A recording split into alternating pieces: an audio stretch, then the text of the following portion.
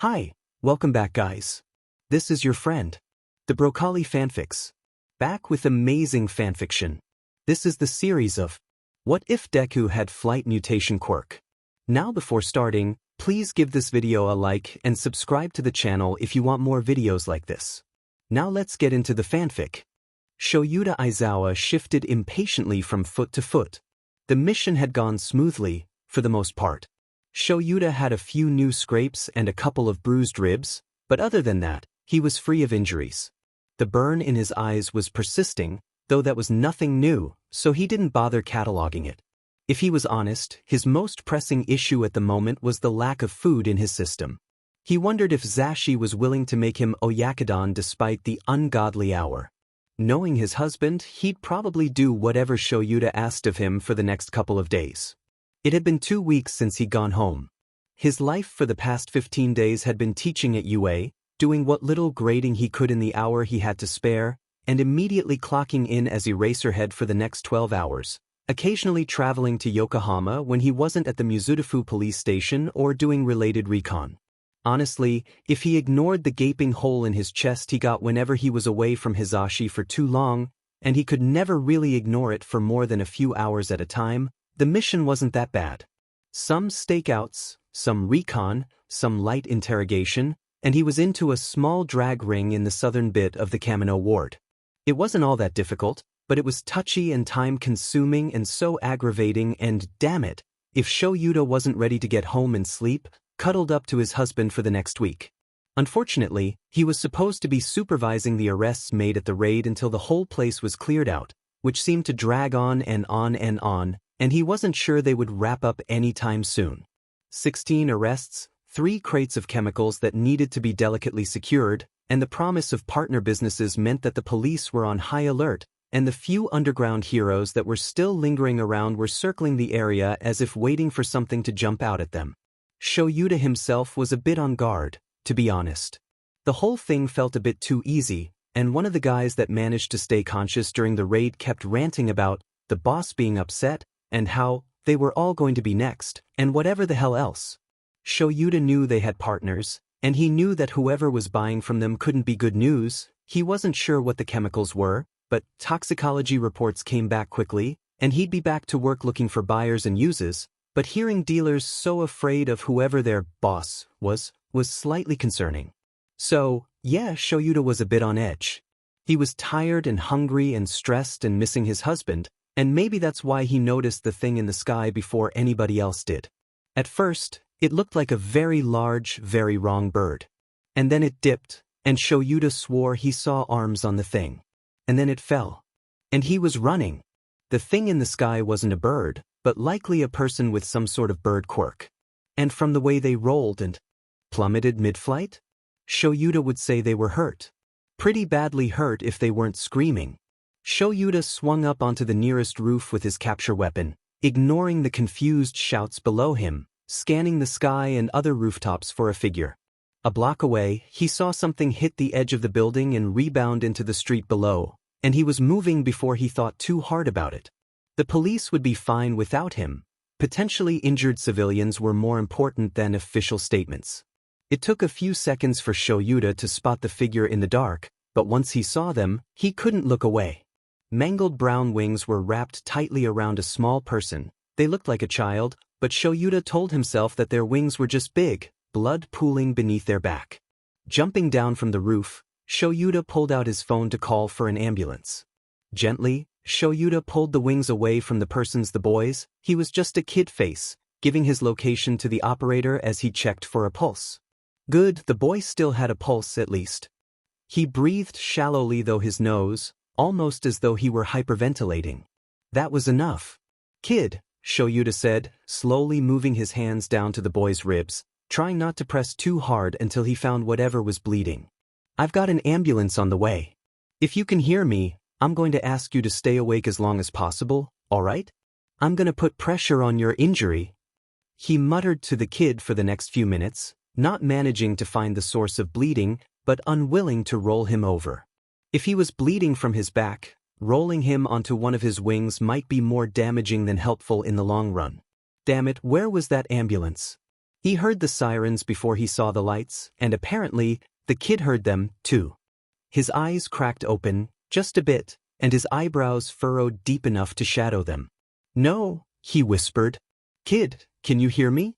I'm a pro-hero, help it on the way," he explained, gently pushing the boy's shoulders back when he tried moving. "Stay still until the paramedics arrive, you're hurt." "Line again," the boy slurred, eyes rolling around in his head as if loose. "That wasn't good. Thirts, don't make me. All I need you to do is stay still and stay awake until they get you to the hospital, alright? Can you do that?" Shoyuta urged, watching as the ambulance pulled up and several paramedics jumped out with a stretcher. The kid's lips moved, but no sound managed to come out, and Shoyuta held him still until the paramedics could strap him onto the stretcher and carry him into the ambulance.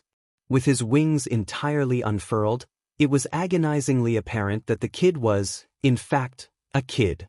He hardly looked older than 12, maybe 13. Sheet. That Oyakodon would have to wait.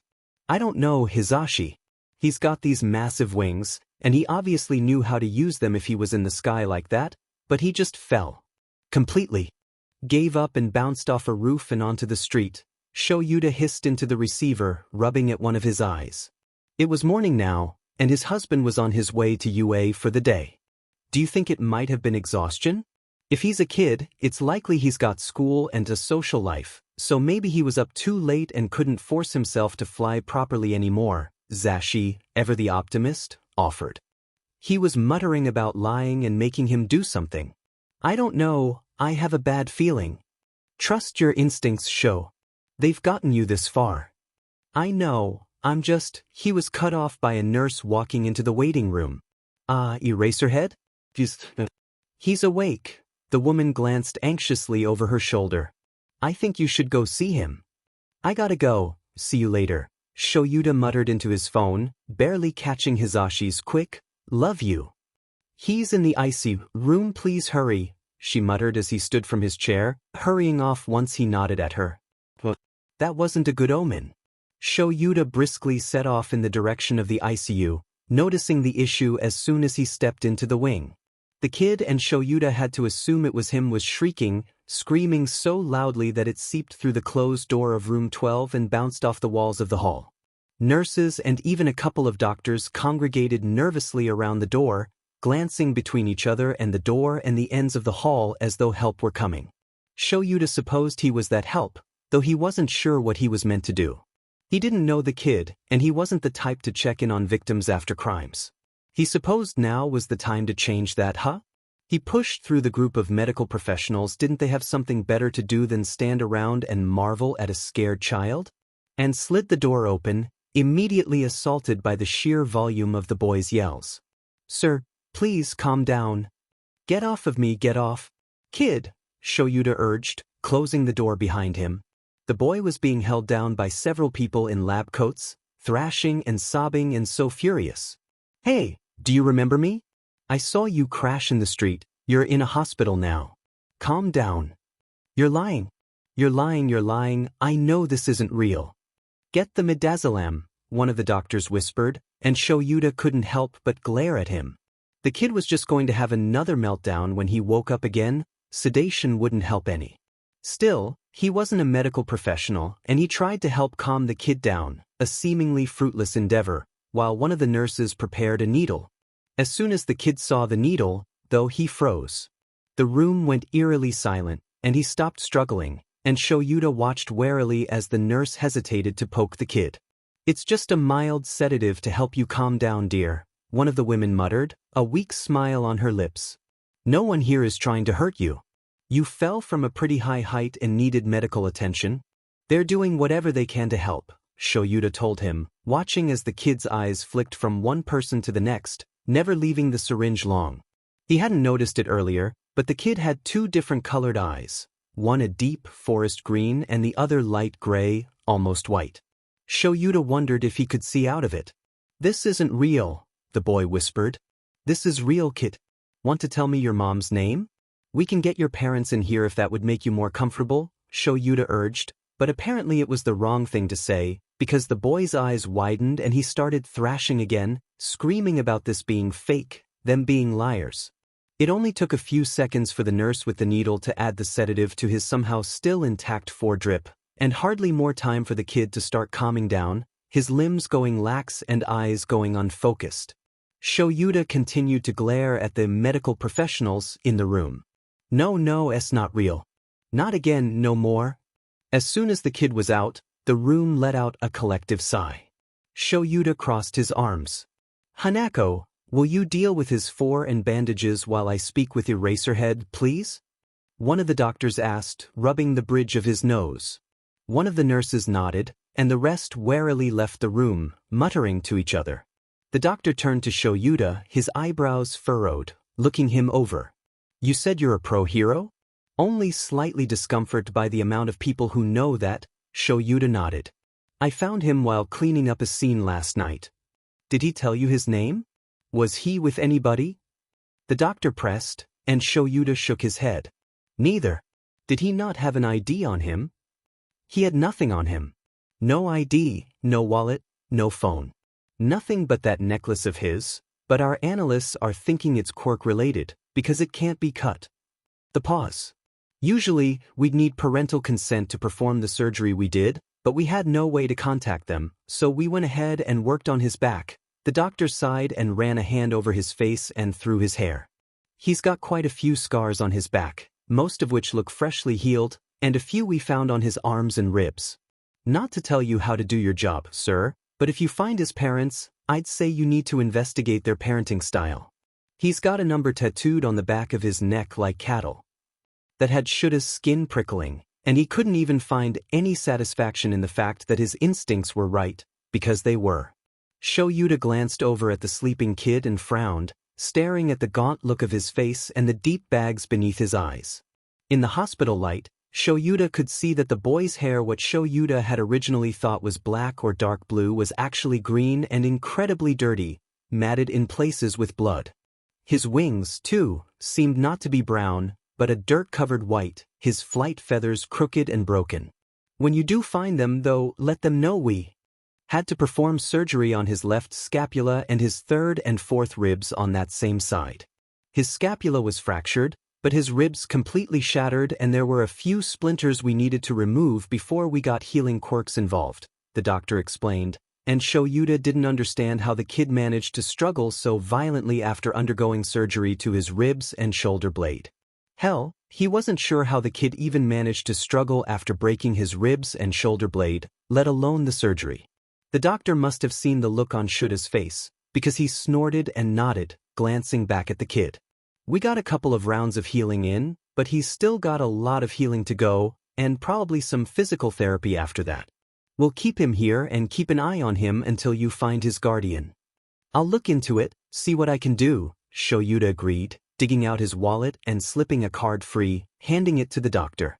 Call his number if the kid tells you his name or anything like that. I'll be in touch. He hoped Tsukachi didn't mind Shoyuta signing him up for the case like that, but if the man didn't want Shoyuta handing out his business cards, he shouldn't have given them to him. Besides, once the parents, hopefully, called in a missing persons report for the kid, worried to tears, preferably, everything would be okay again. Shoyuta wouldn't get his hopes up. 0180 was floating. It wasn't an unusual feeling. He was often in that strange, dreamlike state where nothing felt real and everything was too close and the world seemed to shrink every time he closed his eyes. It was what the doctor always did when 0180 needed to calm down. He must have messed up again. It wasn't that bad this time, really. He was comfortable, which meant he was on the observation table, and warm. He must have gone into shock again, and content with keeping his eyes firmly shut to avoid the sterile overhead lights giving him a migraine. With his eyes closed, 0180 took the time to catalog the room with his other senses. The beeping of the heart monitor was steady and ever-present, as was the pain that 0180 inevitably found in his body. This time, it was a dull ache in the left side of his chest and back. The doctor must have had him on drags again if the pain was so distant, which meant that the injury was pretty severe. No wonder he was feeling floaty. If it was bad enough to be given drags to numb the pain, 0180 couldn't imagine what it had felt like without them, not that he remembered. He never did.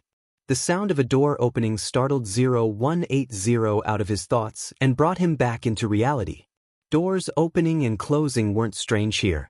No, what was strange was the sound of a door sliding open instead of the deep groan the old metal hinges usually gave. There weren't sliding doors in the facility. Where was he? 0180 cracked an eye open, his good one, and gave a cursory look toward where the door sounded as though it would have been. That wasn't right. The walls in the facility weren't beige, they were white. Everything in the facility was white and metallic and reeking of bleach and ethanol. Now that he paid closer attention, it didn't smell like cleaning supplies here. Which meant he wasn't in the facility. 0180 snapped his eyes open and hastily took in his surroundings. A light wooden door to his right, comforting beige walls, clean tile floors, a bed, blankets, a television on the wall. A window. A window on his left with the blinds open but the sheer curtains pulled closed. Sunlight. The heart monitors beeping steadily increased. Whoa there, kiddo. You're okay, a man, not the doctor. Who is this? Said gently, standing at the foot of his bed. 0180 was in a bed. You're at Yokohama General Hospital, you're safe. Do you want to tell me how you're feeling? He phrased it like a question, but there were never questions in the facility, only the occasional kindly worded demand, so 0180 responded, there's dull pain in my upper left rib cage and I'm experiencing effects resembling that of light sedation. The man arched an eyebrow but nodded. You were given a mild sedative to help you relax, and you broke your shoulder blade and a couple of ribs. Do you remember how? 0180 thought about it before shaking his head. It was likely another fight, he told the man, whose eyebrows furrowed and he frowned. Do you get into fights often? Yes. Interesting. The man took the clipboard off the end of 0180's bed and scribbled something onto it with a pen he procured from his lab coat. Well then, my name is Dr. Ushijima, I've been overseeing your care. Do you mind telling me your name? 0180 thought for a moment. His name? He didn't have one of those anymore. He was only ever asked when the doctor was being particularly nasty or when he was hallucinating. Was this real? My serial number is 0180. Dr. Ushijima paused in his writing and looked up from the clipboard, his frown much more pronounced now. I'm sorry. My serial number is 0180, 0180 repeated. This must not have been real if the man was trying so hard for a name. Given how immersive this hallucination was, 0180 would assume he was under some sort of nightmare quirk again, but there didn't seem to be anything outwardly frightening yet. Actually, seeing the sunlight stream through the window was quite nice, even if it wasn't real. He hoped his body was okay in the real world. Do you have a birth name to give me for your chart? Dr. Ushijima pressed, and 0180 shook his head. The man nodded and wrote something on the clipboard, flipped through the pages and scanned whatever was already written there. All right, kiddo. Do you mind if I just check your eyes quickly? 0180 didn't disagree, so the man came closer and pulled a small flashlight out of his pocket, shining it in 0180's eyes individually. When he seemed satisfied, he smiled and stepped away, putting the flashlight back into his coat and asking, Your eyes are pretty cool. Were you born with heterochromia? No. Do you have trouble seeing out of your right eye, then? Is it part of your quirk? It's not part of this quirk, no. I don't have trouble seeing out of it, but it's more sensitive to light now, 0180 explained, and the doctor scribbled on the clipboard once more before placing it back on the foot of the bed and putting his pen away. Well then, I'm going to go check in with some of my colleagues and see how they're doing, and I'll be back soon to check your vitals. If you need anything, press that button and a nurse will be in to help you, all right. Dr. Ushijima explained, pointing to a red call button behind 0180's head. Once 0180 nodded, the man left the room. Usually, 0180 would just close his eyes or go to sleep whenever he was hallucinating or under the effects of a quirk like this, but he really couldn't bring himself to this time. Sure, it would hurt when he finally got brought back to the real world, but he hadn't seen the sun in, God, it felt like years. Had it been years? He didn't know, and he probably never would. But that was okay. He could stare at the window and enjoy the carefree floaty feeling of whatever drags the doctor gave him and wait for the end. He got the call on the second day. It wasn't like Shoyuta wasn't expecting it, but the timing was a bit inconvenient, if nothing else. He was finally getting back into the swing of things between his domestic life and his day job at UA without the mission interfering, and now Tsukachi was calling him to bitch about added stress, and not his department. The kid looked like he'd been put through a meat grinder. Tsukachi, Shoyuta grumbled, slumping onto the sofa and kicking his feet up onto Hisashi's lap. His husband gave him a concerned smile, glancing at the phone in his hand. Shoyuta put it on speaker and set it on the back of the sofa between them. I'm still dealing with the fallout from the drag bust, and you're here giving me more work to do. The detective shouted, and Shoyuta couldn't fight his smirk. It's a good thing the man wasn't here to see it. You shouldn't have given me your business cards to hand out, then. You're right, I shouldn't have. The line was silent for a moment before the detective sighed, and Shoyuta pictured the man rubbing at the bridge of his nose. One of the doctors at Yokohama General called and told me that you brought a kid in right after the raid. He said he didn't get a name from him, but the kid's saying his serial number is 0180, and apparently he gets into a lot of physical fights. They say he wasn't concussed, but they're going to run some brain scans just in case. Shoyuta was quiet for a moment, glancing at Zashi, who was staring at the phone with furrowed eyebrows as if somehow he could will more information through the speaker. Luckily or perhaps unluckily, since they were dealing with a victim, Shoyuta had more to give the detective. He was violent when he first woke up from surgery and seemed deathly afraid of the doctors. He kept talking about things not being real and seemed convinced everyone was lying to him. We'll wait for the brain scans to come back and go from there, Tsukachi said, and Hisashi cut in, running a soothing hand up and down Shuta's shin. Has anyone reported a missing child yet? You'd think after a couple of days there would be worried calls, the blonde muttered, glancing at Shoyuta in question. None that he had heard about yet, no. It was strange that no one came to collect their young child yet. None that matched the description you gave, Eraserhead. I've checked the missing persons reports for both the Kanagawa and Tokyo prefectures, and not a single one of them mention a kid with wings or a bird quirk. There were a couple with kids with green hair, but none with green or white eyes. I'll keep looking and I'll stay in touch with Yokohama General to check up on the kid, but no promises, Eraser, okay? Tsukachi sounded exhausted, and Shoyuta didn't blame him. Hell, he was still exhausted from balancing his teaching job and the mission for 2 solid weeks, and he had the last evening off and would be taking this one off as well. Tsukachi didn't get that privilege. He had reports to make and criminals to interrogate and mounds of paperwork to fill out and submit. Shoyuta felt slightly bad for laying this on him, too, but he needed someone he could trust looking into this. The fear in that kid's eyes didn't feel like the result of a concussion or brain bleed. It felt real. Like the kid had good reason to be afraid. Sure. Thanks, Tsukachi, I owe you one. Yeah, you crazy busy, the detective muttered before the line went dead. Shoyuta stared at the phone until the screen went dark, then slowly shifted his eyes to look at his husband, whose eyebrows were furrowed so deep his nose scrunched up. What is it? That kid, Sho, Hisashi muttered, fingers tapping nonsensical rhythms into Shuta's shin. You would think that Tsukachi would check the quirk registry to get the boy's name and family before skimming through missing persons reports, wouldn't you? That thought hadn't occurred to Shoyuta until now, but yes, the detective was both efficient and thorough, and he would have started with the quirk registry if a name wasn't attainable. Which meant that nothing had come up about the kid in the registry. Which meant that he was either a late bloomer 5 or 6 years late, or completely unregistered, which raised some red flags. Primarily, flags labeled abuse. The kid had been talking about liars and nothing being real, which indicated a history of similar situations, assuming brain damage was ruled out.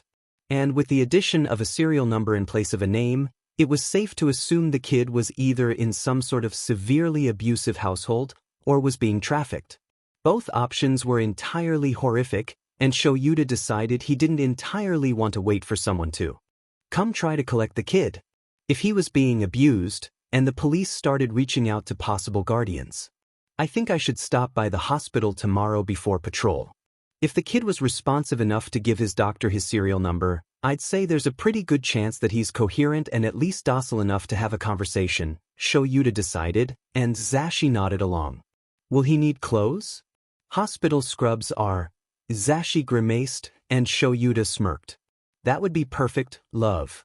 Shoyuta leaned across the couch and placed a soft kiss to his husband's cheek, grimacing at the scratchy feeling. You need to shave tomorrow. Zashi nodded and gave him a tired but appreciative smile, and the two enjoyed their night to the best of their abilities. 0180 was no longer floating. Instead, he was shaking and in pain and still in that strange hospital room. Why the hell hadn't he woken up yet? The clock on the wall, though 0180, was convinced it was just slightly off as it missed a tick every 12 seconds, indicated that it had been nearly 16 hours. While that wasn't the longest hallucination he'd had, it was pretty close. If he was under some sort of nightmare quirk, then the quirk user would need to rest at some point, and 16 hours seemed, well, an overuse. At least for the usual woman with the nightmare quirk. Although, if he wasn't ruling out drag-related hallucinations, his floaty feeling could be attributed to the hallucinogenics instead of the supposed pain medication he was on. 0180 racked his brain for dissociative drags that the doctor would be likely to use. He'd been put on nitrous oxide for a few hours, once, but that didn't feel like this, exactly. This wasn't ketamine. The doctor has never used salvia, to 0180's knowledge, but that doesn't mean he wouldn't test it out. What would that even feel like? 0180 was snapped out of his thoughts with the sliding of the door, only to come face to face with a dark-haired man who looked startlingly familiar. Where had 0180 seen him before? Hello. I'm not one of the nurses, but I've been asked to come speak with you anyway. My name is Eraserhead, I'm a pro hero. I was the one that found you yesterday. Oh, that's right. This one was his knight in shining armor. Hello. What's your name? 0180. That doesn't sound like a name, the man said, closing the door behind him and slowly deploying his movements. What, was he trying to take 0180 off guard? Moved to sit in the chair in the corner of the room. Eraserhead isn't a name either. The corner of the man's mouth twitched in something akin to amusement. My name is Aizawa Shoyuta. What's yours? 0180. Do you have a different name? Not anymore.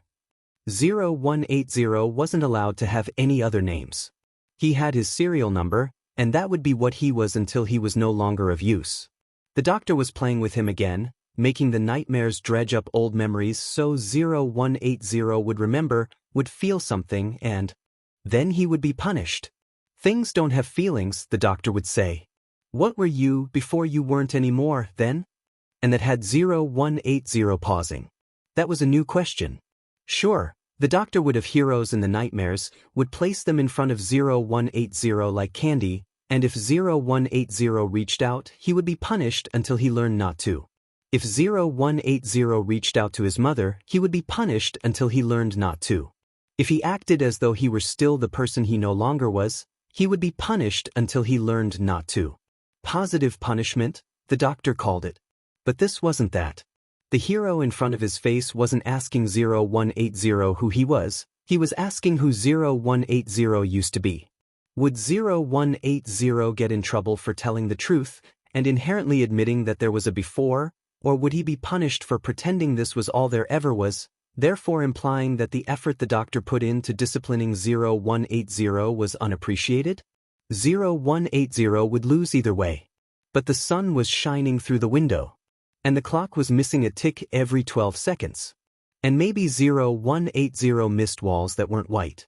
Quietly, so quietly, he said, Midoriya Izuku. The name hadn't been spoken in what felt like years. Had it been years? And felt like a slur. 0180 waited to be punished, waited to be woken up, waited for a shot of pain through his too floaty body or another dose of drags or for something horrible to burst through the hero's face and attack, but none of that happened. Instead, the hero Aizawa Shoyuta nodded and gave 0180 a small, almost imperceptible smile. It's good to properly meet you, Midoriya. Do you want to tell me what happened? 0180 shook his head. Is it okay if I come back tomorrow and ask again? 0180, after much deliberation, said, "If I am still here tomorrow, it won't matter what you do." Because he decided it wouldn't. If 0180 was still here tomorrow, that would make it the longest nightmare he'd had to date. And that would mean, probably, he wouldn't be waking up. If 0180's brain was being put to use somewhere else, then that meant his body was undergoing some sort of procedure, and he wouldn't live too long, anyway. Nomus never did. Well then, I'll see you tomorrow, Midoriya. Goodbye, Eraserhead. He had a name. Midoriya Izuku. Detective Tsukachi Naomasa speaking. Tsukachi, I got a name, Shoyuta hissed into the phone, stalking away from Yokohama General. Why, good morning to you too, Eraserhead. The man sounded more than exhausted. The kid in the hospital, with the serial number and wings. I got a name out of him just now. Midoriya Izuku. Check your records, see what you can find. I'll do that when I've got. You'll do it now, Tsukachi. I know you're busy, but this kid needs to have a case of his own open, because he just told me he didn't have a name other than his serial number anymore. He genuinely believes it, Tsukachi. Shoyuta had to take a deep, steadying breath. Being in that hospital room, with that child who the doctors hadn't yet bothered to clean, who, for some reason, believed all he amounted to was a serial number, had something shaken inside of him. The boy was younger than his students, damn it, and Shoyuta couldn't imagine his students in any sort of state, would rather burn the world down than see any of them in a hospital bed, injured and covered in dried blood and dirt. Shoyuta couldn't just be normal about this. A heavy sigh crackled over the phone, and Tsukachi followed it up with, Aizawa, you understand that I have a job, right? This needs to be an ongoing case, not just something you're doing to humor me. Please, just check the database for his name. One long, weighty silence held between them, and Shoyuta almost believed that Tsukachi had disconnected the call until, if I check the name and find nothing strange about it, will you let the other officers handle it? Shoyuta didn't love that idea, but if nothing strange came up when Midoriya's name was put into the system, Shoyuta would eat his sleeping bag. Deal. Midoriya Izuku, green hair, green and white eyes. Although his chart says that the white eye is because of a quirk, so maybe just green. Shoyuta could hear typing over the receiver, then a pause, a confused hum, and more typing. That couldn't be a good sign. Typing, clicking, the sound of agitated fingers tapping rhythmically on a desk. Then, there is a death certificate for Midoriya Izuku matching that description that was processed on April 17th of this year. There's a case connected to it, hold on, more typing. Shoyuta, already worked up, tucked his face into his capture weapon and frowned. Tsukachi grumbled a bit, nothing coherent, then said, he and his mother, Midoriya Inko, went missing on April 9th. Her body turned up on the 16th, but Midoriya Izuku's was never found, and they pronounced him dead within 24 hours. That's not protocol. No, it's not. Tsukachi hummed some more, typed more, and Shoyuta got more and more anxious. He was getting closer to the train station now, and would have to pick up his classes from ectoplasm as soon as he got to UA. He didn't have time for this. Tell me something useful, Tsukachi. His file says he's registered as quirkless. That made Shoyuta stop in his tracks. He is very much not quirkless. So I've heard. Then why the F does it say that? Maybe he was a late bloomer and his parents never got his papers updated? Or maybe he went missing for a week, was pronounced dead, then shows up 7 months later with an aviation quirk and aversion to touch and medical professionals. Tsukachi, open a case, Shoyuta growled, trying not to snap. Who the F was this kid? I'll look further into it and get a case opened. Go check on him tomorrow, see what you can get out of him before I have to come down there and interview him. Jaw clenched, Shoyuta gritted a half-hearted, thank you, and got onto his train, ending the call and shoving his phone into his pocket. Midoriya Izuku had gone missing in April, died, then returned with a quirk and a new name, seemingly terrified of everything and also somehow apathetic. Shoyuta suddenly remembered what the boy had said to him in the hospital. If he was still there tomorrow, implying there would be some way for an injured minor with no parents or legal guardian to leave without getting caught. How much trouble was this boy in exactly? As it turned out, composing a case involving a supposedly dead child being not dead and showing up with a quirk he certainly didn't have before he went missing was exceptionally simple. All the evidence of abuse, mistreatment, potential kidnapping, and possible torture was right there. The serial number, the tattoo, the quirk, the scars, the malnourishment, the trauma. God, the trauma. The way that boy had screamed the first day Shoyuta saw him in the hospital would haunt him forever. Luckily, things were sorted out, and a case was opened, and an investigation was currently underway. Unluckily, Midoriya Izuku seemed less than willing to cooperate with the police. The boy who Shoyuta now knew was 15. God, he did not look it had visibly blue-screened when he saw Shoyuta walk in with Tsukachi in tow the next morning. He seemed surprised that Shoyuta showed up at all, let alone brought visitors. Shoyuta was lucky, he supposed. Someone had put some effort into Midoriya's appearance since yesterday, and had washed the majority of blood and grime out of his hair and wings. His hospital scrubs were pristine, however, and brought out what remained. A bit of dirt smudged at his hairline, a bruise on his temple, a busted lip, some mist blood at his collar that was cracking and peeling. While recovering from a broken shoulder, Midoriya couldn't exactly bathe himself. Shuta's stomach twisted uncomfortably. There were positives though. Midoriya's hair no longer looked black, but actually green, and he seemed to have some sort of messy, untreated curl pattern. Chubby cheeks and a smatter of freckles beneath his eyes and across his nose. His eyes stood out a bit more now that they weren't surrounded by filth, and he looked much more human. Not healthy, per se, but certainly alive. Midoriya, hello. I'm Detective Tsukachi, an associate of Eraserheads. Do you mind if I ask a few questions? The boy turned blank eyes on the detective and stared and stared and stared. Then, he turned to Shoyuta, eyebrows slightly furrowed. Shoyuta wasn't sure what he was thinking, or what any of it meant, so he said, "He's just here to ask you about what happened for the record. I trust him. You can answer as much as you're comfortable with." That seemed to take some tension out of Midoriya's shoulders, but he still looked skeptical, and still refused to open his mouth. Shoyuta took a seat in the same chair as yesterday and Tsukachi followed his lead, Midoriya tracking their movements every step of the way. Hopefully he would feel more comfortable without two grown men looming over his bedside. Tsukachi took out a small tape recorder and started it up, saying, "Detective Tsukachi Naomasa, interviewing Midoriya Izuku." The boy flinched about his situation. "Midoriya, I would like to state for the record that I have a truth-sensing quirk, and will be able to tell when you lie.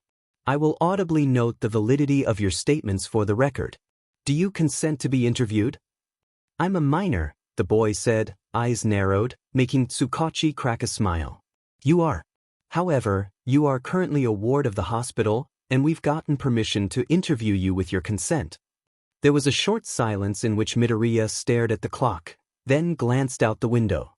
The blinds were drawn open today, which was nice. It looked like the boy needed the sunshine. "I consent to be interviewed." "Thank you. I'm going to ask you a few preliminary questions about you before we get into anything too serious, all right? What is your full, legal name?" Hesitating, the boy said, "Midoriya Izuku." "True. How old are you?" "That depends. How long have I been gone?" Shoyuta hated that. "Your file says that you went missing in April of this year." "It's now November," he explained. "Oh, then 15. "True. Thank you, Midoriya. Did you attend middle school?" "Yes. Aldra Junior High in Mizudafu." "Thank you, that's very good." Tsukachi took a deep breath before smiling at the boy. "Midoriya, would explain what happened when you and your mother initially went missing last April?" The boy's mouth pulled into a thin line and something akin to a grimace overcame his face. "We were kidnapped. They killed her, got rid of her, and kept me." "True. Who kidnapped you?" "I'm not answering that for my safety. I still don't believe this is real, and I know better than to incriminate them where they can see." "Why don't you believe this is real, kid?" Shoyuta cut in, earning him a light glare from Tsukachi. This was why he wasn't usually allowed to participate in interrogations and interviews. He got in the way. Because it never is. They drag me up or bring someone with a specialized quirk in to mess with my head, and when I slip up I get punished. I know how this works. I'm just waiting for the other shoe to drop and I wake up with 6 arms or something. That was a bit more than concerning.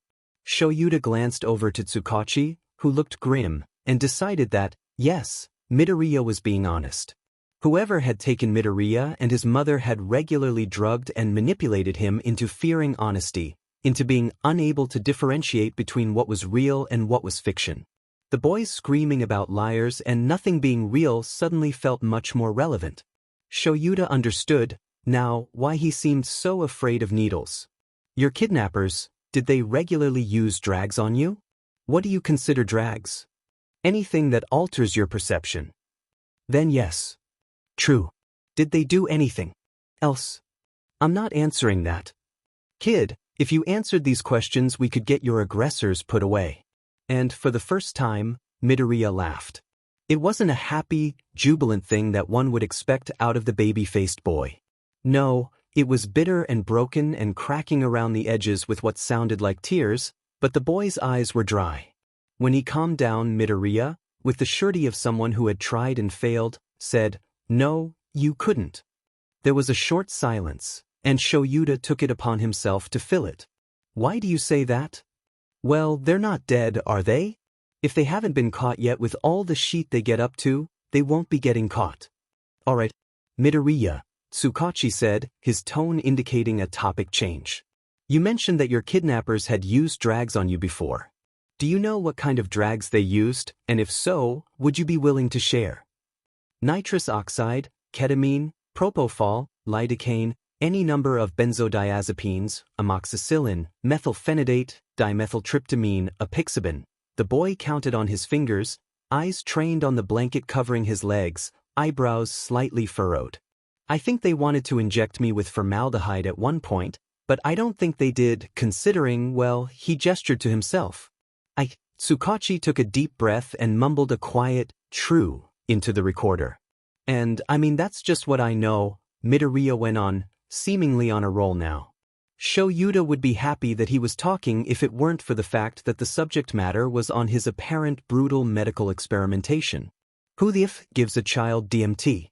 Shoyuta needed to step out of the room, but he didn't really trust himself not to fly off the handle if he did. He didn't want this kid leaving his sight, damn it. There could be any number of drags they gave me while I was unconscious. I'm sure I've probably discarded a few different ones based on similar symptoms I've had, but I really only know what I saw. And, I mean what I was told. Your captors told you what they were giving you? Tsukachi asked, sounding dubious. I mean, not all the time, obviously, or I'd be able to give you better information. Shoyuta thought the information Midoriya gave was more than adequate. But for the most part one was walked through procedures until I was unconscious. Even when I was loopy, I was being spoken to. I think it was more for his benefit than mine, though. Midoriya looked thoughtful for a moment before shaking his head. True. Midoriya, who is he? The one who experimented on you. I can't share that. What if we put you in witness protection? Or if we placed you in a secure facility? Would that make you feel safer? This isn't real, detective. It doesn't matter what you do to help me. I'll wake up eventually, or I'll die in this hallucination, and either way it'll be fake. If I wake up, though, I'll have to answer for my disloyalty. The boy's gaze was dark, pinning Tsukachi to his seat, and Shoyuta shifted uncomfortably. He didn't like that this kid felt so sure of himself that he truly believed his only two options were torture or death. He hated that he was brainwashed into believing there was nothing left. God, where were the heroes? Shoyuta knew that was a dangerous path to go down. He knew that if he started doubting heroes, they would never stop. He knew that heroes could only do so much. But this boy, this child, he'd been missing alive for 7 months and no one knew a thing. He'd be tortured and drugged and somehow got a quirk, and escaped mostly unscathed, no thanks to the heroes. How could Shoyuta, how could his co-workers, fail someone so spectacularly? Perhaps it was the guilt, or perhaps it was the protective feeling blooming in his chest, but Shoyuta found himself saying, "What if you came to live with me for a little while? I'm a pro-hero, and so is my husband, and I promise that we'll keep you safe." Eraserhead, we're in the middle of a... Tsukachi began. Then end it. Sighing, the detective picked up the recorder and turned it off, turning back to look between Shoyuta and Midoriya, who started at the hero with wide eyes. Stay with me once you get out of the hospital, until all of this is figured out. It'll be the safest place for you, and my husband and I can help you recover. I'm a ward of the hospital, aren't I? They'd need to sign me over, the boy muttered, glancing at the door, then the clock, then the window. That won't be an issue. Heroes are required to have foster licenses for situations like these, just in case. Who is your husband? Present Mike. He's a hero. I know who Present Mike is. I've only been missing for a few months, Aizawa, Midoriya snapped, and Shoyuta felt a strange mix of pride over the fact that the boy felt safe enough to sass him, and pity because the kid spoke so casually about his kidnapping. The kid looked thoughtful for a moment, then said, though, it is kind of surprising he's married. Is that a new thing, or was it never publicized? We try to keep it under wraps. The fingers on Midoriya's right hand twitched, and he glared at them as though they'd personally wronged him. If I agree to live with you, does that mean I can get out of the hospital? As soon as you're discharged, yes, most likely. Midoriya nodded, looking around. Does your house have windows? The apartment does, yes. Will you let me fly once I'm healed? Shoyuta had to think about that one for a moment, and his hesitation made the boy's face, which had relaxed into something almost neutral, scrunch up in displeasure. I'll have to see what I can do. Quirk usage isn't legal, but I'm sure we could find somewhere for you to fly sometimes. Midoriya seemed to think about it for a while, weighing his options, then said, if I'm still here when they discharge me, I'll come with you. Shoyuta gave the kid a small smile and nodded. I'll get the guest room set up, then. Do you have a favorite color? Red, I think. He thought. God, Shoyuta was DMN near ready to kill whoever took this kid. Okay, I'll find something red, then. Midoriya nodded. Thanks. Can you guys leave now if the interview is over? The meds make me sleepy. Shoyuta and Tsukachi bid the kid farewell and left, letting the nurses know they were heading out and asking them to keep an eye on him. Shoyuta hoped Hizashi didn't mind having a kid in the apartment. Shoyuta really didn't want to let the boy out of his sight. Shoyuta, you just told him he was coming home with you. Hizashi yelled once Shoyuta broke the news. Well, no, I gave him the choice, but... And you didn't think to ask me first? Zashi looked troubled and Shoyuta winced. Yeah, not his brightest moment. Look, he needs someone to look after him, and he needs to be protected, and... Oh Christ, there's not even a futon in the spare room. Hizashi's troubled expression melted into one of distant horror, and he began to pace lines in their living room carpet. He's going to need a bed and a desk and sheets and a dresser and clothes and probably different colored curtains and... Shoyuta stared blankly at his husband while he rambled, counting off upcoming purchases on his fingers. He had expected Hizashi to be upset with him over practically forcing a child into their home, but it seemed like the blonde was more upset over the idea that Midoriya wouldn't own anything, and they were terrifically underprepared. He's going to need hygiene products, but he can probably use our shampoo and stuff for the first couple of weeks if we don't have time. Making him pick from a wide selection of hair care might overwhelm him, so he can use my stuff, but... Hizashi's rant turned into a series of incoherent mumbles, and an unprecedented amount of affection swelled in Shuta's chest.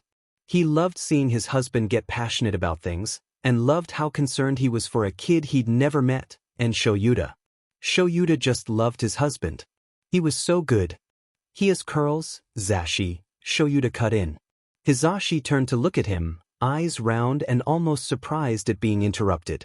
And then, slowly, the expression melted into a very serious, very solemn look that had Shoyuta choking back laughter. Then he needs his own specialized hair products as soon as possible. I wonder if... And the man went back to muttering. Yeah, Shoyuta was the luckiest man alive. Bakugo Katsuki was not a fan of therapy, but he was a fan of Yamamizi Kazuko. For the past 6 months, she'd been handing him his but on a platter, and Katsuki had to admit that she had ball of steel.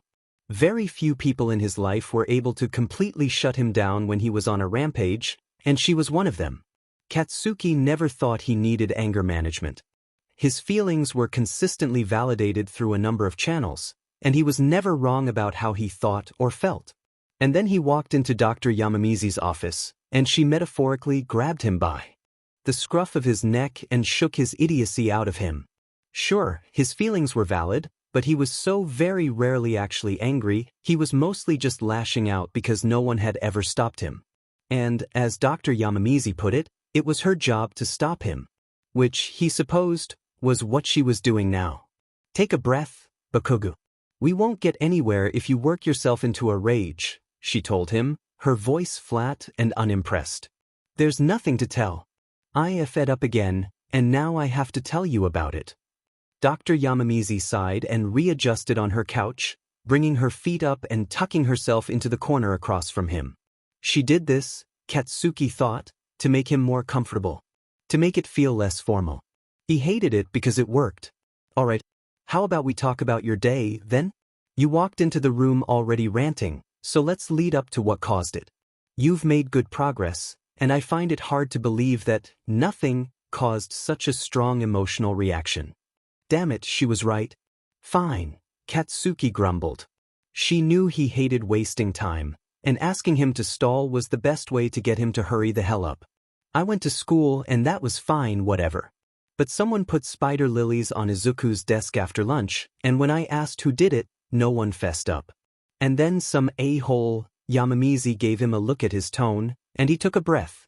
Someone said that it didn't matter if they were there or not, because it wasn't like he'd see them. There was a heavy silence, and Katsuki stared at the clean coffee table between them. Dr. Yamamizi made no move to speak, no indication that she was even going to, and so Katsuki continued. And they were right. I know they were right. But another deep breath. I've been thinking all day that maybe this is the day he comes back, this is the day he returns to school, and he'll see the flowers, and he'll leave again. And then I feel effing stupid because he's not coming back, because he's effing dead, and I hate it. Dr. Yamamizi let him breathe a moment before she told him, I don't think it's stupid to wonder if people we've lost might return. You told me that Izuku went missing, and his body was never found. It's okay to hold on to the hope that he's still alive, somewhere. You're allowed to miss him. I don't miss the little fucker. Katsuki said it before he could think better of it, and was immediately ashamed, because they both knew it was a lie. Because Katsuki was better than that. That was one thing he could say and know it was true. He was better than lying about his feelings over Izuku's death. Bakugo. I know, Katsuki cut her off, clenching and unclenching his hands, wiping them on his pants to rid himself of ever-tempting nitroglycerin. I know, just give me a second. That was new to Katsuki thought before he spoke, now. It was almost ridiculous that it took him 15 years to figure it out, but progress was progress, he supposed. If he wanted to be the best, if he wanted to prove everyone wrong, he needed to improve his brain as much as he improved his body. Spending hours in the gym to work off stress and build muscle wouldn't do shit for his personality, according to Dr. Yamamizi. So there he was, breathing through his feelings and collecting scattered thoughts like spilled rice, hoping he could bag it all up and use it to form semi-coherent sentences. I miss him more than I would like to admit, and I feel weak because worrying about someone who won't come back is a horrible thing to waste energy and time on, Katsuki admitted. And then I feel selfish because I never wasted energy on him when he was alive, and if I don't now that he's dead, that means no one cared, even in death. And Izuku deserves more than that. Dr. Yamamizi nodded. I'm sure someone, somewhere, is thinking about him and worrying. His mother is dead, and his dad fed off to God knows where when we were kids. I'm the only one left. You can't carry that burden by yourself, Katsuki. That guilt will turn into self-blame, and you are not responsible for his death. All you can do is try to be better. I know. If Katsuki were responsible for Izuku's death, they would have found a body. It wouldn't have been burned or in pieces, it would have been flattened on the pavement. Katsuki wondered how far from suicide Izuku was before he went missing. The thought turns his stomach in knots. What was worse was that Katsuki couldn't have fixed it. He couldn't have saved Izuku. Even if he had been kinder as a child, even if they had been friends throughout middle school, Izuku still would have gone missing. he still would have ended up dead. Katsuki didn't believe in fate. He couldn't, not with aspirations as big as his. He would carve a path to success whether the cosmos wanted him to or not. Fate was not a deciding factor in people's lives. As though? Izuku's death? It felt predetermined. It settled within Katsuki's chest like a blanket, swaddling the feeling inside of him that Izuku would eventually vanish. He wouldn't be around forever. Katsuki knew it, and Izuku's death confirmed it. The weight of wrong decisions and wasted time sat heavy on his shoulders for the rest of the session, and he left Yamamizi's office worse off than he'd walked in. It was usually like that, though. Katsuki would walk in angry and walk out sad, walk out hurt, walk out wounded. Dr. Yamamizi explained that it was because Katsuki used anger as a replacement for heavier, more unpredictable emotions. It was an outlet. Now that Katsuki was learning to temper his anger, those feelings were coming to the surface. Stepping out of the building and into the chilly November air was a pleasant reminder of where he was, who he was, and he let everything inside him settle. His phone buzzed in his back pocket with a message from the hag telling him to buy eggs on the way home. There was a shoddy little corner store a block away and Katsuki tucked his face into his scarf as he walked. As good as the cold was at grounding him, it was a beach to deal with. His internal temperature got all F'd, and he had to wear diamond near 1,000,000 layers just to sweat so he could use his quirk if need be. There were a few people coming in and out of the store when he arrived, and he slipped in behind a short woman that vaguely reminded him of Midoriya Izuku. He shook the thought away and headed over to the refrigerators, grabbed a carton of eggs, and took some time to wander through the aisles to get his mind right. He needed a goddamn nap. Therapy always left him exhausted. He picked up some hot sauce, since they were running low back home, and remembered that he was also out of protein bars. There were only a couple of people in the aisle, and he slid past them to find his desired brand, the good dark chocolate sheet that his dad effing hated. He grabbed a couple of boxes, stepped to the side to get back to the cash register, and ended up walking directly into one of the other customers in the aisle. "Oh, sorry man. I didn't see you there." Katsuki turned to look at the speaker and found a boy, probably his age, precariously balancing a pile of energy bars in his hands. "Swhatever," Katsuki told him, looking over the boxes with furrowed brows. Several different sweet flavors of energy bars made up of 90% sugar, and maybe a peanut or two. "That sheet's terrible for you, you know. That much sugar will kill you." The boy looked bashful, looking over his stack of food. "I haven't found anything else I like. Between school and training, I need something to keep me awake." "Training?" "Yeah man, I'm trying to get into UA." "That makes two of us," Katsuki said noncommittally. "You get it then." The boy smiled. Katsuki scoffed. "Not really. You wouldn't last a minute in UA with a diet like that." He rolled his eyes and turned back to the shelves, grabbing a strawberry protein bar. "These are just as sweet and have half the FING sugar. Try them." The boy caught the box by some goddamn miracle. The others didn't fall out of his arms and Katsuki made his way to the front of the store. Two people were checking out in front of him, and he tried to ignore the sound of footsteps and cardboard sliding together behind him. "Thanks for that, bro." The boy from earlier popped up beside him, a bright grin on his face. Something inside of Katsuki twisted at the expression, imagining for a moment that the boy's hair was green instead of black, and... "Stop it. Seriously, I appreciate it. Hey, I'm pretty new to all of this, but you seem like the kind of guy that knows what he's talking about. Would you want to hit the gym together at some point?" The boy's cheeks flushed in embarrassment. "I mean, no pressure, but... whatever. Fine." Katsuki was supposed to be nice, wasn't he? Yamamizi wanted him to move on and be better. This was a starting point if Katsuki ever saw one. Maybe if he couldn't help Izuku get into UA, he could help someone else. "Great. I'm Kirishima, by the way." Bakugu. 0180 could count the times he'd been in a private car on one hand, including now.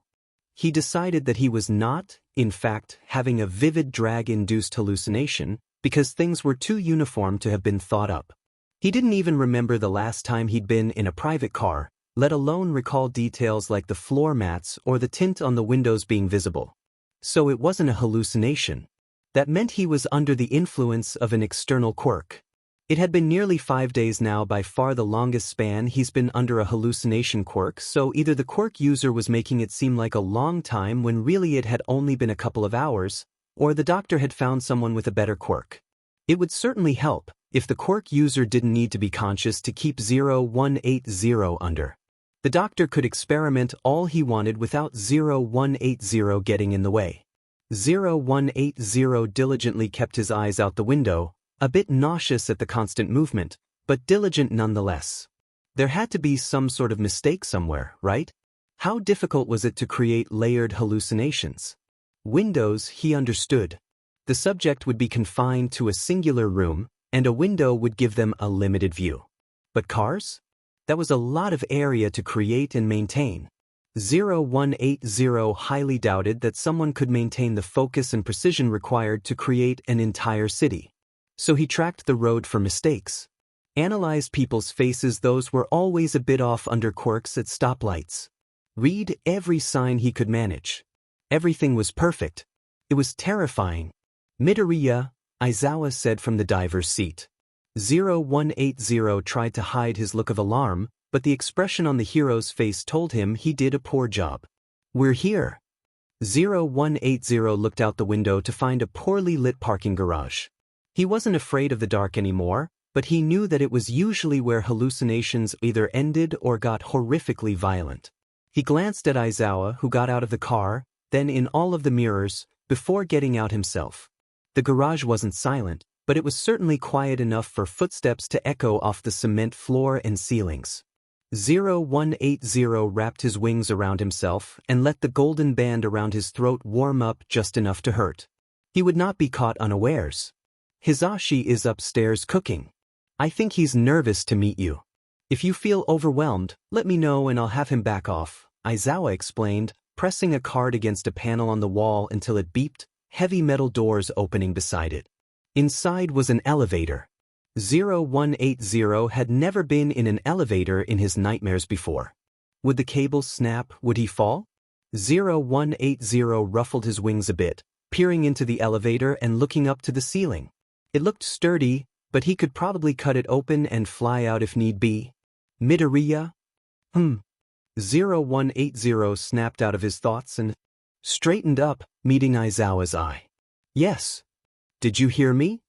Izuku furrowed his eyebrows at 0180, glancing between him and the elevator in a way that indicated deep thought. 0180 didn't like it when people gave him that look. It meant something painful was about to happen. You told me to tell you if I get overwhelmed because Present Mike is cooking and nervous to meet me, I heard. 0180 confirmed, squaring his shoulders, unwrapping his wings, and stepping into the elevator. There was a vent directly above him. He could break it open with enough force, if he needed to. Izuku hesitated a moment before stepping into the elevator, pressing the button for the 6th floor high enough to kill if dropped from such a height and settling into uncomfortable silence.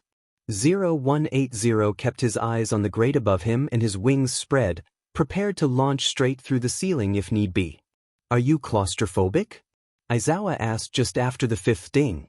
They were close. 0180 tensed, bent his legs a bit, and waited for the 6th chime. The elevator slowed, and the doors in front of them slid open to reveal a well-lit, homey hallway. 0180 stepped out, flapping his wings a bit for a boost, wincing at the dull ache in his shoulder. He hadn't considered that he was still injured. He'd need to take his healing process into consideration if he was going to be flying anytime soon. A couple of his flight feathers were still cut. Midoriya? I am not claustrophobic, 0180 told him, waiting for Izuku to lead him to the proper door.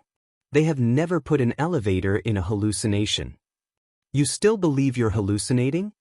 Izuku questioned gently, stepping past him and down the hall a bit, pulling out a key ring and inserting one into a door labeled 3. Yes.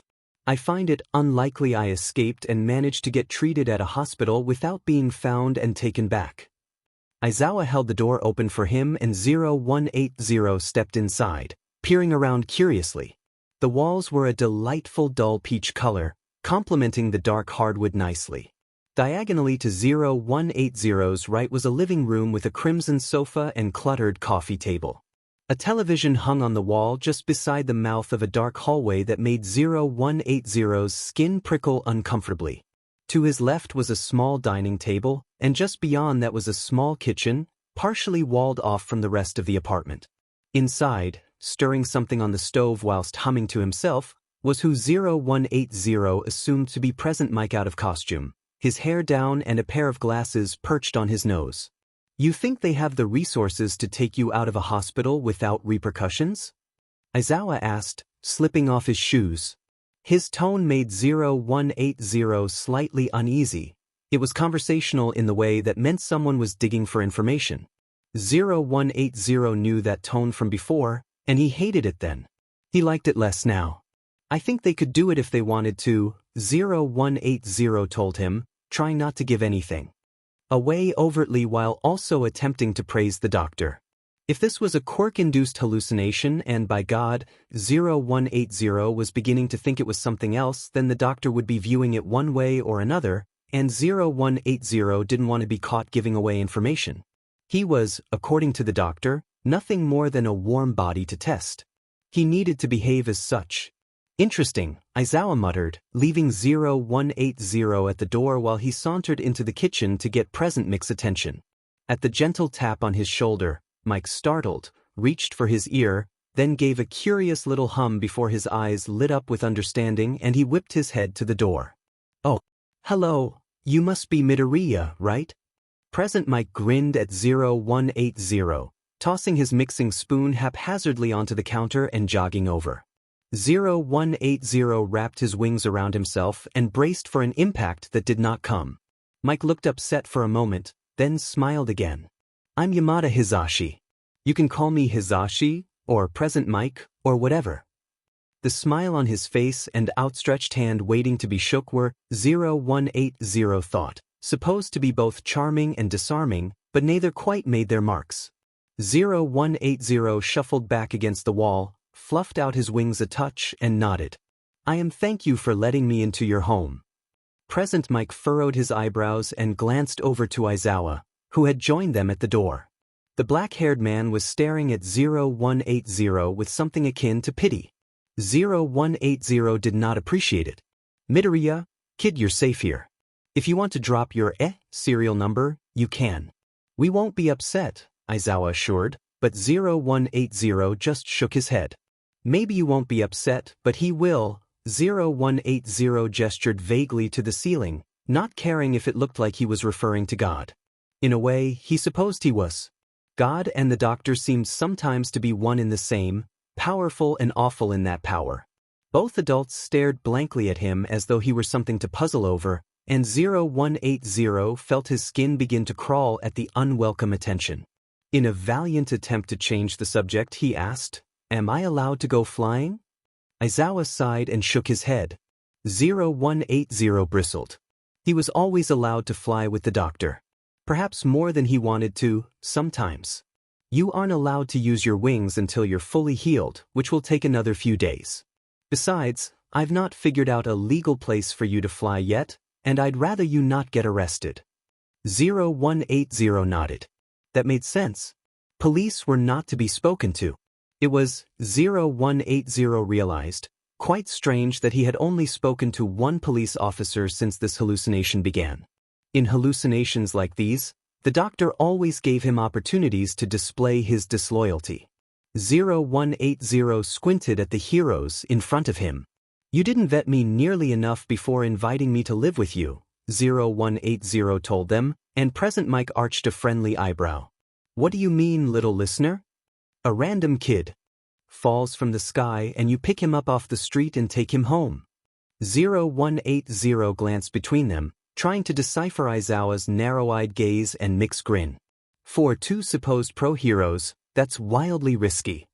You're a kid with a broken back and we're two pro-heroes, Aizawa drawled. If you ended up being trouble, I don't think we'd have to try hard to disarm you. Present Mike elbowed Aizawa in the ribs, making the man hiss. What? It's true, isn't it? He doesn't need to be coddled. I'm not 5, 0180 agreed. That doesn't give him the right to threaten you, Present Mike explained in a too soft way that made 0180's skin creep. That was not a threat. At least, 0180 didn't think it was. He had heard his fair share of threats, and Aizawa's statement was much more similar to an explanation of how he would handle 0180's disobedience, not a threat of pain. Threats require malice. That was a statement. For some reason, Aizawa's entire frame relaxed and he gave 0180 a small smile. Present Mike sighed and shook his head, seemingly exasperated, but put his sickly sweet smile back on. 0180 disliked it. Well then, who's hungry? Hisashi wasn't sure how to handle this new child. The kid was, for lack of a better term, a shell of a person. He ate what was given to him without comment, and when pressed for likes and dislikes, he responded with, "I'm not picky." Besides that, Hisashi had yet to see the child's face change from that dull, empty expression. His mismatched eyes were vacant and his lips stayed pressed together except for when asked a question. He nodded when showed his bedroom, the bathroom, his and Shuta's room. He seemed impartial to the hygiene products Hisashi gave him and cared very little for the sparse decoration they put in the spare room. Wasn't there? Hisashi was very determined to change that. That's why, on the second full day of Midoriya living with them, the first was filled with heavy silence and concerned looks from Shoyuta. Hisashi decided they would be going shopping. If Midoriya wouldn't tell them what he liked, then Hisashi would figure it out for himself. And he would make sure this kid, this too small 15-year-old boy that, as far as Hisashi was concerned, just broke out of a trafficking ring, got everything he wanted. Hisashi's idea, though gently protested by Shoyuta, brought them to the mall. "Where do you want to go first, little listener?" Hisashi asked with a smile, noticing the kid's eyes flicker around as if looking for exits, even outdoors. "Wherever." Hisashi did not appreciate that answer, but didn't let it show on his face. "How about we walk through each store? If you see anything you like or want or need, let show or I know." "Sound good?" The green-haired boy nodded and wrapped himself slightly with his wings, glancing around once more before following Hisashi into the first store. It was, like many of the places in this outlet, a clothing store. Hisashi wasn't sure they would find many shirts. For him here they had to specially order tops with wing holes online before he arrived, but perhaps he would find shoes or pants he would like. Hell, maybe he'd get a hat. Hisashi loved a good hat. With Shoyuta taking up the rear, Hisashi fluttered about the store, showing Midoriya clothes that he thought would look good on the boy, only to receive a blank stare in return. So they moved on to the next store, clothes and the next sporting goods and the next jewelry, and left with nothing each time. By the second floor, Hisashi was getting slightly frustrated. It wasn't the kid's fault, and he knew that, but he wished he could provide something worthwhile. Shoyuta was the adult that Midoriya seemed to trust, to speak to and view as some sort of authority, but Hisashi was just someone living with them. He needed to do something. It happened in a hero merchandise store. Normally, Hisashi and Shoyuta would avoid them like the plague to keep from being recognized in their civvies, but he told Midoriya they'd go into every store, and he refused to lie to the kid. So they went inside, and they wandered around, and nothing really changed. That was until they crossed paths with a wall of All Might figurines, and Midoriya paused, just for a moment, to let his eyes flicker over them. Hisashi, having had his eyes on the boy, searching for any sort of change, caught and latched onto it immediately. "Do you like All Might?" he questioned, looking up at the wall of paraphernalia. It was always so strange to see his co-workers' faces plastered onto posters and backpacks and endless heaps of plastic. Stranger yet to see his own face look back at him. "I used to." Midoriya stared hard at one of the figurines for a moment, then let his eyes fall to the floor. "Before you were taken?" Hisashi asked. Shoyuta hissed his name in reprimand and Hisashi whispered back, "You said not to coddle him." Midoriya was quiet for a moment, then said, "I used to have this one." He pointed to a Bronze Age All Might figure, then to another, and this one. Then another, and this one. Something in his voice made Hisashi's chest ache. There was a horrible, frightened tone to it, coated in sadness and dripping in longing. Hisashi wanted to wash it all away. "Do you want one?" he asked softly, And the boy's eyes darted up to him, hardened and furious and far different from what Hizashi heard in his voice. No. Are you sure?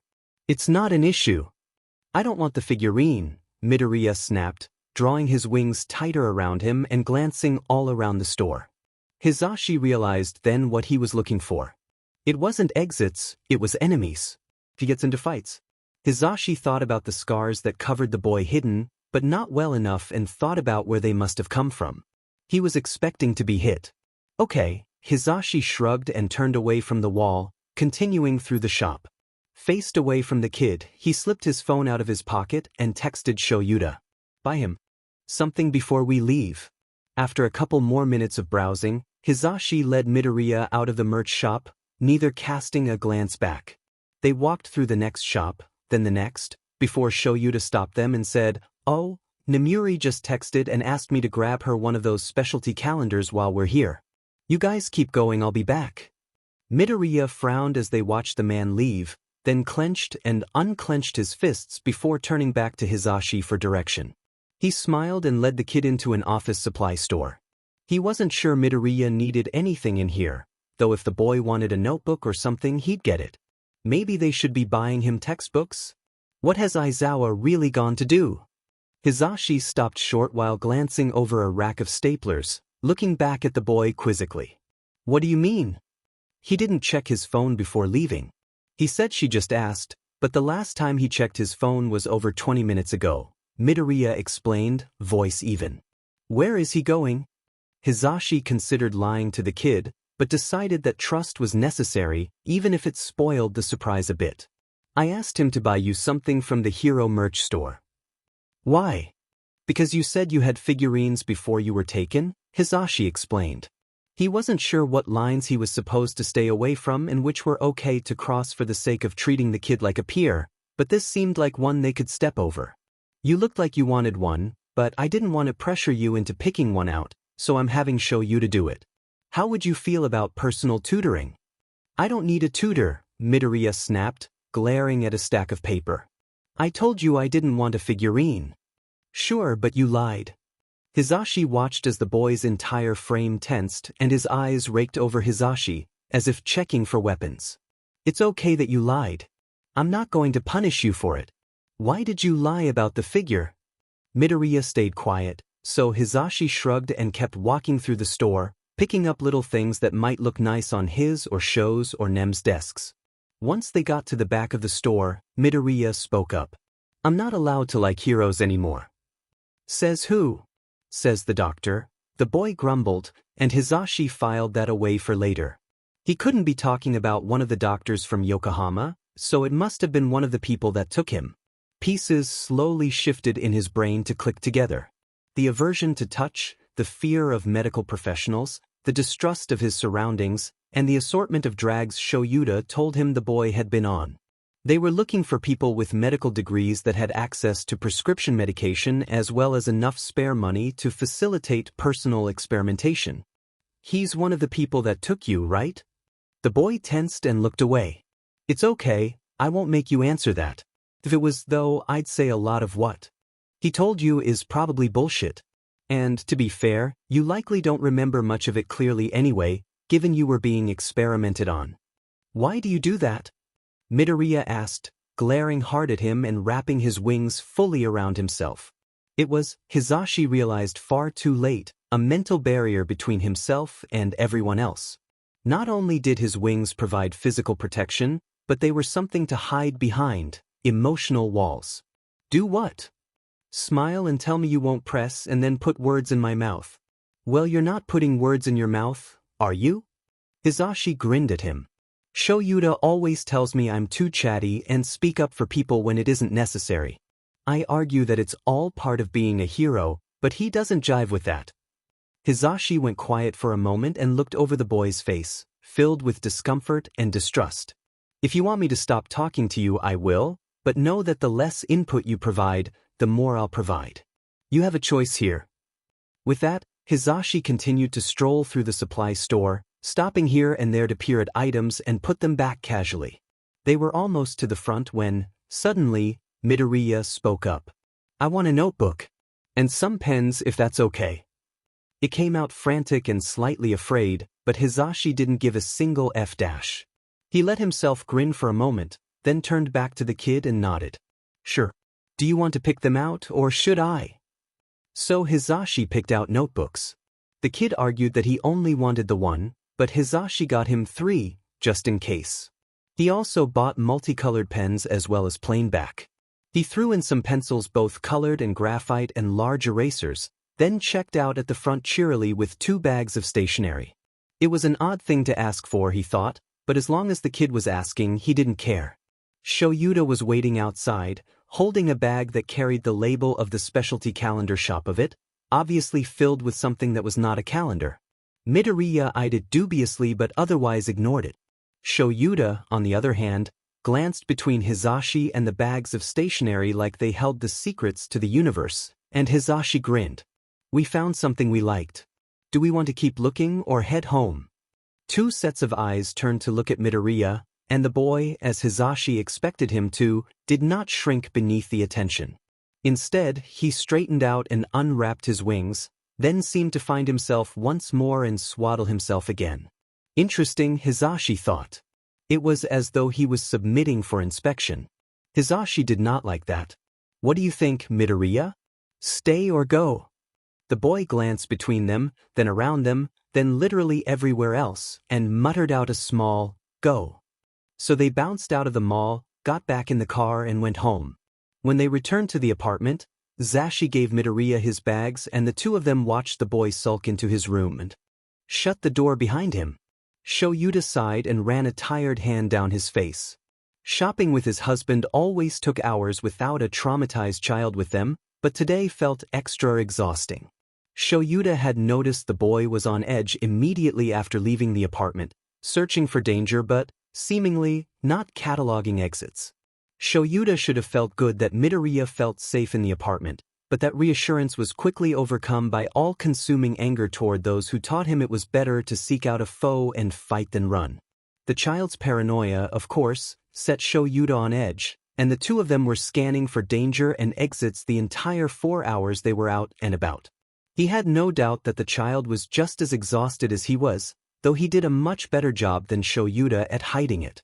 Shoyuta wandered into the kitchen and started making a pot of coffee, putting water on for Hisashi to make tea, and let the quiet of the apartment linger. It was strange, in a way, knowing that there was another life in their home but seeing and hearing so little of it. Shoyuta hated that the boy was so reserved, so empty. He knew that Zashi hated it much, much more. You got him stationery. It was not a question, but Hisashi answered it regardless. Yes. He asked for it. He sounded proud. How did you manage that? He knew that you were going back to get him the figurine, Hisashi explained, and Shoyuta arched an eyebrow while grabbing a mug. He didn't appreciate my input, and I told him that I'd just start buying things if he didn't start telling me what to buy. It sounds like he wanted the trip to be over, Shoyuta mused, a small grin on his face. Bless his menace of a husband. Well, it worked, didn't it? Shoyuta nodded and waited for the coffee to be done brewing, waiting for his husband to fill the silence as he always did. Instead of his normal, chipper tone, though, the blonde's voice began intensely serious. He mentioned that a doctor told him he wasn't allowed to like heroes anymore. That gave Shoyuta a pause. He looked up at his husband, the man's face a perfect match to the swirling feelings in Shuta's gut. Not someone from the hospital? Zashi shook his head.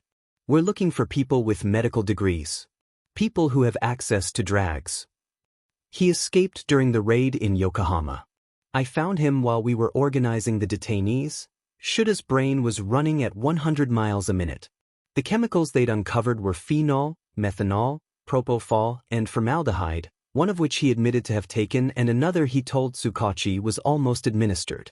The other 2 would have, as a couple of other pros speculated, been used for disinfectant and cleaning purposes. It would have been the best time to escape, if it were true. Sure, the kids seemed to have come from a few blocks away, but no smart criminal conducts purchases where they play. The raid would have been a distraction for whoever was using the chemicals. Likely the doctor Midoriya spoke of, giving him the time and means to get to the heroes, who were no distance away at all for someone with wings. I need to make some calls, Shoyuta muttered to himself, grimacing at the thought of feeding more information to an increasingly irate Tsukachi. The coffee machine beeped and he filled his cup, downed it in one go, then poured another. 0180 stared at the pile of notebooks and pens in front of him with something akin to awe swirling around inside of him. Of course, there was also the overwhelming dread and fear of punishment, but he didn't pick any of the notebooks out. He just said that he wanted one. If the doctor was watching, he could argue that it was for research and data analysis. To record his findings and keep track of events. The bed he was sitting on was comfy. It was plush and warm and large enough to account for his wingspan. 0180 was not accustomed to such care, and with each little bit of it each time Present Mike asked for his opinion or Aizawa quietly scanned the perimeter for threats, he felt a bit more alive. Like this wasn't a drag-induced hallucination or the effects of a nightmare quirk. Like he was real, like he was living this. Hesitantly, he picked up one of the notebooks. The cover was red. 0180 traced a finger over it, then grabbed a black pen. He hesitated, unsure exactly of what to write, then hallucination analysis for medical reference. He would have left it like that. He should have. But something long buried inside him, something he thought to be dead, thought of a white and blue Campos notebook with hero analysis scrawled on the front, its edges frayed and well-loved. He glanced across the room toward the desk, where the untouched bag containing, no doubt, an All Might figurine sat. He let out a shaky sigh, letting himself think for a moment of days when his biggest fear was damaging one. Beneath the title, hesitantly hoping that he would not wake up, he wrote, Midoriya Izuku. 0180 was floating again. It wasn't the drugged-up, slightly achy float that the doctor preferred. No, it was the warm embrace of clouds and stars and the breeze in his hair. It was school rooftops and crimson eyes and the steady ambience of the streets of Mizudafu. Izuku was home. He drew his wings toward himself and leant down, picking up speed. He'd done this hundreds, if not thousands of times since he got his wings. Dive bombing was the most efficient way to get to the Nomu's exposed brains with minimal injuries. He'd learned the technique quickly. Instead of going after skulls, however, Izuku was trying to catch air. He honed in on the large, empty rooftop below him and pressed his wings as close to his body as possible, waiting. He opened his wings and the air below him, so soft and cool, suddenly felt solid. He lifted back toward the sky, wincing at the slight twinge his unhealed shoulder gave. Izuku ignored it in favor of getting back up above the clouds, breaths coming out in chilly white puffs. For the first time in what felt like years, he felt free. Izuku scanned the cityscape below him for threats, finding nothing of interest, before diving into a series of thrilling barrel rolls that left him dizzy and giddy and laughing. He'd never flown outside before. The shifting winds and empty space were fantastic. Illuminated by the soft glow of the halo around his throat, Izuku weaved between tall buildings, testing how sharply he could take the corners, how quickly he could pull up and soar. His shirt slapped at his skin and he grinned, feeling the emptiness around him like a physical weight. The wind was sand and he dove through it like water, tight and controlled and alive. A scream echoed off the walls of a building a block away, and 0180's skylarking came to a halt. Slowly, he flew himself up to a rooftop and stood there for a moment, waiting for any other sign of trouble. A second, quieter scream muffled, mouth held closed rebounded somewhere beneath him, and 0180 willed his halo to enlarge enough to slip over his head and hold steady in his hand.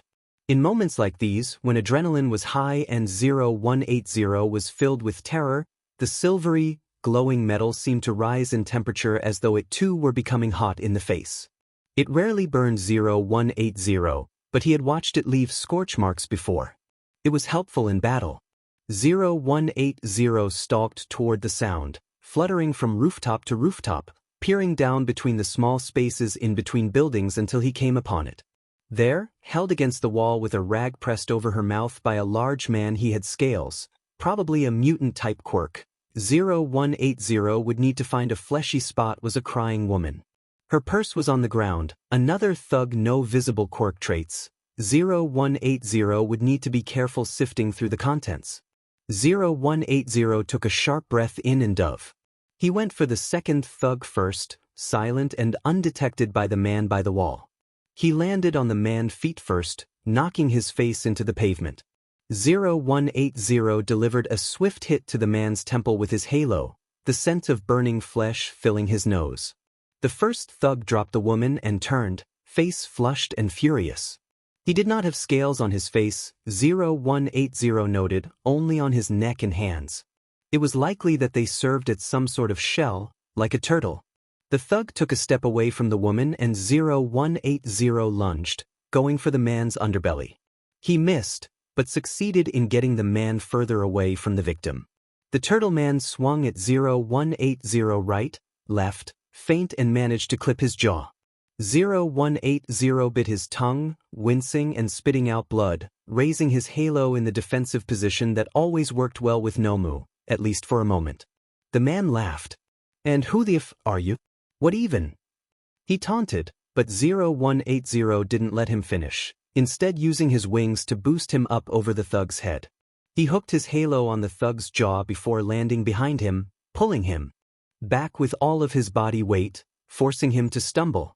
0180 let the halo go and willed it to tighten until the thug was choking, hands scrambling for purchase on the hot metal. He fell to his knees, face purple, and 0180 knocked him out with an elbow to the temple, retrieving his halo a moment later. He glanced around the alley to find that it was, besides 0180 and the two unconscious criminals, empty. The woman had, at some point, gathered up her belongings and made a run for it. 0180 nodded to himself, cooling his halo off and wiping it clean before letting it settle back around his throat. He should return to the apartment, then. Midoriya? Shoyuta looked up from his place on the kid's floor, noticing the worrisome, missing boy was knocking on the window. Shoyuta had closed it to keep the cold out after Hizashi had run to him in a panic, rambling that the kid was gone and the window was open. Zashi was, at present, with the cavalry searching for any signs of life. Midoriya what? Shoyuta hurried to his feet and unlocked the window, sliding it open and stepping back. Midoriya put a leg in, held the frame, and let his wings contract, falling backwards just a bit, a worrying amount that made Shoyuta step forward with hands outstretched before righting himself and climbing in. "Where have you been?" Shoyuta demanded, looking the boy over for any injuries. He had a horrible purple splotch blooming on his jaw, and Shuta's mind began racing. "Were you taken again? Who hit you?" "Midoriya, what happened?" "I went flying," he said dully, closing the window behind him. Shoyuta supposed his hair was a horrible windswept mess, but that didn't account for the bruise. A small smile appeared on the kid's face, the first Shoyuta had ever really seen, and he said, "It's wonderful having so much room. The wind is nice." Shuta's heart did a complicated thing, then. He was not so accustomed to worrying endlessly over a life that was not his own, whilst also being so filled with pride and fondness for the subject of his anxiety. There was a reason he and Hizashi did not work together, neither would be able to handle it. So this was new. A child in his care who was also a victim in a terrible crime that Shoyuta was working on. He sighed, "Midoriya, there are people out looking for you." The kid straightened up and seemed more alert, than less hazy and windswept. "Like who?" "Hizashi, the police, a couple of heroes," Shoyuta amended. "You can't just disappear in the middle of the night of your own accord without saying anything. We thought you got kidnapped again, kid." Midoriya blinked at him a few times and looked around the room, a complicated emotion playing out on his features. "Oh." Shoyuta, despite the severity of the situation, snorted in amusement. "Yeah, oh. I was not kidnapped," Midoriya explained as though he was giving a report. "I left at 10:30 and went flying. I'm not sure how long I was out. I ran into what I assume was a mugging and knocked the aggressors out while the victim got away. I came back right after." "That explained the bruise, then. And you didn't call the police to collect the villains?" "Those weren't villains, they were thieves," the kid told him darkly. Shoyuta thought, for a moment, if the kid's definitions of such people were different from Shuta's own after having been taken. And I couldn't have called the police anyway. I don't have a phone. Shoyuta needed to make that right immediately. With a sigh, he sat on the edge of the kid's bed and patted the space beside him. Midoriya looked hesitant until Shoyuta gave him an arched look, then he followed suit. Shoyuta fished out his phone and clicked on Zashi's contact. Hello? Sho. Did you find anything? Midoriya watched him closely, face passive, and Shoyuta nodded to himself. He went flying. He's come back, relatively unharmed. I guess he got involved in a mugging and left the culprits there. Thereat? Shoyuta glanced over at Midoriya for some extra information. I don't know the street name. He seemed to think for a moment. It was one of the alleys by that family-owned ice cream shop. This was the first time Shoyuta had heard him pause, heard him stutter. Affection welled in his chest, and he remembered that this was a 15-year-old boy and not some sort of hardened militant. He seemed very put out for a moment before saying, I don't remember what it's called. By the ice cream shop and Haruki Veterinary Clinic, and that little place that Kaken and I used to.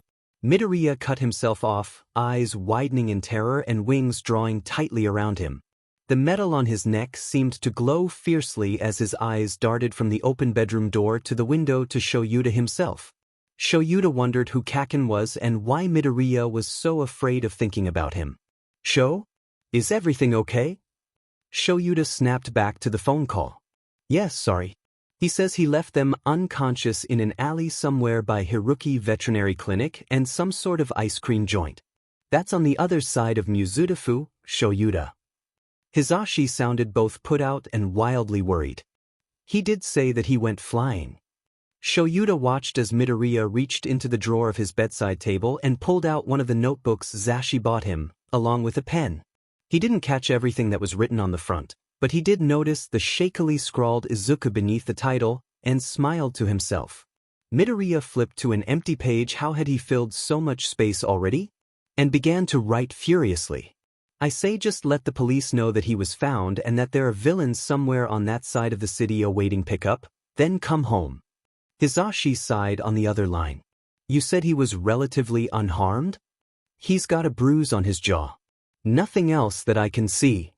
There's nothing else, Midoriya told him, not even looking up from his book. Neither of them landed another hit. He says that there's no other injuries, Shoyuta relayed. He was flying on a healing wing, Shoyuta. Check his shoulder. I'll be home soon. I love you. I will. I love you too. And with that, the line went dead. Slowly, Shoyuta turned toward Midoriya and watched him write for a moment. The kid scribbled words down with a fervor that was almost unfamiliar to him after having taught unenthusiastic high school children for so long. This, though, seemed to be some sort of relief to the kid. With every word written, he seemed to relax a bit more, and Shoyuta wondered distantly what he was writing about. Hizashi asked me to check on your wing and shoulder to make sure you didn't hurt yourself, Shoyuta told him, and the kid finally looked up from his book, eyes wide. I didn't. It's just a bit sore. You shouldn't fly with healing shoulders, Shoyuta told him. Can I check, just to be safe? If you want to. I didn't re-break anything, nor did I pull or rip any muscles. I'm intact. It just aches. Shoyuta hated the way he phrased that. Intact, as though he were merchandise. Are you comfortable taking your shirt off so I can check? Shoyuta asked quietly, noting the way the kid's eyes softened for a moment before going dull once more, shrugging.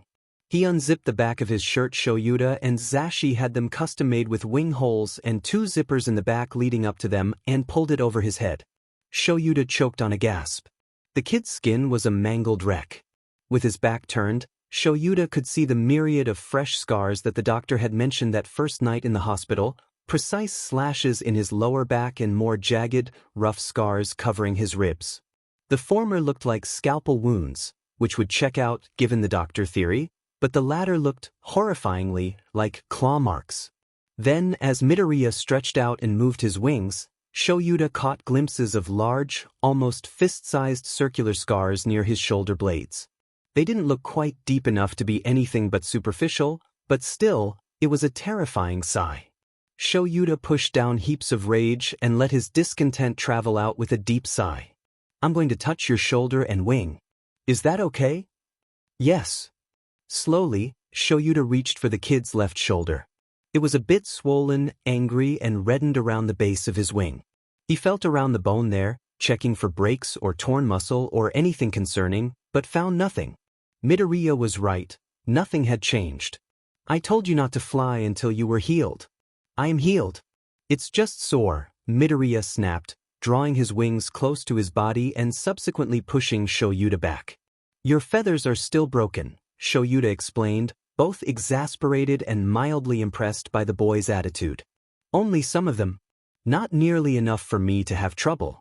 It wasn't a risk, the boy argued sullenly. Be that as it may, you're still healing. I'm fine. Not to mention public quirk usage is illegal, Shoyuta cut in, glaring at the back of the boy's head, trying desperately to ignore the spidery numbers just beneath his hairline. I wasn't caught. You got into a fight. Shoyuta snapped, and the kid whipped around, pinning Shoyuta with dark, furious eyes. I get into fights all the time. That is my purpose. I fight and I suffer and I work until I am told I don't have to anymore, and then I die. That is what I am meant for, Eraserhead, so I would appreciate it if you stop trying to parent me and let me write my findings down for the doctor's review when I'm taken back. The room filled with silence so heavy it pressed on Shuta's lungs and made it hard for him to breathe. With the child facing him, Shoyuta could see the claw marks that covered his chest and belly, the bumpy, raised skin on his forearm that he always attempted to cover with blankets or long-sleeved shirts. The old burns on his ribs and waist and collarbones. Kid, Shoyuta whispered, horrified. He looked up to meet Midoriya's mismatched eyes, one white from an unknown quirk, and felt as though the ground was shaking beneath his feet. You are not meant to suffer. You are not meant to die. The words seemed to have little effect on the boy, who just shrugged and put his shirt on again, turning away. I won't go flying again. That's no longer the issue here. Will you tell me? I won't talk about what he did. I won't put myself at risk like that. Shoyuta wasn't sure what to do. This child not his. This child wasn't Shuta's, was hurt and tortured and so afraid of something that wasn't there, and Shoyuta didn't know how to help. He was good at fighting, heroes fought and won and saved. He could not, however, fight a traumatized kid's brain. If I leave you alone, will you leave again? I already said I wouldn't go flying, the boy snapped, not bothering to even look at Shoyuta. He decided that this was a sign of trust, somehow. Yes, the kid's wings were drawn tightly around him, and the metal on his neck was bright with light, but his back was toward Shoyuta. That was something. You did not turn your back on someone unless you knew that they wouldn't stab it. Don't disappear, Shoyuta told him, receiving no response. He left Midoriya on the bed with his notebook and pens, and left the room, refusing to close the door behind him. Hizashi was going to flip his sheet. Midoriya? Hizashi and I would like to speak to you for a moment. Hizashi listened intently to his husband's voice just down the hall, but planted firmly in the sofa cushions where Shoyuta left him.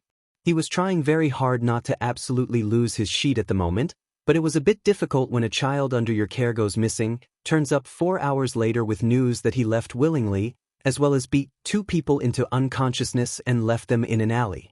Hizashi listened to the clock in the kitchen tick, counting the seconds until he could see the kid. It was nearly 4 in the morning now. Hizashi had spent a good part of the night looking for Midoriya. It was not a surprise they didn't find him. They were checking the streets and he was in the air then the next hour and a half finding the thieves Midoriya dealt with. They had not been in the alley by Haruki Veterinary Clinic, they had run to the hospital and had been admitted, then promptly detained when discovered. Hizashi spent the rest of the time between 10:30 and now getting home, getting filled in by Shoyuta, and quietly fuming. Shoyuta returned to the living room with Midoriya in tow, wings wrapped tightly around himself in that defensive way that Hizashi had been familiarized with this morning yesterday? At the mall. Sho sat beside Hizashi on the sofa and gestured for the kid to take the other end. He did not, electing instead to stand with his back to the television in front of them. How are you? Hizashi asked, sounding much more frantic than he intended.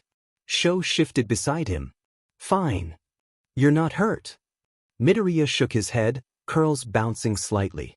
Hizashi relaxed just a touch, but his energy was still high and would continue to be until all of this was sorted out.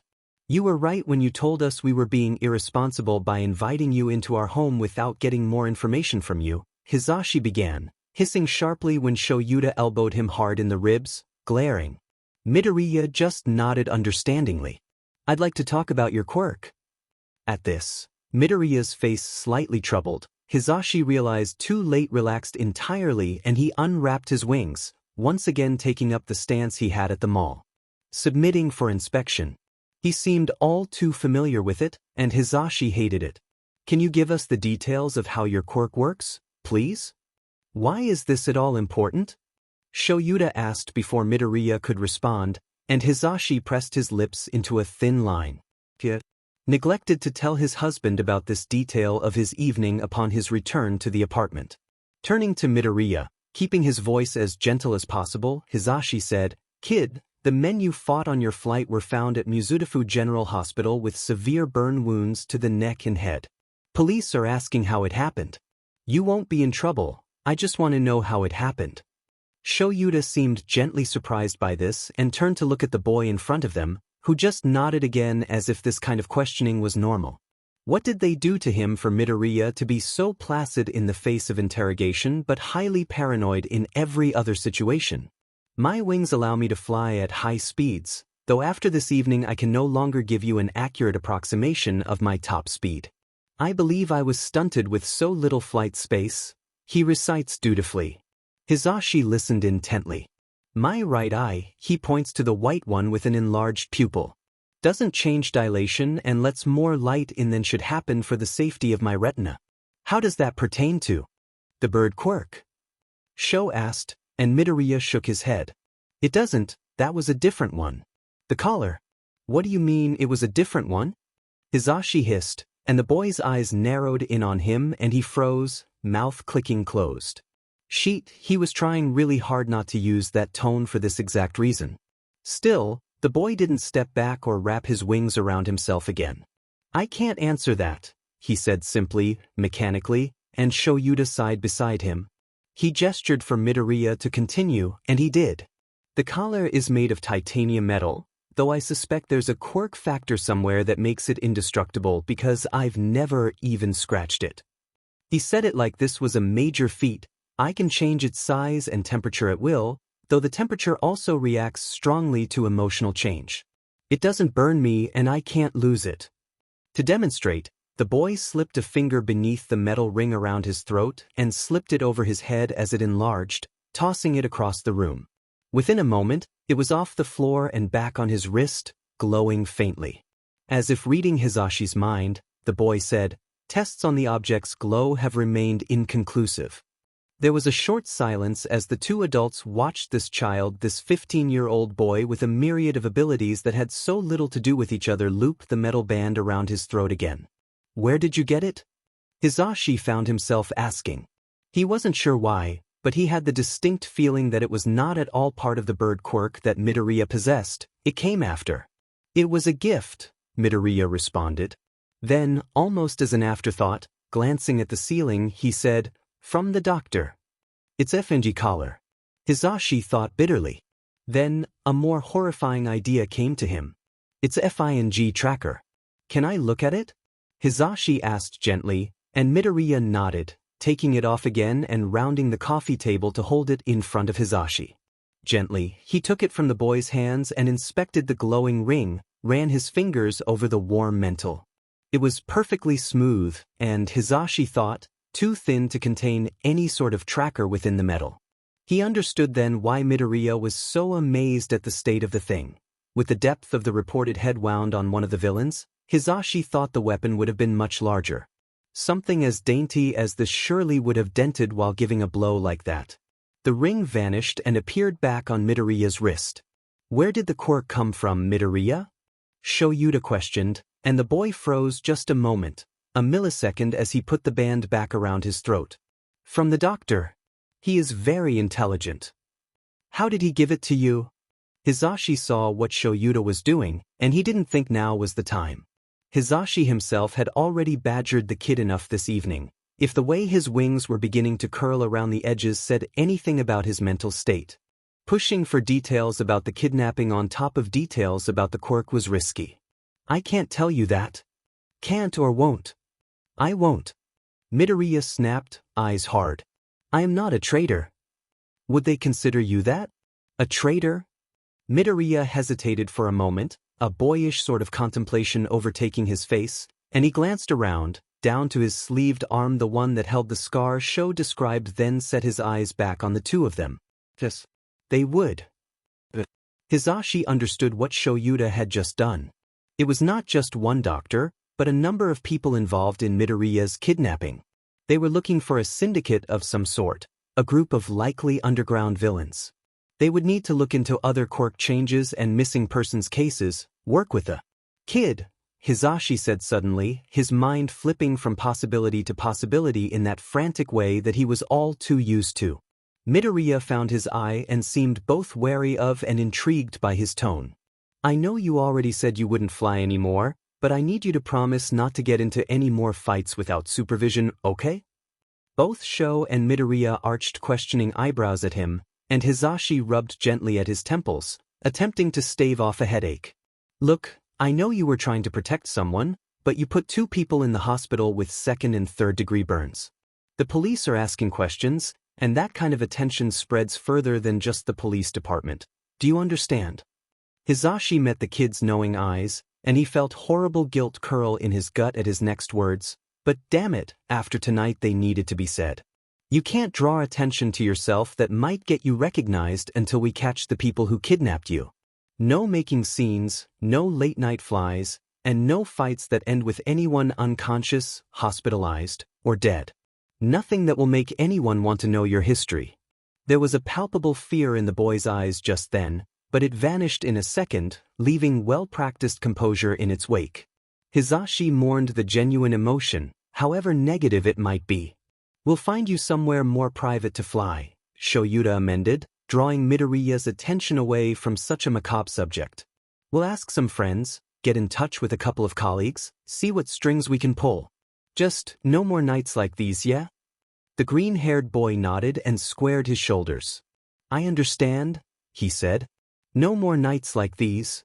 The consequences of fleeing the apartment in the night were, as 0180 learned in the next week, a new phone with both Yamada's and Aizawa's phone numbers programmed into it, along with someone named Namuri, who 0180 was going to assume was pro-hero Midnight. Outside of that, there were no consequences. 0180 was not monitored, he was not dissected, he was not thrown into a pit of nomus and left to fend for himself. He was, for lack of a better term, rewarded for his reckless stunt, a term the doctor used so often, and left to brew in the spare bedroom. Now he had, for the first time in nearly 8 months, access to a phone. To the internet. He wasn't sure what to do with it. For the most part, 0180 elected not to touch the device. He didn't need to contact anyone. Both Aizawa and Yamada were at the apartment regularly, having taken far too much time away from patrols to keep an eye on him and blatantly refused to check the news. He wasn't sure what monstrous thing would be waiting for him if he checked any forums, but he had the distinct feeling that whoever was controlling the nightmare quirk he was under had something horrific cooked up. So he wrote in his notebook and rearranged the bedroom. Both Aizawa and Yamada seemed suspiciously pleased and stared out the window looking for mistakes in the quirk. He had yet to find any. When he wasn't holed up in the spare room, he was taking his meals with the heroes and sitting on the sofa listening to them talk. He refused to watch TV, he was slightly afraid of what he'd see. There were never electronics in the quirk nightmares, and instead started making his way through the books that sat dustily on the bookshelf in the living room. They were, for the most part, academic texts. 0180 hid the quirk science textbook he found beneath his mattress. No one asked why, but he did find a couple of fantasy and sci-fi novels that caught his eye. With so little to do, 0180 found himself tearing through the reading material, much to Yamada's delight. Do you enjoy reading? The blonde asked just over 2 weeks in, coming up to the side of the sofa where 0180 could see him. It always made 0180 mildly uncomfortable to see how hard these pro-heroes trained in stealth worked to broadcast their movements around him. They treated him like a flighty animal. Not even the doctor treated 0180 like he would attack, He was trained out of it. He wished they wouldn't work so hard. That's one of my favorites. 0180 looked down at the book in his hand, a thriller set in the mountains that he was hardly halfway through, then back up to Yamada and shrugged. It's fine, he said. A bit predictable though, I think. It's the boyfriend killing everyone, isn't it? The boyfriend died at the beginning, Yamada told him, a serene smile plastered onto his lips. Sure, but they made a point of explaining that he grew up in the woods, and they never found his body after the blizzard. 0180 hated predictable stories like these. The body was never found, the person was always alive, and they would return to seek vengeance on whomever wronged them. So he's out in the woods somewhere, and he's picking the group off one by one until only his girlfriend is left. Why would he leave his girlfriend alive? Yamada asked, sitting beside him on the sofa. 0180 closed the book, holding his finger between the pages to mark his place. I mean, she's got some tragic backstory she's yet to share with the readers, but she implies whatever happened was her fault. Maybe it was, and the boyfriend hates her for it, and he wants to scare the shit out of her before he kills her, too. Clean, no witnesses, enough psychological torture to sate a psychopath. 0180 shrugged. Seems like an easy plan. Maybe he loves her, Yamada argued, but there's no heat in his voice. He plays devil's advocate for the sake of it. Or maybe it's a simple plot line that the author had to drag out to meet a word quota. It's entertaining, sure, but there's nothing really good there. I mean, finding a whole spine in the woods, completely connected without anything to connect it, just doesn't happen. She would have found individual vertebrae, or chunks of vertebrae, not a whole spine that she could pick up. Honestly, did people not think? It's fun to read, but unrealistic. Yamada hesitated for a moment, his eyes flicking over 0180's face in that way they always did when he had questions he wasn't sure he was allowed to ask. Then he said, what would make it more realistic? Well, for starters, the boyfriend would have frozen to death. I don't care how good of a Boy Scout you were, you're not surviving alone in a blizzard for 3 weeks with no food or heat. Then, of course, there's the tour bus. I find it hard to believe that, out of the 15 people in their group, no one knew how to change a tire, or boil water to purify it. Without really realizing it, 0180 began to ramble. He picked apart the inaccuracies and plot holes that he'd come across in the novel thus far, criticizing character and plot points and real-world mechanics. It felt like riding a roller coaster right after eating, nausea pooling with adrenaline and dread in his gut, but feeling the need to grin the entire time regardless. It was freeing and sickening at once. 0180 was so terrified, but he couldn't stop. Yamada was not his favorite of the two heroes he lived with. Aizawa held that place and likely forever would. Aizawa treated him like a peer or a colleague instead of a fussy child the way Yamada did. Still, it felt nice to talk to someone. 0180 got the feeling that Aizawa would have interrupted with his own thoughts at some point in his rant, but 0180 didn't need that. He felt, somewhere deep in his chest, the need to speak about anything and everything, and Yamada sat before him, eyes attentive and mouth closed, listening. Not making it a conversation. Letting Izuku talk. He hadn't realized how badly he wanted to speak until that moment. He wanted to talk about something that wasn't medicine or chemistry or general adaptation syndrome and its effects on Izuku's performance. He wanted to talk about books and the news and hero rankings and quirk theory. The thought scared 0180 into abrupt silence. Yamada arched an eyebrow at him, but didn't ask him to continue. Instead he said, "You're right. It is the boyfriend." With that, he got up off the sofa and wandered into the kitchen to start on lunch. 0180 woke up the next morning with a stack of new novels sitting on the edge of his desk. He hadn't intended to go flying again. He hadn't. It was unlike him to disobey direct orders, given the punishments handed out when he was caught were often disastrous, but there hadn't been a punishment last time. And 0180's wings were getting stiff being locked up inside all day. Both Yamada and Aizawa were tucked away in their bedroom, asleep, and the window was right there. 0180 was in the sky again. It was glorious. There was something about Muzutafu at night that charmed him to no end. Whether it be the twinkling lights of 24-hour businesses like lonesome stars in a sea of darkness, or the pressing winter wind against his cheeks, or the untainted air, no chemicals, no blood whipping through his hair, he loved it. He loved it, and he hadn't loved anything since his mother was killed except for her memory in passing. He understood the dangers of getting so attached to something that may be ripped from his hands in no time at all. But if the nightmare quirk holding him hostage wasn't going to let up, he would let himself this one thing. Izuku would let himself love this one thing, even for a short time. There was nowhere in particular he wanted to go, nothing he wanted to see. He had no money to spend and would have to keep this flight short, given he took the phone Aizawa had given to him along. He wouldn't put it past Yamada and Aizawa to put a tracker on it, but Izuku intended to be back long before it would need to be put to use. Attempting to enjoy what little time he had outside of the apartment, Izuku began to flutter aimlessly around Muzutafu. He felt so contained in the apartment with Yamada and Aizawa. There was no room to stretch his wings fully without knocking the nearest knick-knack over or hitting a wall.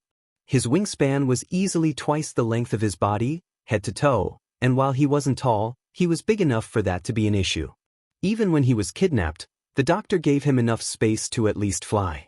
It was sort of a requirement for the development of the flight quirk. Even under strict observation, he enjoyed flying.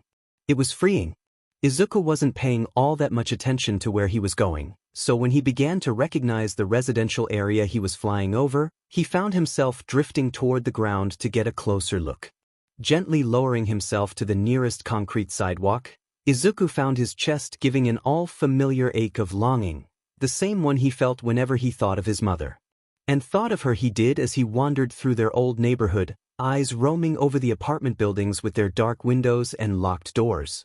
Bitterly, he thought about how dark windows and locked doors never saved him from threats, but all these people were so sure they would keep them safe. Coming upon the old building, the one he and his mom shared a little apartment in, Izuku found himself stopping on the front step and staring blankly at the door. The night around him was quiet, the roads unused and the general clatter of dawn muted to a dull buzz in the back of his head. He couldn't go inside. There was a desk attendant stationed at the front at all times for security and welcoming reasons, and he couldn't possibly walk in without being noticed and recognized. And surely there would be questions, given that Izuku had been missing for the better part of a year and his mother would likely have been labeled legally dead, for she was. Their apartment was likely inhabited by strangers now, their old things tossed out and replaced with new photos and new bedsheets and new kitchenware. Slowly, Izuku sat on the front steps of the building and wrapped his wings around himself to block out the cold. He hadn't realized, or rather, he'd tried hard not to consider that his old life was gone. Their old apartment would be cleared out, his childhood lost to the whims of a landlord that never liked them much anyway. His merch would be gone. His journals. His clothes. His pictures with his mother. He'd really lost Inko forever.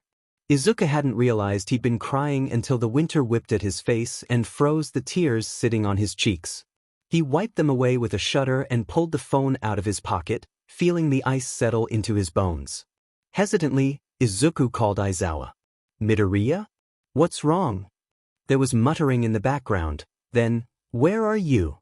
I'm sorry for leaving again, Izuku told him, voice shaking. He wasn't sure if it was the cold or the tears. Will you come get me? More muttering, some rustling, then, where are you? Izuku told him where he was and obediently stayed on the phone as Aizawa drove to meet him, not speaking but giving affirmative hums when the man asked him if he was still doing okay.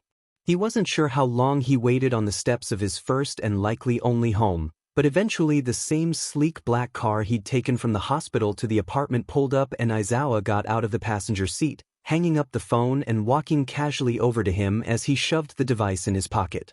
The man stopped in front of Izuku and looked up at the building behind him, eyes narrowed, before turning his gaze to the boy himself. What brought you here? It was casual. Not soft, not gentle. Just a question. I used to live here. Before. Aizawa nodded. Do you want to go inside? Izuku shook his head. Too many questions. Aizawa nodded as if he understood Izuku wasn't sure he even would, then asked, It's cold out. Do you want to get in the car and come back home, or do you want to be somewhere else? Izuku wasn't sure how to tell him that he wanted to go to his mother, that he wanted to go back in time and be in his childhood bedroom and wake up in the morning to the scent of an American breakfast in the kitchen before running off to a school was as good as hell. He wasn't sure how to explain that he didn't want to go back to the apartment, but he had nowhere else he could comfortably go, and he wondered when he stopped thinking of this as the side effects of a quirk and instead the real, genuine pain that came with losing his life whilst his heart still beat. Aizawa seemed to understand without any words spoken, though, because he nodded and nodded toward the car, reaching out a hand to help Izuku off the ground. Hesitantly, he took it, noticing how cold he was and how warm Aizawa was, and hurriedly followed the man to the car. Inside, Yamada glanced at him through the rear-view mirror from the driver's seat, then looked quizzically toward Aizawa. "I want ice cream," Aizawa told him, and with a cursory glance back at Izuku who nodded his acceptance, they were off. Because of the side of Muzutafu, they were on the lower class side with Alder Junior High and his old apartment and the higher crime rate. The closest ice cream joint was the one beside Hiruki Veterinary Clinic. Izuku hadn't remembered the name on his last flight, but now, coming upon it at street level and seeing the little old site beneath the street lights, he remembered Haru Aisu fondly. His mother would take him here to cheer him up after bad days in primary school, but stopped once money got tighter in junior high. He hadn't known that it was open at all hours, but the glare of the shop lights and the way the door opened with a familiar chime indicated it was. Izuku vaguely recognized the woman behind the counter, and the look she gave him was furrowed and comprehending in a way that made Izuku curl his wings around himself and glance at the door every few seconds. He followed Yamada and Aizawa to the counter where they ordered matcha and Rocky Road, respectively, then both turned to him to see what he wanted. Izuku glanced up at the menu, thinking for a moment, and was about to order when the woman said, "Fudge brownie, right?" All three of them bristled, and the woman tensed at whatever look Aizawa shot her. "Yes," Izuku told her quietly, and she gave him a weak smile before ringing them up and sending them away. He was fiercely glad that the shop was empty save for them. He wandered over to the table furthest from the door and sat with his back to the wall. The adults followed quietly. "Did you used to come here?" Aizawa asked, getting settled. Beside him, Yamada shot him a glare that almost made Izuku smile. Their fluctuation between pushing and waiting was strange at best and concerning at worst, but it was steady. He appreciated it tonight. "Yes," he told them. "With Kaken?" Aizawa said the name like he wasn't exactly sure he was correct, and the fact that he was made Izuku nearly shoot out of his chair. "His mother?" Sure, he could think and talk about his mother because she was already dead, but Katsuki was off limits in case the doctor began asking questions. He would have liked a quirk like Katsuki's. Aizawa must have seen Izuku's reluctance, too, because he said, "You mentioned that name the last time you flew over here." Izuku remembered that, and he remembered the bone-deep, instinctual terror that had come with it, causing him to unfairly snap at Aizawa. "Kaken came here with us very little, and only when we were children." "Us?" Yamada questioned. "My mother and I." An awkward silence overcame the table, and Izuku focused on the buzzing of the fluorescence above him and the scrape of ice cream scoops in their containers behind the counter. He wanted to stay grounded just for a bit longer. She would take me for ice cream after bad days at school. Which was almost every day toward the end, he thought bitterly. "Miss Harunajai knows my order by now." He hadn't remembered her name until that moment, but was terribly glad he did. She was always a sweet woman, often giving him extra ice cream without charging for it. He knew she noticed the bruises on his wrists and face, the same way his mother did, and politely ignored them, the same way his mother did. But the two of them always made up for it how they could. "I'm surprised she recognizes you," Yamada joked, and Izuku nearly smiled again. "That was strange. I couldn't forget those freckles," Miss Harunajai said, approaching with 2 ice cream cones which she handed to the adults, and a near-overflowing bowl of fudge brownie, which she set in front of Izuku with a spoon. "I'm glad you're doing okay, kiddo," she told him, running gentle fingers through his windswept hair the way she always did when he was a child. With a final smile for the table, she retreated behind the counter to clean up a bit. Izuku glanced up to the adults as he took his first bite and noticed their stunned expressions, which were quickly covered upon being caught. Regardless, he asked, "What?" You seem to trust her very well, Yamada told him, tying up his hair, going for a casual look about him. I came in for ice cream a lot. Did you have many bad days at school? Aizawa asked, and Izuku glared into his cup. There's no way you took me in without finding my file, first, Izuku snapped. His file, which would have a big red NA under Quirk. His file, which caused him and Inko so much grief. Izuku wrapped his wings around him. I'm sure you can take an educated guess. Yamada cracked a small smile that wasn't quite hidden behind his ice cream cone, and Aizawa hummed in acknowledgement. Yes, I understand what quirk discrimination looks like, Aizawa told him, and Izuku supposed that, yeah, he likely wouldn't have been well liked as a child. Someone who could take away your quirk, even for a short PRD of time, was not someone you wanted to be around, typically. They lapsed into a semi-comfortable silence as they ate their ice cream, Izuku trying hard not to get sick with so much sugar at once. He wasn't allowed sweets with the doctor, for fear it would hinder his performance, so this was his first bit of unnatural sugar he'd had in 7 months. You don't have to finish it all, Yamada told him as he swirled the rich chocolate concoction around his spoon. No, I'm going to, he argued, determined. Don't make yourself sick, the blonde responded, but left it at that. Izuku felt a familiarity in the exchange that he hadn't felt in a very long time, and it felt parental. It reminded him of Inko. He sat back and stared at his cup for a while. Do you think all of my old stuff is gone? He asked without really meaning to, refusing to look up and see whatever expressions of pity or sadness were on the adults' faces. It depends on the landlord, Aizawa told him smoothly. Some might keep it in storage, while others might donate it all. Do you want us to contact your old landlord and see if he has anything of yours? Izuku hesitated a moment before nodding.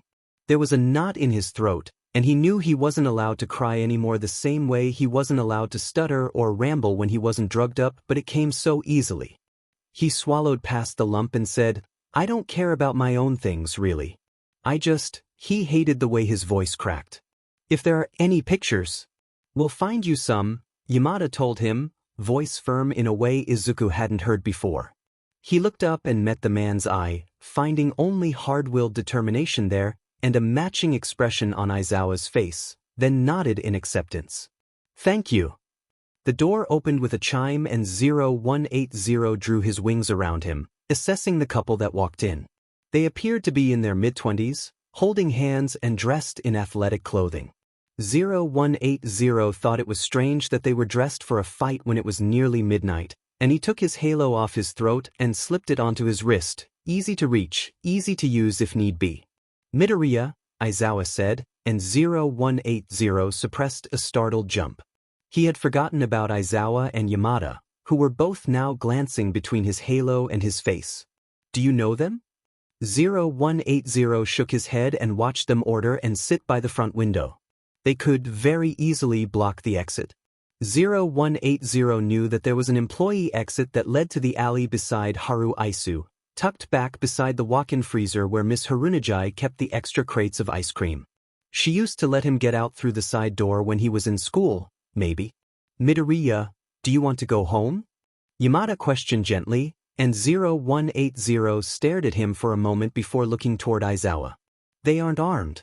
If you're worried about their quirks, remember that I can cancel them and Hizashi specializes in ranged attacks. We would hold them back and you could fly home without us, Aizawa assured, and 0180 nodded a couple of times, eyes still flicking to the couple by the door. We can go. 0180 got out of his seat and drew his wings tight around him, slipping his halo from his wrist to his first finger as he approached the door, keeping it on as a ring. Aizawa and Yamada followed him closely, and Yamada waved goodbye to Miss Harunajai as they slipped through the door. The trip to the car was short, and 0180 pressed himself against the door behind the driver's seat, gripping the handle the entire ride back to the apartment. Katsuki changed out of his sweaty t-shirt and joggers in the gym locker room, mostly tuning out Kirishima's rambling. He thought the black-haired boy was talking about algebra homework or something, but it might have changed in the past 30 minutes. Working out with Kirishima was, well, it wasn't exactly nice, but it wasn't bad either. Dr. Yamamizi thought it was good that he was finally making friends with like interests again, but Katsuki felt horribly guilty every time he thought too hard about Kirishima with the boy's cheerful demeanor and broad grin and heroic spirit. Katsuki had twice already confused Kirishima's after-workout shower hair for Izuku's rain-flattened from playing in the puddle's hair. He knew they weren't the same. Their rambling, for one, was entirely different. Where Kirishima rambled about school or home or TV shows he watched, Izuku used to ramble about heroes and comic books and merch. He used to ramble about Katsuki and how great he was, and, "So? What do you think?" Katsuki snapped out of his thoughts and looked over to where Kirishima was pulling at his hair in front of one of the mirrors. Katsuki arched a brow at him, and the boy smiled. "Come on, don't tell me you were zoning again, man. That's so not manly." Still, he didn't seem too offended. "I was talking about dyeing my hair red. You know, like Crimson Riot. What do you think?" Katsuki blinked at him a couple of times, then said, "You'd look shitty with red hair." Kirishima gaped at him for a moment before letting out a loud bark of laughter. That was another difference between Kirishima and Izuku. Izuku was never this goddamn loud. "Will you help me bleach it? I don't want to miss any spots," Kirishima asked, shoving his sweaty clothes in his gym bag as Katsuki did the same. "No way in hell." "Oh, come on, man. You're going to fry all of your brain cells." "Oh, wait." Katsuki scowled at him, but the other boy just grinned up at him, sharp teeth on display. The sight of it made Katsuki vaguely nauseous. Without thinking too hard about it, he said, "Don't get any of that gross shit. You're going to burn your scalp." The black-haired boy stared at him for a moment before his grin widened, and said, "But Kugu, it almost sounds like you care." And Katsuki hated that. He hated the way it made rage boil in his core, and he wasn't sure if it was caused by the implication that he cared, or the implication that he didn't. He hated not knowing if he was angry because Kirishima added the "almost" in, or if it was the cooing that was getting him riled up. He felt a sudden, inexplicable weakness settle in his chest, and he made room for it by puffing up, gave it an outlet by zipping his gym bag so hard it ripped. "Fine, burn all your hair off for all I care." That, Katsuki stalked out of the locker room, bag clutched tightly in one hand and his water bottle in the other, trying to control his sweating so he didn't blow either up, again. This whole having a friend sheet was hard. Katsuki was coming to realize, the longer he spent with Kirishima, that he had only made one real friend in his whole life, and that person was dead. Not only dead, but tortured for years by Katsuki predating his death, so it could hardly be called a friendship at all. He and Izuku were best friends as children, then Izuku's diagnosis came in and, well, Katsuki took it poorly. Very, very poorly. So, really, Kirishima was the first person he was attempting to keep close. Attempting to look at as an equal. Dr. Yamamizi made it very clear that they were on the same level over the past few sessions, and it was scary. Katsuki didn't have experience with this. This was something he wasn't good at, neither naturally nor, thus far, with practice. That thought was almost as terrifying as the idea that Kirishima might actually become his friend, then turn out exactly like Izuku. He shivered as he stepped out of the gym, and refused to believe it was anything other than the weather. "So, will you come to the drag store with me to pick up some dye? We can grab more of those protein shakes you like while we're there," Kirishima asked, coming up behind the blonde with a surprising amount of stealth. Well, at least until he blew it with the whole outdoor voice thing. "I already have the protein shakes," Katsuki argued, and Kirishima whined. "Come on, man. I don't want to go alone." He huffed once, then, almost thoughtfully, said, "Besides, I think if I get some we can keep them at my place for when you come over for morning runs. That way you don't have to carry your drink over with you." Katsuki tried not to be touched by this. He failed. With a huff, he grumbled, "Fine, I'll come if you shut the hell up." Kirishima pumped his fist in the air and hooped loudly, earning a harsh glare from not only Katsuki, but several pedestrians around them. He smiled sheepishly, apologized, then began leading the way to the nearest corner store. "This sheet smells like effing cat piss, Kirishima, we are not putting it in your hair." Katsuki held the bowl of bleach, he wouldn't be fooled, out with gloved fingertips, scrunching his nose at the burning scent wafting toward him. It's the ammonia, dude, chill out. Kirishima sectioned off his last bit of hair from where he sat in front of the sink, tongue poking out from between his lips in concentration. It opens up the hair follicle so the rest of whatever the hell is in it can do its magic. Katsuki eyed him speculatively through the mirror, and the other boy grinned sheepishly. I heard a girl at school talking about it. Batting Kirishima's hands away, Katsuki began painting his hair with the mixture, grimacing the whole way. And you listened to her yap about science sheet? It wasn't really science sheet. She's really into fashion and beauty and stuff, and she was talking about purple toners, and the boy's face flushed red enough that Katsuki caught it through the mirror without even looking up from his task, and he arched an eyebrow. Your friends then? He didn't know why the question made unease swirl so heavily in his stomach, but he pushed it aside. Not really. She's just cool, you know? Saved me from some bullies. Katsuki froze. Interrupting whatever Kirishima was saying, he asked, You're being bullied? There was something disgusting crawling around in his chest, trying to burst through his ribcage, and he grit his teeth to keep from choking every time it pressed against his lungs and made his breath stutter. Giving him an arched look through the mirror, Kirishima said, Well, not so much anymore, not since I started bulking up, but, he shrugged. Anyway, not important. She's great and she was talking about it, and I thought, hey, what better way to psych myself up to be a hero than to try and emulate my own, you know? Katsuki nodded dumbly, continuing to brush bleach into thick black hair as Kirishima rambled on about school and heroes and workout routines and diets. He only partially listened, mind trailing back to the words saved me from some bullies. Izuku saved people from Katsuki so often that he'd lost count, and not a soul had tried to save Izuku. Hands shaking, he raked the bleach through his only friend's hair, trying not to breathe too much and trying not to simultaneously suffocate himself. Eventually, Kirishima must have gone quiet, and he shifted in his chair, turning to look at the blonde with furrowed eyebrows. You doing all right, man? If the smell is getting to you, I can probably finish up, Kirishima told him, and Katsuki Demonier punched his lights out for insinuating that something as simple as bleach would make him struggle. Then he caught his reflection in the mirror, and noticed how pale he'd gotten. Turn back around, he muttered, and Kirishima did so, no questions asked. Katsuki debated his next words carefully, then said, I used to bully people. He didn't meet Kirishima's eye through the mirror, and the other boy said nothing. Strangely, it felt like a session with Dr. Yamamizi, and he found himself continuing, almost trained to fill the silence. I'm an a-hole to everyone equally, so I guess a lot of it was just fed-up anger issues. But there was, he choked on an exhale and in a sharp breath, the ammonia clearing his thoughts and burning his sinuses. I really hurt a friend of mine. I don't think you're an a-hole, man, Kirishima told him quietly, but the line of his shoulders was tense. With your therapy and whatever, you've probably made a lot of progress. If anything, you're really just quiet and snappy.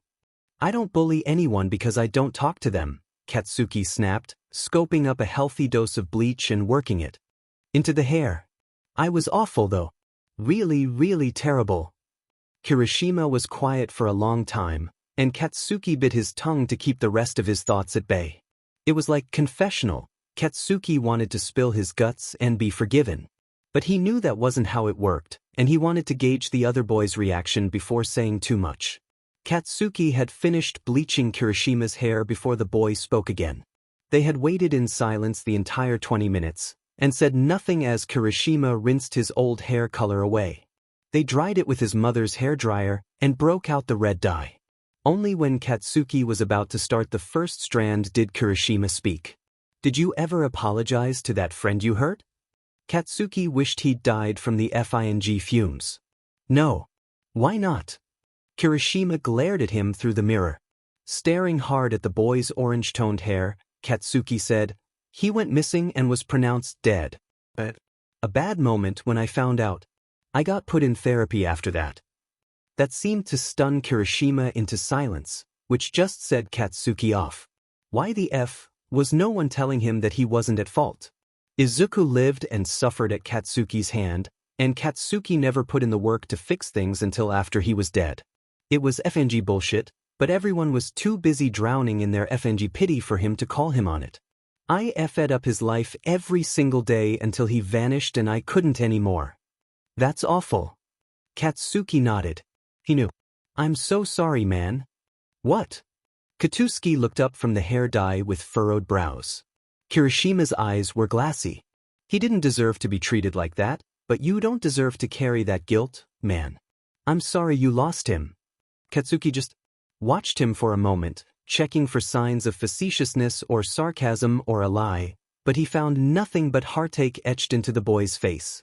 I just wanted you to know that I'm no better than those fuckers that bully you, Katsuki muttered, angrily pulling the dye through Kirishima's hair, growling when the boy shook his head. No, you are. You're putting in the work to be better, Bakugo. Not many people can say that. I think your friend would appreciate that. He gave the blonde a small, morose smile. Katsuki felt that thing behind his ribs wiggle uncomfortably. Yeah. Maybe. Can I ask his name? Kirishima asked gently. With a breath he said, Midoriya Izuku. There was a gentle knock at 0180's bedroom door a handful of days after his impromptu visit to his mother's old apartment complex. He'd been in the middle of an English textbook Yamada had given him, insisting he self-study since he missed so much school. 0180 didn't see much of a point in self-studying, but Aizawa and Yamada seemed to have agreed prior to talking to him that 0180 would be resuming his education, so there he was. Midoriya? Can we come in, kiddo? That was Yamada. He sounded nervous. 0180 wrapped his wings around himself and took his halo in. His hand as he rose from his desk, cautiously opening the door. Beyond were both Aizawa and Yamada, the former holding a cardboard box with the latter twisted his hands uncomfortably. What is that? He snapped, glaring at the box, still half expecting something to jump out of it. He had become a touch more relaxed within the apartment at least, but that was when everything was where it was supposed to be and there were no strange boxes being brought to his bedroom door. A box? Aizawa drawled, eyebrows arched. 0180 glared at him and gripped his halo tighter, taking a step back. It has some belongings from your old apartment in it. Dubious, 0180 took several more steps back. Yamada took it as an invitation to enter the room he rarely asked before coming in, but usually asked if he was allowed to open the door, but Aizawa stood in the hallway. I promise it's nothing dangerous. We'll both be here to help if it is, Aizawa assured him. Though it did little to ease 0180's mind, he nodded and gestured for Aizawa to enter regardless. The man did, coming in and placing the box on the bed. Slowly, 0180 flipped the top flap open with his halo, peering inside. The first thing he saw was a blanket. Hand-knitted, blue and yellow and white, well-loved and dust-covered. 0180 set his halo on the bed, it popped back onto his neck not a moment later, and reached for the blanket, feeling the soft material of it. It was, as far as he remembered, his baby blanket. Nearly as old as he was. He brought it to his face and inhaled, scrunching his nose at the scent of mothball and mildew. He wasn't sure what he had been looking for. Setting the blanket aside, he reached back into the box. Distantly, he recognized the mattress shifting around him and knew that Aizawa and Yamada were sitting with him, watching to make sure things were safe. That he was safe. Izuku pulled out a stack of old, slightly crumbled papers, and found dozens of children's drawings. He smiled slightly, running a thumb over an old crayon drawing of All Might that his mother had kept on the fridge for years. The next three were more All Might, then a field of flowers on a sunny day, then him and Kaken. The rest were messy, mostly colorful scribbles and scratches in parchment, and he placed them atop the blanket. Ah, look how cute, Sho. Yamada reached for the papers and sifted through them, angling them toward Aizawa so the dark-haired man could look. We should hang these on the fridge.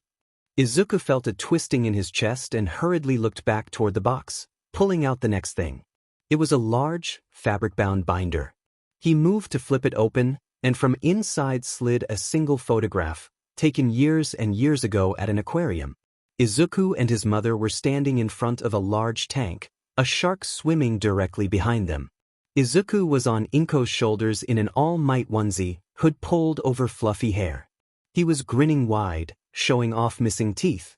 Inko was smiling just as widely. "Oh, that's adorable," Yamada whispered, peering over Izuku's shoulder. "Is that your mother?"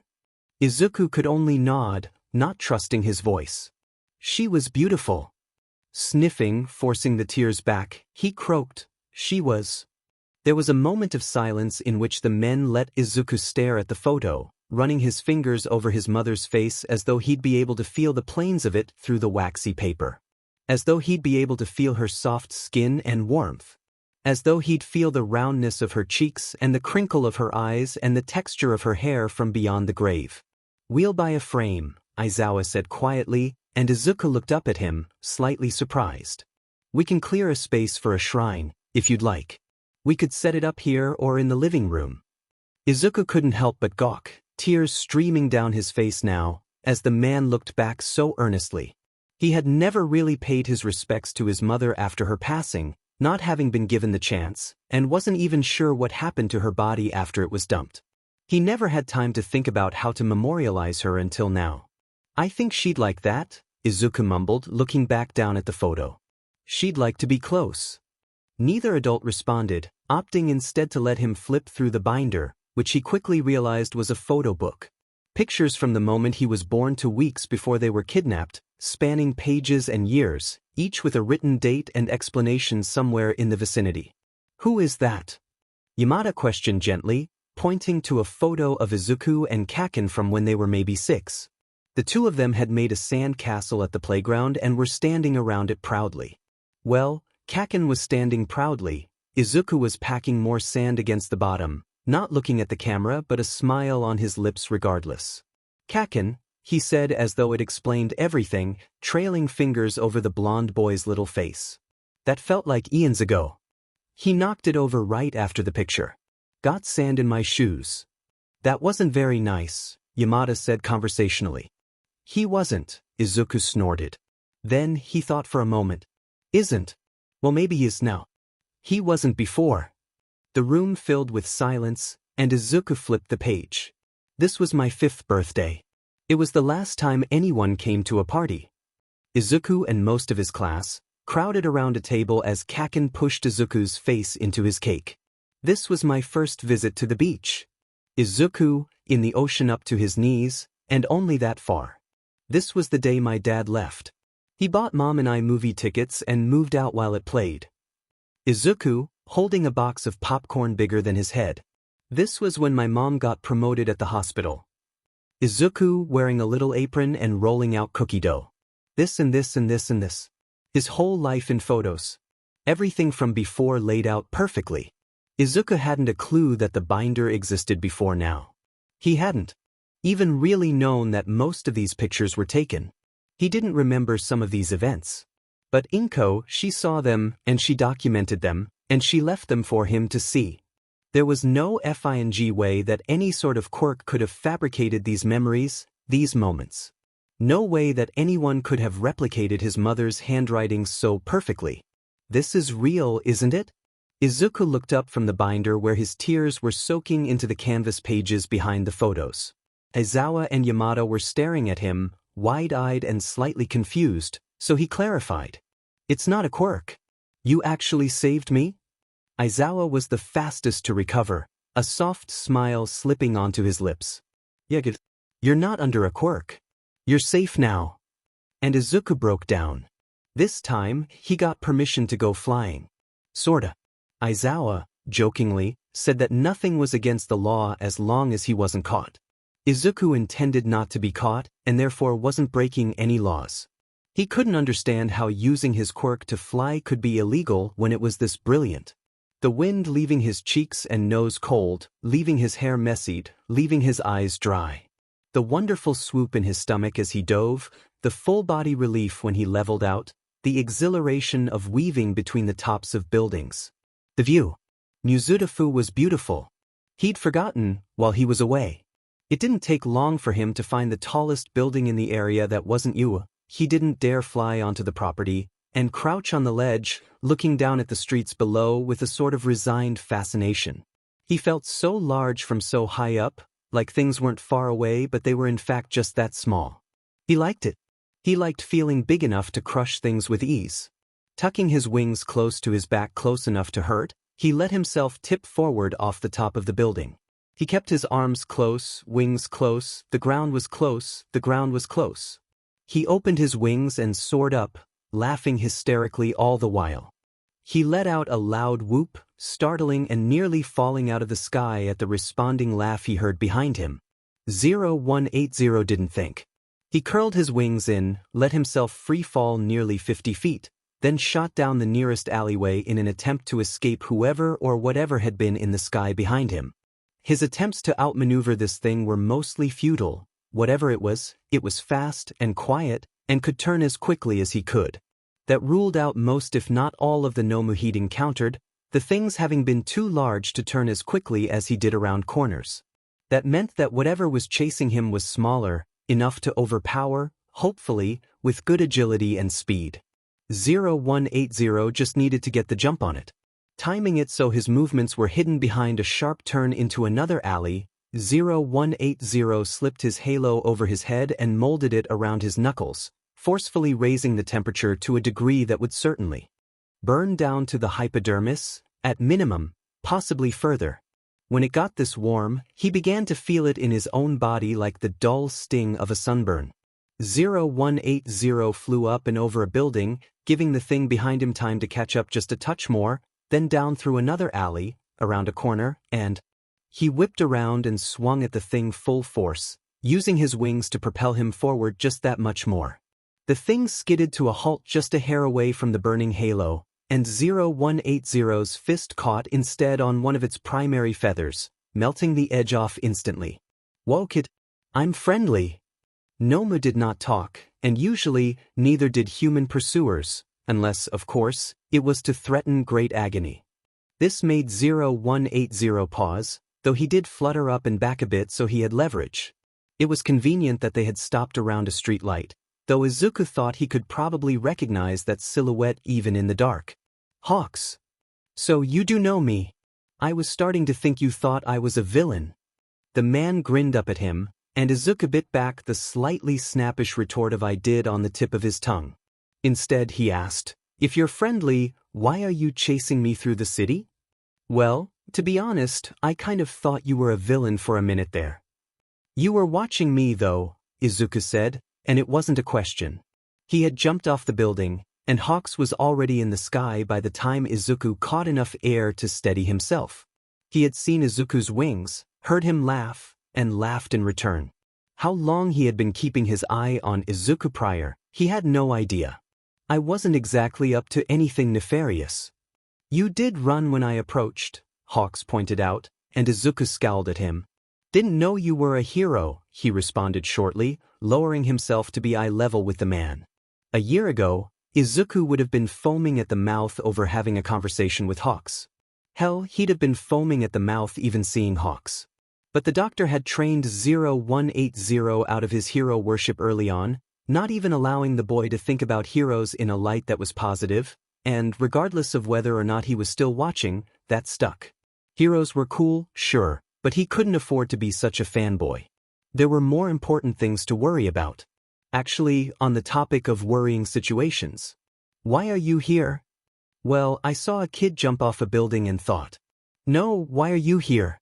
"In Yuzudafu? Your agency is in Kyushu." Hawks blinked at him a few times, and his charming smile became a bit more forced. "Why don't we talk on the ground, yeah?" "No, I'm okay where I am," Izuku snapped, ignoring the slight fatigue he was beginning to feel. Hawks eyed him and sighed through his nose. "Honestly, man? I was asked to come check on you by the HPSC. You been out here a lot." Izuku stared at him for a moment, debating whether or not to be honest, then said, "You've gotten reports of illegal quirk usage. And came to find me." Hawks nodded, though it wasn't a question nor did it need an answer. Izuku knew. Aizawa and Yamada had warned him about this specifically. It was smart of them to send Hawks, someone with wings who could chase him down pretty easily, though Izuku probably would have preferred literally anyone else. He couldn't outfly Hawks, no matter what fancy tricks he learned in the doctor's dingy basement. Are you taking me in then? Hawks seemed surprised at that, and shook his head. I'm hoping it won't come to that. Birds of a feather gotta flock together, you know? His grin would have been charming if he weren't joking about Izuku's possible arrest. I was more hoping to talk to your parents. They're dead, Izuku told him, mostly to see what reaction he got. Surprisingly, the man didn't flinch. Your guardian. Whoever takes care of you. That was a bit more difficult to get out of, and Izuku didn't especially want to lie to someone who had the authority to send him to the police department. Yamada would be said, and there were only so many excuses Izuku could use for his little adventures before Aizawa got upset as well. Still, he didn't want to bring Hawks back to the apartment. You can escort me back. We have to fly. The trains are down and it's across the city. Lead the way. Shoyuta woke up to a knock at the front door, immediately sitting up in bed and surveying the room. Just enough light came from the little nightlight on the wall. He had insisted on having it there so he could see, and Hisashi knew better than to argue, to tell that it was just him and his husband in the room. Hisashi, per usual, hadn't stirred. Shoyuta, hoping it was just some kids in the building playing a prank, laid back down. He did not close his eyes, and likely wouldn't for the remainder of the night. His sleep schedule was still off, having gone from night patrols and a day job to spending every hour in the apartment with a teenager, so once he was awake, that was the end of it. The teenager, he thought dully. His phone buzzed on the nightstand. The teenager. Sitting up once more, grimacing at the way Hisashi shifted but sighing in relief as he just rolled and buried his face in the pillow once more, Shoyuta grabbed his phone. Among a long series of notifications that he never bothered checking was one new text from none other than Midoriya. Open the door. I'm outside. This kid was going to be the FNG death of him. Mind racing, Shoyuta shimmed out of bed and into the hallway, closing the door behind him. Midoriya's door was still closed, rattling slightly in the way that indicated his window was open and the breeze was trying to blow through. Why would the kid use the front door if he could just fly in through an open window? Unless it wasn't the kid texting. Unless someone took his phone.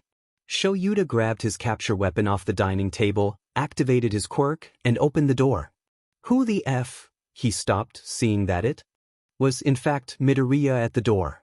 Behind Midoriya, however, off to the side with windswept hair and a tired smile on his face, was pro-hero Hawks. Hawks. Eraserhead. The blonde said, grinning. Midoriya shifted uncomfortably, the boy's wings spread wide, almost as though to keep Hawks away from the door. His halo wasn't on his neck either, instead glowing faintly on his wrist. Shoyuta sighed and opened the door fully, welcoming the two of them in. Midoriya was hesitant to step forward, Shoyuta noticed, and he wondered if the boy didn't want Hawks inside their home. He did enter, though, pulling his wings around him tight and wandering to stand with his back to the far wall, by the window. Hawks followed respectfully. I told you not to go flying again, Shoyuta said, reprimanding, though he made sure not to actually sound angry. You said I could if I didn't get caught, the boy replied churlishly. When he cut himself off, a memory of he and Hisashi arguing over speed limits in rural areas, and Shoyuta saying that as long as heroes, police, or civilians weren't around, then speed limits in the country didn't matter. And in this kid for hearing what he wanted to. But you did get caught. Midoriya nodded. I'll do better next time. Don't let there be a next time, Shoyuta grumbled, and the kid at least had the decency to look a little ashamed. Actually, that's why I'm here, the blonde hero interrupted, and Shoyuta nodded, having assumed already that, yes, the hero escorting his child home was probably not there for a social visit. The kid. Izuku, Midoriya snapped, and Shoyuta raised his eyebrows at him. He'd hardly heard the kid say his own name, let alone tell a stranger to call him by it. Hell, he and Hisashi had been referring to him by his family name for weeks, unsure where the line was drawn. Right? Well, Izuku is still a minor and using his quirk underage without a license or professional supervision is, of course, against the law. Shoyuta nodded and rubbed at his eyes. I know. We're working on finding a place he can fly without breaking the law. You teach at UA. You can't just, I don't know, take him there? Hawks asked, and Shoyuta scowled at him. He didn't bother asking how the blonde knew that information. It was one of the many reasons why he disliked the hero so much. The man always knew more than he should. I'm not particularly fond of the idea of handing him over to Nezu, Shoyuta explained, making the kid shift uncomfortably in his corner. There was a short, thick silence, then, "He's an excellent flyer." Both Midoriya and Shoyuta looked at the man in shock. That was high praise coming from Hawks, who had done the near impossible, shooting up the ranks so quickly after having come out of nowhere. He was, Shoyuta thought, one of the fastest heroes in Japan. Is he? When he's not jumping off buildings, yes, he's great, Hawks nodded, and Shoyuta felt icy cold dread flood through his chest. He whipped around to stare at the boy in question, who met his gaze impassively. You what? I was fine. You shouldn't jump off buildings regardless, kid. Midoriya inched toward the window, and Shoyuta winced at the tone of his own voice. Midoriya didn't seem to be Izuku right now. He wasn't the emotional, morose mess of a child that Shoyuta and Hisashi had been attempting to bring out over the last couple of weeks. Instead, he seemed more like the boy Shoyuta had met in the hospital. He shivered at the idea, hating the thought that a serial number carried so much weight for everyone involved. I wanted to catch some wind, Midoriya muttered, glaring at the ground, and that was more like Izuku. Shoyuta smiled tightly at him. I would feel better if you didn't when you were by yourself. Maybe he doesn't need to be by himself to go flying, Hawks offered, and both Midoriya and Shoyuta looked at him as though he had grown a second head. Turning to Midoriya, he said, You nearly lost me a few times on the way here. You're agile, fast, and pretty DMN resilient. With a little polishing, you'd outfly me. Midoriya gaped at him, and Shoyuta caught something almost like awe in the boy's eyes before he shook his head, closed his mouth, and said, You're a pro hero in the top 5 who runs his own agency. On the other side of the country. You couldn't possibly have time for that. I'd make time, if it meant helping mold the future of heroism. Someone's gotta take my place when I retire. I'm not trying to be a hero, Midoriya snapped. Hawks eyed him suspiciously, then looked to Shoyuta for some sort of clarification. He shrugged. Who was he to decide what Midoriya would do with his life? Besides, I'm only a few years younger than you. I won't be taking up sheet language, Shoyuta said impassively, staring at Hawks while his brain worked a mile a minute. Midoriya needed an outlet, something that would get him out of the apartment and feeling like a normal human being again. He always seemed a little more human and a little less science experiment-y after his flights, and Shoyuta thought it would be a good place to start. If Hawks really was going to make time for him, you think he could outfly you? Maybe not in a straight race, but he could outmaneuver me with training. He took me to 3 different apartment buildings trying to lose me before finally coming here. The man grinned cheekily at Midoriya, who shrunk against the wall. Shoyuta snorted. That sounded about right. He's got good stamina and already has a lot of the foundations down. He just needs to tighten his corners a bit and push himself a little harder to pick up some speed, and he'd be golden. I'm not training to be a hero, Midoriya exclaimed, getting dull looks from both of the adults. Well, from one adult in Hawks. It would be beneficial to be at the peak of your performance, would it not? Shoyuta asked. And maybe it was a bit of a cheap shot. He knew Midoriya responded to that kind of conversation the way soldiers responded to orders from their captain, but he needed the kid to see sense for a moment. He'd be so much safer if he had proper training. Midoriya straightened up for a moment, unfurling his wings and submitting for inspection the way Hisashi had described noticing at the mall, before curling back in on himself and glaring at Shoyuta. He absolutely knew what the man had attempted, and it seemed he didn't appreciate it. He did, however, nod. Great. Glad you agree. Will you go wake Hisashi up, please? Shoyuta asked, and Midoriya turned to disappear down the hallway without another word. Before he could open the door to Shoyuta and Hisashi's bedroom, he added, And kid? Go to sleep. You've gotta be exhausted. Midoriya walked back up to the mouth of the hallway, scowling, and said, I'm not tired. Shoyuta could tell from the slight sag of his wings that it was bullshit. Trust Hisashi and I to take care of this, yeah? That only made his scowl deepen.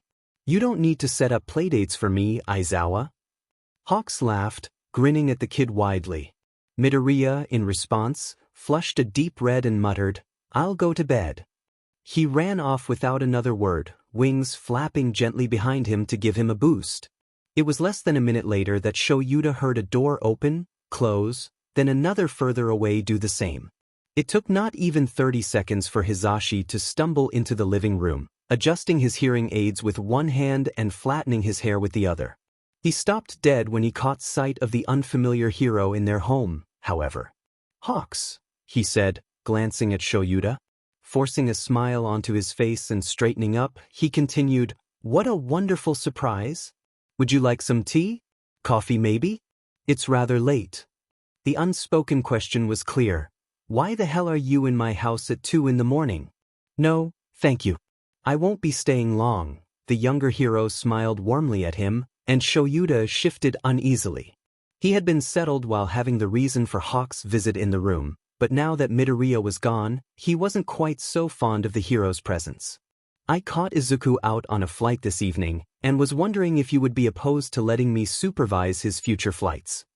Hisashi looked between Hawks and Shoyuta, eyebrows furrowed, and Shoyuta decided to play nice and fill him in. Law enforcement noticed a teenager with wings making his rounds around the city.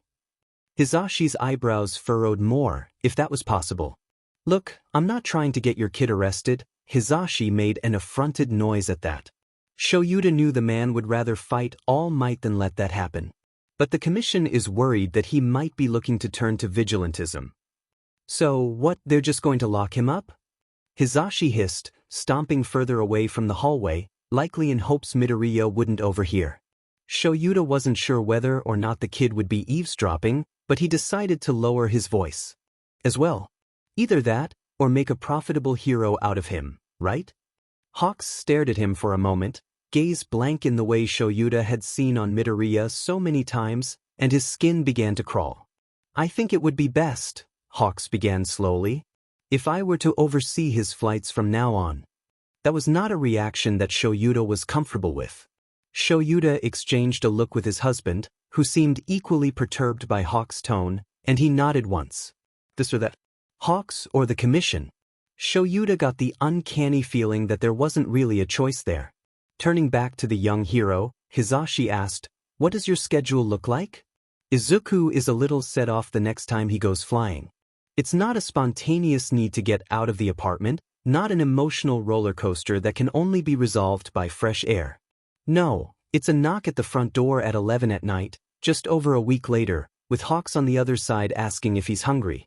So Izuku sends Aizawa a text explaining he's leaving with Hawks, and they go. They go get tempura. And it's fine. The tempura was good, the night was calm, everything was fine.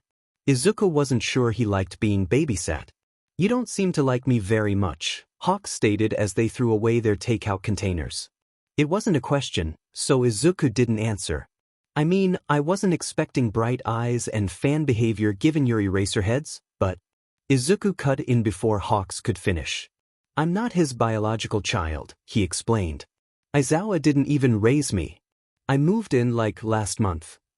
"Oh, that's right. You mentioned your parents were dead," he didn't say, and Izuku arched an unimpressed eyebrow at the man. "You said he was your guardian. So, what's up with that?" Eraserhead never seemed the type to have kids, and between him and present mixed day jobs, you'd think they'd have had enough of moody teenagers. Izuku suppressed an amused snort at that. "Well, my parents are dead and I can't be thrown into the system, so," he shrugged. "Probably for the best, then." Hawks nodded sagely, launching off the ground to perch on the edge of the nearest building. Izuku followed. "The foster system isn't great for kids with unique quirks." That did get a laugh out of Izuku, startling the both of them. "Sorry. It's just, like, he didn't know how to explain, or if he was even legally allowed to explain, that foster care would have been horrible for him under any circumstance. If he had been put in the system before the doctor got his hands on him, then he likely would have killed himself or been killed for his quirklessness. If he went now, well, honestly, he couldn't think of a downside to that. He could just fly off. The system would leave him terribly exposed, though, to all kinds of people. Honestly, I can't imagine a situation I could be put in now that would, in any way, benefit me." Hawks stared at him for a long while, and Izuku ignored him, instead choosing to look out over the rooftops. Doing so, he caught a glimpse of someone ducking beneath the safety ledge of a roof a block away. Hawks, 0180 whispered, nodding toward the building in question. The man's wings spread and puffed up in a familiar way, and 0180 grabbed his halo off his neck. Someone is watching us. Stay here, Hawks told him firmly, and 0180 scowled at him. There was no way in hell he was staying by himself, exposed and slightly vulnerable. It could be a distraction, it could be a decoy. Hell, for all 0180 knew, it could be a brand new kind of goddamn Nomu waiting for an opportune moment to pounce. Hawks shot off the roof, a primary feather in either hand, prepared to lash out. Against orders, who the hell was Hawks to tell him what to do anyway? 0180 followed after him, shrinking his halo to fit within the palm of his hand to dull the glow whilst its temperature rose. Hawks slowed as he approached, and 0180 followed suit, making sure to leave enough room between them that the hero would take the brunt of the first attack. 0180 was not above sacrificing allies if it meant survival. Ah, what, don't trust me? I'm hurt, Eraser. Hawk's teasing tone floated through the breeze, and 0180 watched as Aizawa, in his full hero costume, righted himself and stood on the ledge of the building. Slipping his halo onto his wrist, 0180 flew just a bit closer. What are you doing? 0180 asked, grabbing both heroes' attention. Hawks shot him a glare, but Aizawa simply sighed. Making sure our new friend isn't up to anything. So little trust between colleagues these days. I would never do anything to hurt a feathered friend, Hawks grinned. Aizawa did not grin back. 0180 looked between the two as they bickered, eyes narrowed, then fished his phone out of his pocket. He found Aizawa's contact and pressed the call button. Aizawa's phone rang through the quiet night air, and he grabbed it, looking up at 0180 questioningly. Verifying identity, 0180 explained, and Aizawa nodded understandingly. He liked that about the man. He so rarely asked questions. Looking toward the blonde hero, 0180 said, "Thank you for the food. I'm going back to the apartment now." "Sure thing. I'll leave you with Eraserhead then. See you around." Izuku and Aizawa watched Hawks fly off, then Aizawa turned to him. "Ready to head home?" Izuku nodded, watching the hero jump from the roof and swing away on his capture weapon in awe. "Do you want to make dinner with me?" Hizashi asked tentatively, coming around the side of the couch so he was in Midoriya's field of vision. The kid looked up from his book. Shoyuta had been surreptitiously leaving Yoko Ogawa novels in Midoriya's room, and it seemed to be well received, with raised eyebrows, then shrugged, marking his page and getting up. "All right," he said blandly, but Hizashi caught the tension in his shoulders. "But you should know that I'm not that great of a cook." "That's okay. I'll help you. What are you thinking?" Hizashi, unfortunately, couldn't hide his enthusiasm. Sho had gone out for work a couple of hours earlier to deal with something involving a case, and Hizashi wanted to use that time to try and fit some one-on-one bonding in with Midoriya. He seemed to trust Shoyuta more, which didn't bother him in the slightest as long as he was trusting one of them, but he still wanted to build rapport with the kid. "I don't know. I'm not picky," Midoriya told him, and they stared at each other in silence for a moment. The kid glanced around the kitchen, seemingly unable to keep eye contact for too long, and shifted from foot to foot. Hizashi hated that he was so uncomfortable here. "Okay then," he thought for a moment. "If you could pick only one meal to eat for the rest of your life, what would it be?" The kid raised his eyebrow at him, then squinted and looked off to the side. Hizashi grimaced. He was taking it too seriously, likely thinking of something well-balanced. "Wait, let me add that no matter what the dish was, you would still get all the necessary nutrients you need to survive." This made Midoriya's face relax, and he looked less like he was trying to solve world hunger and more like he was trying to remember the answer to a history question. "Probably katsudon," he admitted meekly, and Hizashi gave him the gentlest smile he could muster. "We'll make katsudon then. Do you know how to make rice?" The kid rolled his eyes. "I can manage a rice cooker, yeah." If Midoriya were a student, Hisashi would have jumped into a light-hearted lecture about sassing his elders, but given that this kid was usually too afraid and paranoid to even speak, Hisashi took it as a win. Great. Get started on the rice and I'll start on the pork. Sounds good. Midoriya nodded, and Hisashi set off to retrieve the thawed pork from the fridge. He was honestly very glad that the kid had chosen katsudon. If it had been any non-pork recipe, they'd have had to make a trip to the supermarket for thawed meat. There was silence for a moment as Hisashi prepped the ingredients, then a quiet, "Hey, Yamada." He glanced over at Midoriya with a smile, only for it to immediately melt off his face upon seeing the boy's expression. Eyebrows furrowed, eyes vacant, gnawing on his bottom lip, rubbing at his arms. Hisashi hated that. Immediately, he turned toward the kid. "What's wrong?" "Nothing, I just..." he in a breath, glancing around the kitchen. His eyes welled with tears and he turned them toward the floor tile. Then, in the smallest voice he'd ever heard out of the boy, "I don't know where anything is." The confused Hisashi, just a bit. He wasn't sure why the boy was having such a strong reaction to simply not knowing where the rice was, but, well, the more he thought about it, yeah, it was understandable. According to what Shoyuta had found out, Midoriya had only ever lived with his mother until he was kidnapped, and likely would have always known his way around the kitchen, even if he couldn't cook. Pair that with the boy's reluctance to ask for help and his inability to go against direct orders, and yeah, Hisashi would probably be crying too. So, with a low, steady voice and very, very controlled facial movements, Hisashi showed Midoriya around the kitchen. He opened every cabinet, every drawer, even the fridge, and explained why everything was placed where it was. Midoriya was silent throughout the tour, but his body language seemed to relax as time went on. "Feel free to come in here and make something whenever you want, okay? As long as you don't burn the apartment down, you're free to do whatever you'd like and eat whatever you want," Hisashi told him, smiling gently at the boy who was beginning to look a bit more himself. Still, he didn't speak, simply nodding and retrieving the rice and rice cooker from their designated areas. Hisashi resumed his work with the pork, and noticed Midoriya hovering in the corner of the kitchen after a few minutes. "Do you want to measure out the soy sauce while I get the panko on these?" Hisashi asked, gesturing to the pork with a slight grimace. He didn't get a response, but there was movement behind him, so he assumed the kid was doing just that. They cooked in silence. The only sounds were the gentle sizzle of their food and the clinking of dishes as Midoriya cleaned up without being told. Hisashi wondered if this was a routine with the Midoriyas before they were kidnapped. The boy had warned Hisashi that he wasn't good in the kitchen, meaning he had at least attempted to cook before. It was likely that Midoriya's mother had put him on cleaning duty whilst she did the cooking, and he was accustomed to that now. It was almost strange, though, to think of the boy and his mother as Midoriya. He supposed that, even after nearly a month of living together, the three of them were still sort of disconnected and unfamiliar with one another.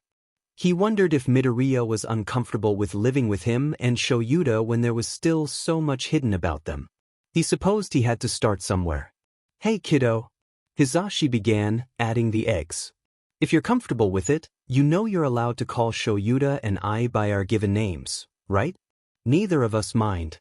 You can call us whatever you're comfortable with."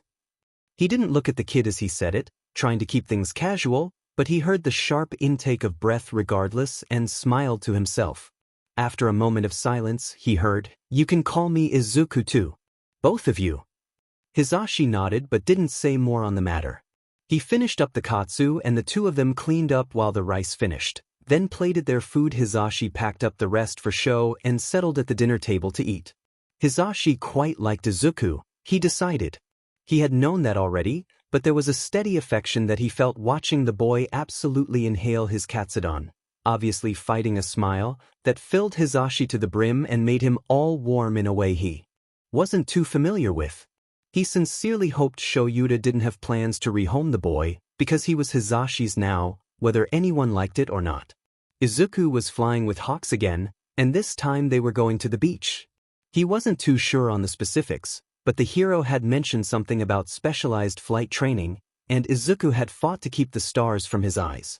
He may not have been much of a hero fanatic anymore, but to have a pro come up with a training schedule then personally help him carry it out? Yeah, Izuku could say he was a bit interested in whatever the hell specialized flight training was. They ended up at Dagoba Beach, which Izuku remembered fondly from his childhood, but much less fondly as he grew.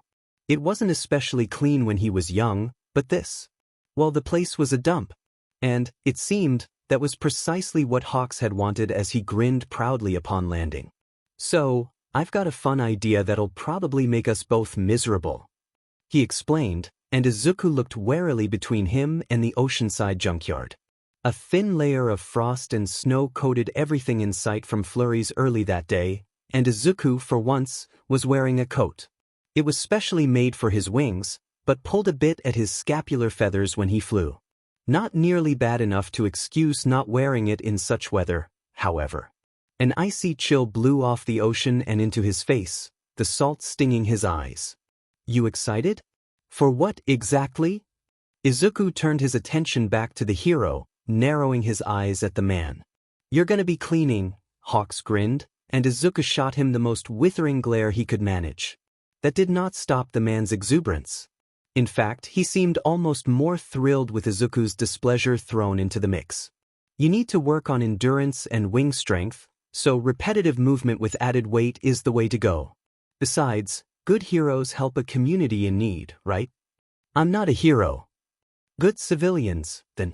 It's your civic duty. Hawks nodded seriously, and Izuku momentarily contemplated drowning him and leaving his body tucked into one of the massive piles of junk on the beach. Before he could go too far with that train of thought, though, Hawks pointed and said, "Start over there and work your way down from the top." You don't expect me to finish this all within a day, do you? Hawks chuckled lightly, shaking his head. We'll see what happens. Grimacing both from Hawks' attitude and the smell being blown through the rubbish yard, Izuku started toward the pile Hawks gestured to. He was halfway there before he caught himself. What am I supposed to be doing with this stuff, exactly? Hawks blinked a few times, then shrugged. Place it along the edge of the beach and I'll call someone to come pick it up. I know a guy. Mildly unsettled and very displeased, Izuku set to work. The first few things had been simple: some trash, a broken toaster, the bottom of a rolling desk chair, some empty cardboard boxes. Easy stuff. And then it got, for lack of better words, annoying. The first issue that Izuku stumbled across on his little misadventure wasn't even the junk covering the beach. It was the wind. It blew in from the sea and threw him off balance whilst airborne, forcing him to not only exert more energy to stay in place, but also stumble a bit to make sure nothing fell from his grip. The second was the junk. After clearing the top of the pile, which was mostly comprised of small, light items, he uncovered a whole landmine of chests, nightstands, wardrobes, desks, lockers, and even a standing freezer. Izuku found his heart rate spiking a touch at the sight of so many places to hide, so many places enemies could be, but forced the panic down. He didn't need that right now. Hawks was just at the base of the pile, scrolling aimlessly on his phone, and Izuku was well protected. Still, he slipped his halo onto his wrist. Soon after he uncovered the absolute mess of furniture, the wind picked up, as did the cold. These items were heavier, bigger, denser, and Izuku was forced to reluctantly admit to himself that there were improvements to his physical stature to be made. He was fast and agile, sure, but he couldn't keep himself upright with an oak nightstand in his arms whilst the wind blew. At least, he couldn't for very long. He began to tire after the third trip from the pile to the edge of the beach, and he hated it. He couldn't afford to have weak points, he couldn't be weak. 0180 was strong and capable and prized to the doctor, and if he found out that 0180 was lacking. Hey kid!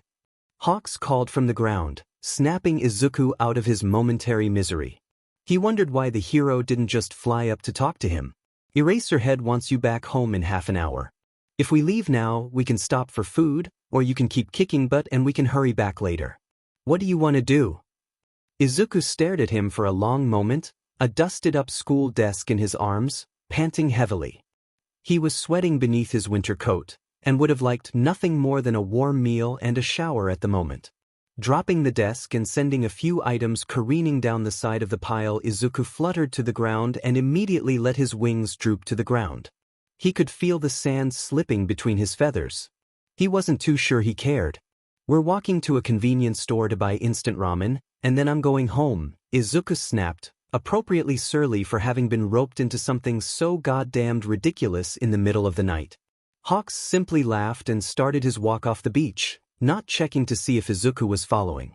He was. As insisted, they walked to the nearest corner store, wings wrapped around them to stave off the late-night chill. Izuku held his halo between his hands and warmed it to a near-blistering degree so he would feel even the slightest modicum of heat, even if it stung more than warmed. Himself slightly ticked off at Hawks, and even more ticked off at Yamada and at Hizashi and Shoyuta for agreeing to Hawks' training. More so, he was upset with himself for willingly falling into it, as though it were his sole purpose in life to clean up a nasty beach in the middle of winter. He shot a glare at Hawks, just to feel satisfied that his distaste was visible. The corner store was blessedly warm, though extremely empty, and the woman behind the counter looked up in disinterest before coming alive with awe at the sight of pro-hero Hawks. The man gave her a charming smile, quietly told Izuku to pick out what he wanted, then pranced over to talk to her. Izuku hated him a little bit. He wandered around a bit, not especially looking at anything but instead giving the woman at the counter time to gush, and eventually came upon the instant ramen. And Izuku? Well, Izuku wasn't sure what he liked anymore. The thought was disconcerting, and he grabbed the nearest bowl and set off to the register in hopes he could leave the emptiness in the aisle behind him, like he could outrun it somehow. "You're paying," Izuku interrupted Hawk's charming little spiel, and the man glanced down at him and shrugged. "I figured. It's the least I could do." Right. Izuku huffed under his breath, but Hawks seemed to catch it and grinned. He fished a few hundred yen out of his costume and handed it to the woman behind the counter. She glanced between them with wide eyes. "Are you two related?" she asked, and Izuku scowled. "Nah, I'm just babysitting," Hawks said offhandedly, a smirk on his lips, and Izuku was half tempted to set him on fire. "Oh." The girl smiled warmly, then, and Izuku rolled his eyes. "That's very sweet of you." Hawks continued to chat with the woman, so Izuku grabbed his instant ramen and went outside to wait. The street was empty at this time of night, the only light coming from foggy street lamps, but Izuku scanned the area just in case. The rattle of a window, the scamper of an alley cat, the sliding of the convenience store door opening behind him. "Hey, sorry that took so long." "She wanted an autograph," Hawks explained, and Izuku just shrugged. "Ready to head back?" Izuku nodded, holding tight to his instant ramen, and they took off. 3 days later, Izuku stumbled into the living room for food and heard Hawk's name on the TV, a news report droning in the background as Shoyuta filled out paperwork. Hizashi was nowhere to be seen. Pro-hero Hawks has once again been trending on social media following an odd encounter with a fan who relayed the events through a Twitter post. Reportedly, the hero stopped by her workplace in the early hours Thursday morning and signed an autograph. More interestingly, though, was the boy he was accompanied by. When asked for her statement, Miss Hananaki Toru described the boy as small, likely a young teenager with dark hair, dark eyes, and most notably his own pair of wings. Speculation online has ensued, and now the country is wondering, who is this winged boy and can we expect a new feathered hero in the near future? More on Shoyuta, Izuku mumbled, and the man looked up from the dining table where he was hunched over a stack of papers. Izuku pointed dumbly to the television, which had already moved on to the next story, and the man's eyebrows furrowed. "What's wrong?" "I'm on the news." "What?" He seemed more alarmed now, getting out of his seat and retrieving his phone from the kitchen counter.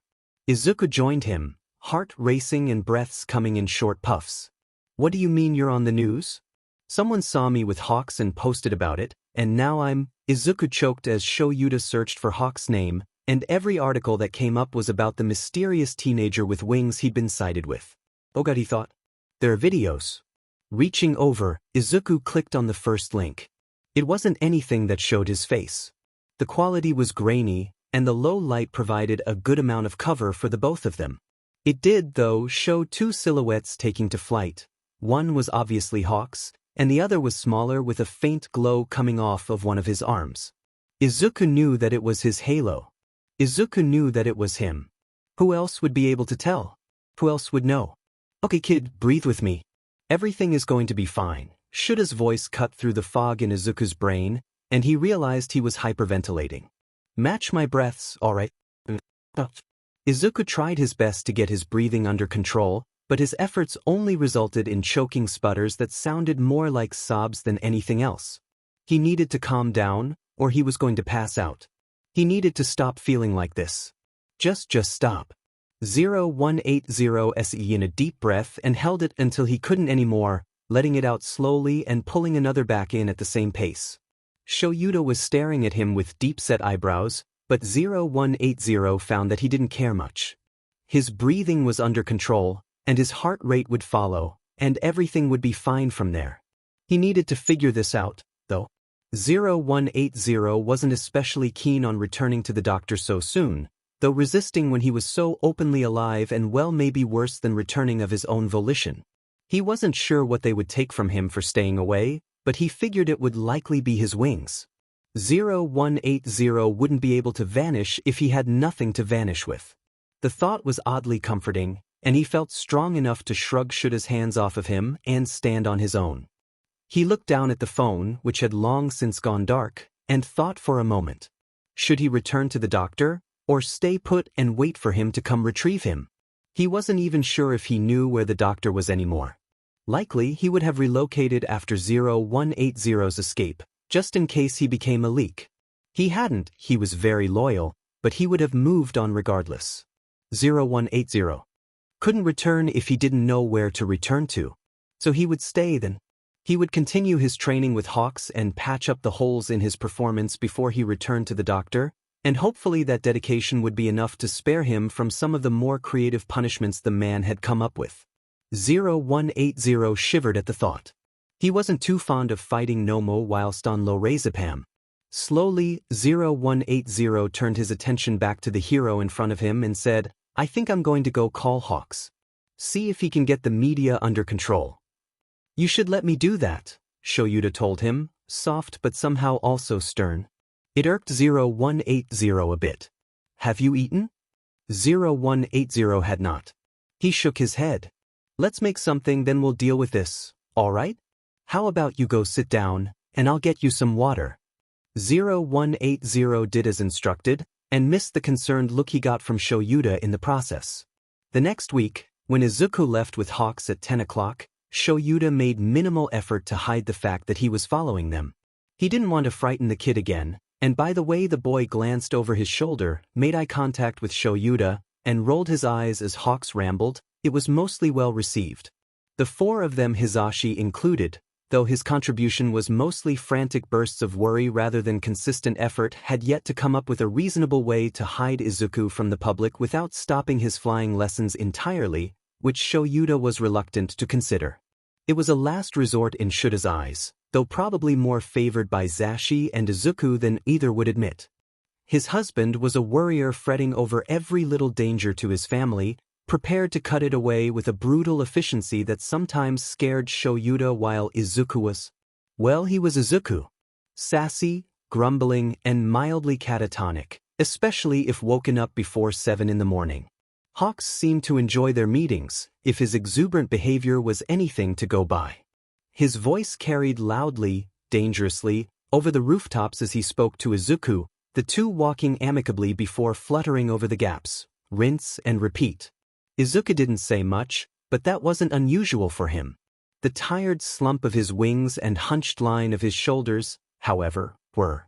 Shoyuda followed at a respectable distance, jumping and rolling after the pair until, finally, Hawks shot off into the air with Izuku on his heels, and Shoyuda had to start running. Running to, apparently, the beach. Shoyuda wrinkled his nose at the stench as he drew closer, peering over the edge of the nearest rooftop and watching in silence as grumpy, tired Izuku moved garbage and furniture to the edge of the beach, sorting the waste into neat little piles. For hours Shoyuda watched as Izuku moved bedside tables and dirty mattresses and boxes of mystery items, his feet never once touching the ground. Hawks was training Izuku in endurance. And Izuku, who'd been letting his wings drag over dirty rooftops to get gray and brown with dirt, had been attempting to conserve energy for training.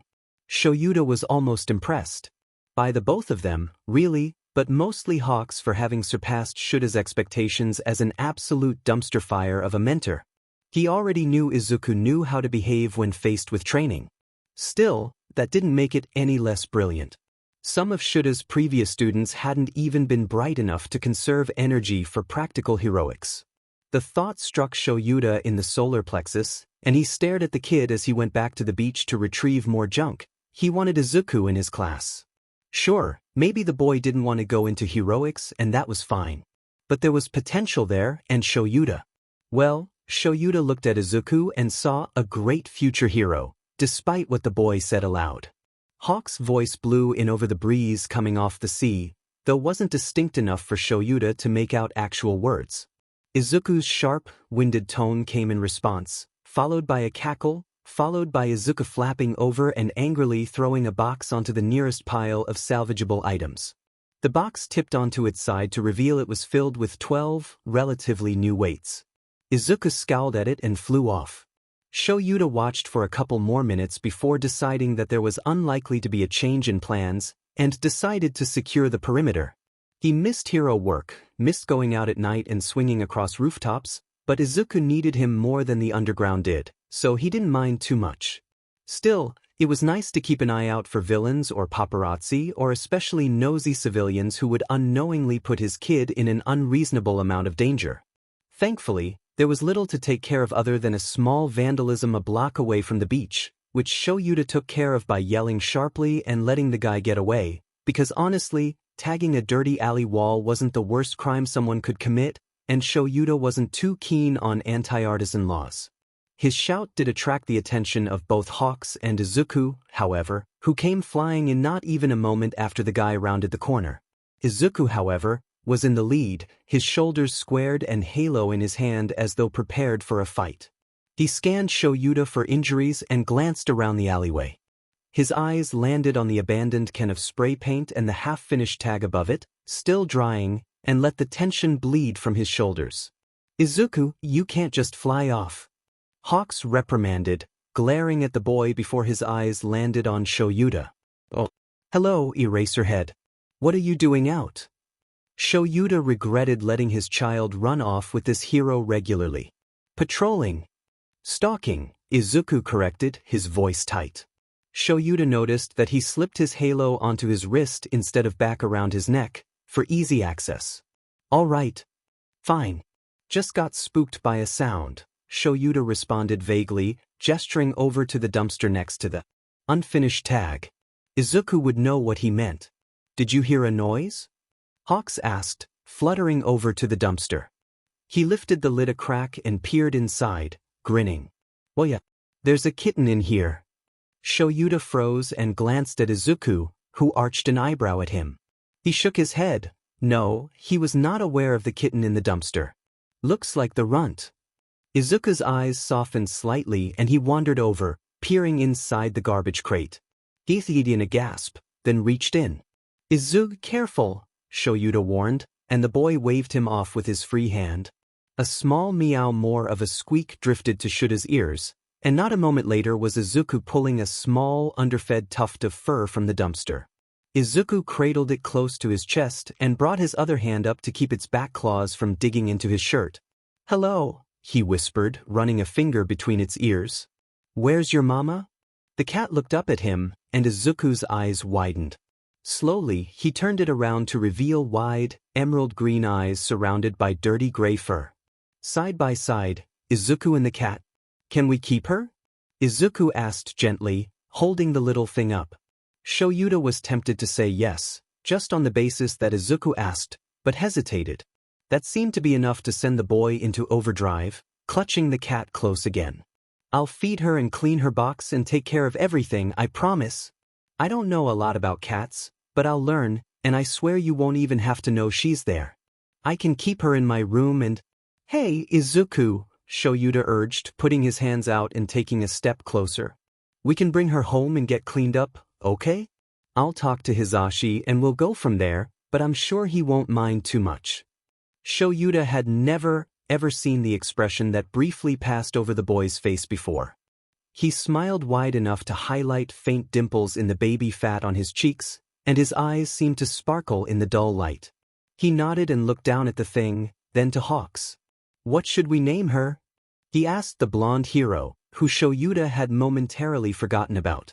The man stared for a moment, then shrugged. Name her Chibi. Izuku stared blankly at the man before holding the cat up, the two looking at each other with their big, green eyes. Your paws are too big for you to stay Chibi, huh? No, you'll be. The cat placed a paw on his nose, which crinkled reflexively. You'll be Mame. That's a good compromise, isn't it? You and your paws, he began muttering to the cat, and Shoyuta turned to look at Hawks, who seemed confused. I think we're done for tonight, he told the blonde, who nodded understandingly. For sure. While he's preoccupied, can I talk to you for a minute? Hawks asked, and Shuta's heart dropped into his stomach. What was wrong? Sure. Turning to Izuku, he said, we're gonna be just around the corner. Will you be all right by yourself? The boy nodded, rolling his eyes, and Shoyuta warily followed Hawks out of the alley. He wasn't sure he'd ever felt trepidation leaving an alleyway before. The two stopped just beneath the nearest street lamp, close enough for Shoyuta to see into the mouth of the alleyway and hear if Izuku made any noise or sudden movements, although, maybe not, given how stealthy he was at home. He looked at Hawks expectantly. Where'd the kid get his training from? Hawks asked, and that was not a conversation Shoyuta was prepared to have at midnight. He searched for the proper words, trying to keep as much from the HPSC sycophant as possible. Izuku was mistreated by militant fanatics for a while. I'm not sure what all they taught him, or what he learned just trying to survive, but, he shrugged, slightly proud of himself for the excuse. He wasn't sure how much of it was a lie, actually, given that Izuku had told him, Hisashi, and the police next to nothing about his kidnapping. Oh! Hawk's expression could have confounded even the greatest of philosophers in that moment, and Shoyuta didn't even know where to begin. His posture was defensive, angry almost, but his eyebrows were worried together. His mouth set in a deep, confused frown while his eyes were wide with something that may have been empathy or may have been heroic spirit. Well, that would make sense then. But what happened? Nothing really, Hawks murmured. He's pretty guarded even for an orphan and reacts violently with strangers. Shoyuta nodded. He'd seen all of this already. But even when he's by himself, or when I'm far enough away for it to feel like he's by himself, he's searching maybe? Looking for danger. I think he's pretty used to surprises, yes. What I'm trying to say is, he's got a natural vigilance that would help enormously on the field. Shoyuta stared at the younger hero for a long, long moment, trying not to let anything show on his face. He didn't want to be relieved that someone else saw Izuku's potential, but he was. That boy could do so much good if only he were motivated for it. Likewise, if Shoyuta and Hisashi let him stray too far, he could do so much harm. Then again, Shoyuta didn't want to force Izuku into anything. The kid had obviously been manipulated, both physically and mentally, to do another's bidding, and Shoyuta didn't want to be another name in a list of people who had used him. He didn't want to be a hero. He had expressed the sentiment several times. He would make a good hero. Underground or limelight, Hawks whispered, and Shoyuta nodded.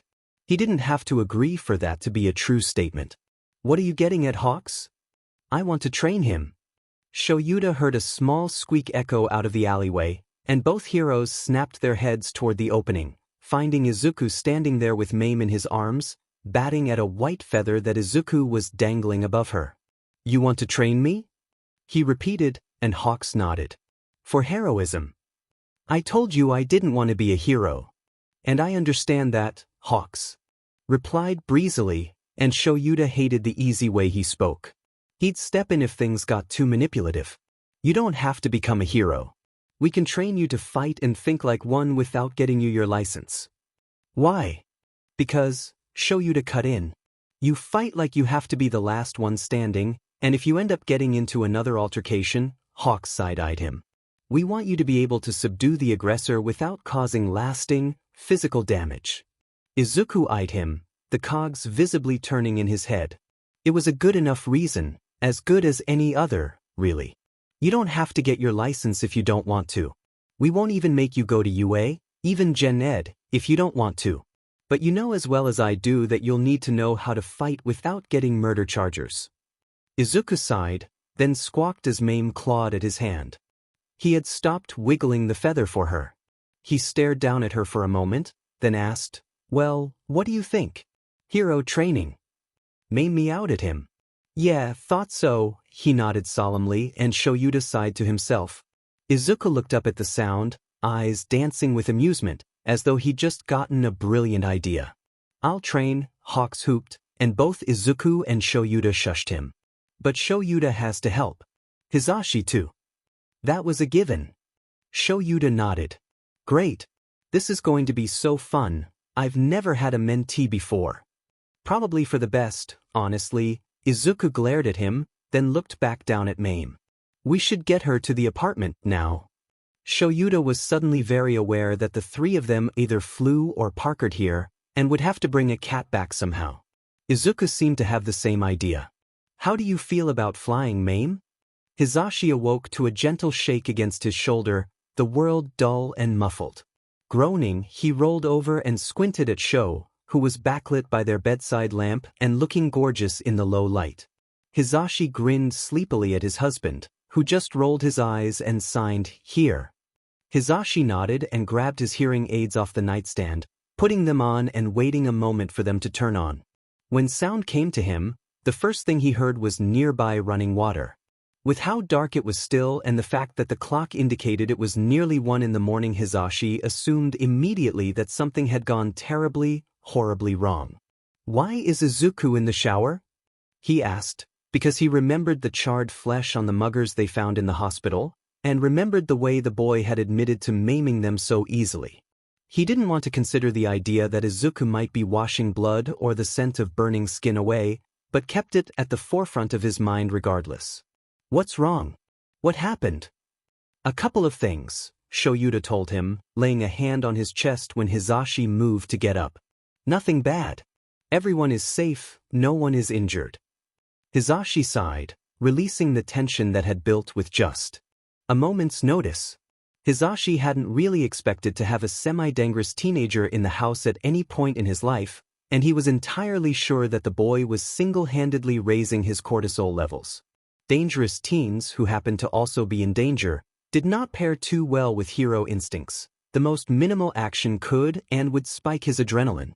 "If everyone is alive, why are you waking me up at 1 in the morning?" Hizashi questioned, and the expression Sho made once again put him on edge. "Well, we have a new addition to the household." "What?" Shuta's eyes flashed red at the outburst, and Hizashi grimaced out a smile. If Shoyuta told him that he'd agreed to let Hawks live with them, Hizashi might actually kill his husband. "Sorry. What?" "We found a cat." Hizashi blinked a few times. That was certainly better than adopting Hawks. "Oh, that explains the shower," Hizashi said. "A stray cat would be dirty. It would need a bath. And food and a litter box. What kind of treats should he buy?" "What toys?" "Did they sell certain toys for a certain age group of cat? How old was this thing anyway?" "Later." "Why are you acting like I'm going to be upset?" Hizashi asked suspiciously. "Because I agreed to train Izuku for heroics, with the help of Hawks, and enlisted you as well." "Shoyuta." "Yes." Hizashi reached up to turn and take off his hearing aids, deciding that he had little will or energy and would deal with that statement in the morning if this all proved to be more than some sort of stress-induced nightmare. "Go get cat food." Mame was a tiny thing, and even tinier when she was fully washed and dried. Izuku loved her.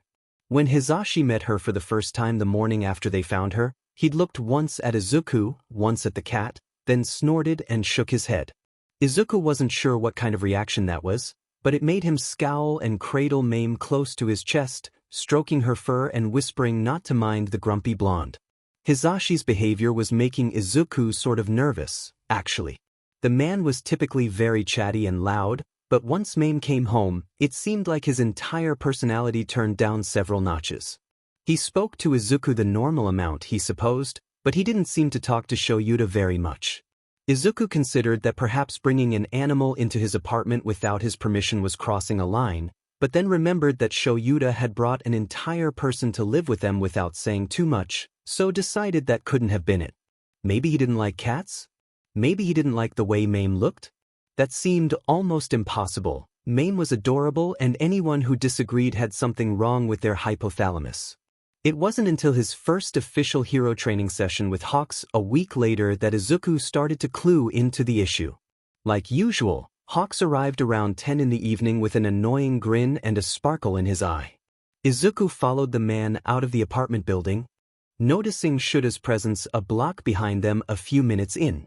They arrived at Dagoba Beach within the hour, the chilly January air making his wings slightly stiff on the flight.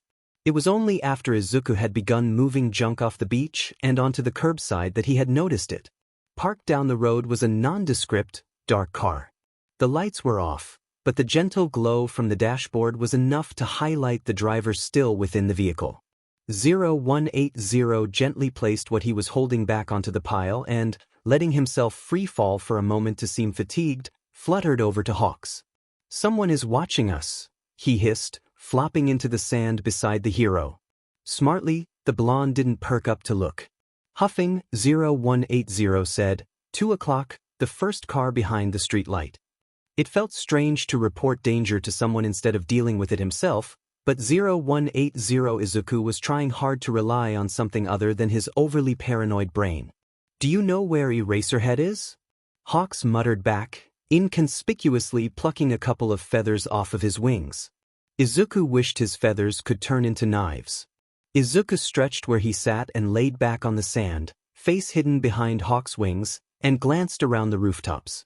Instead of finding Shoyuta, however, he heard a car beep and sprung to his feet, wrenching his halo off his neck almost too quickly and letting it heat to whatever the quirk decided was necessary.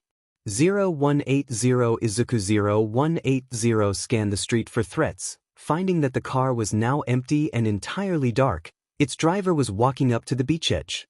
The figure passed beneath the street light, and Izuku released a breath he hadn't known he was holding at the sight of Hizashi's face. He tensed a moment later that the idea that Hizashi was there, where he wasn't supposed to be, and Shoyuta was nowhere to be seen. Keeping his halo on his wrist, Izuku flew over to the beach edge, Hawks quick to follow. "Is everything all right?" Hizashi blinked at him a couple of times, glanced at Hawks with an arched brow, and seemed to find answers in neither of them. He furrowed his brows so deep it cast shadows upon his eyes and cheeks.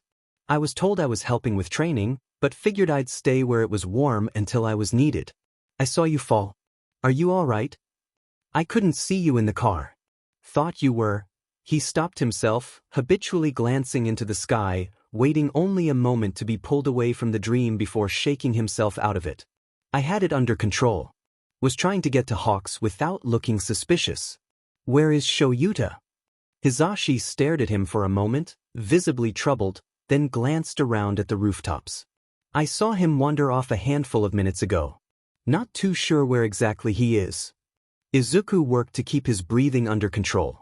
A chilling, gentle breeze came off the ocean and ruffled his feathers, so he wrapped his wings around himself to keep most of it away. He didn't like not knowing. Where everyone was, he decided. "Okay," he said slowly. "What are you going to help with, training-wise?" Hizashi took that as an excuse to distract Izuku from the dread, it seemed, and walked both Izuku and Hawks back down to the beach whilst rambling about performance issues he noticed in Izuku and how they could fix them. Hawks argued that he had the flying part covered, and Hizashi glared at him but relented, moving the subject to general strength, speed, and combat.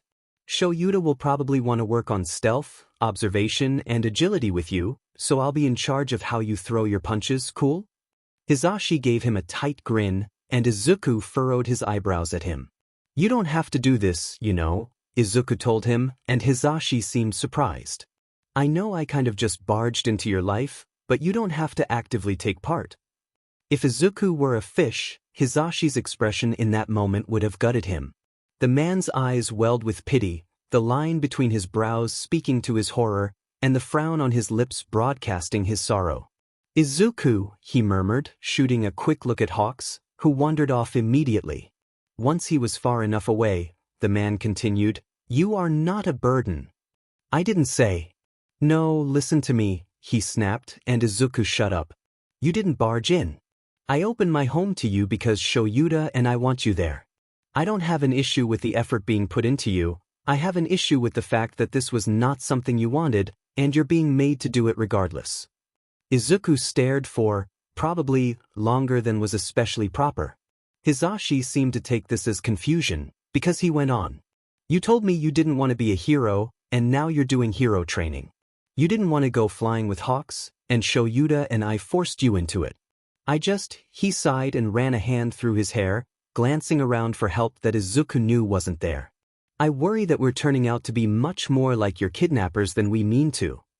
That sent a shiver down Izuku's spine, and he decided then and there that, yes, he did very much like Hisashi. "People who worry about becoming evil are so rarely evil," Izuku told him.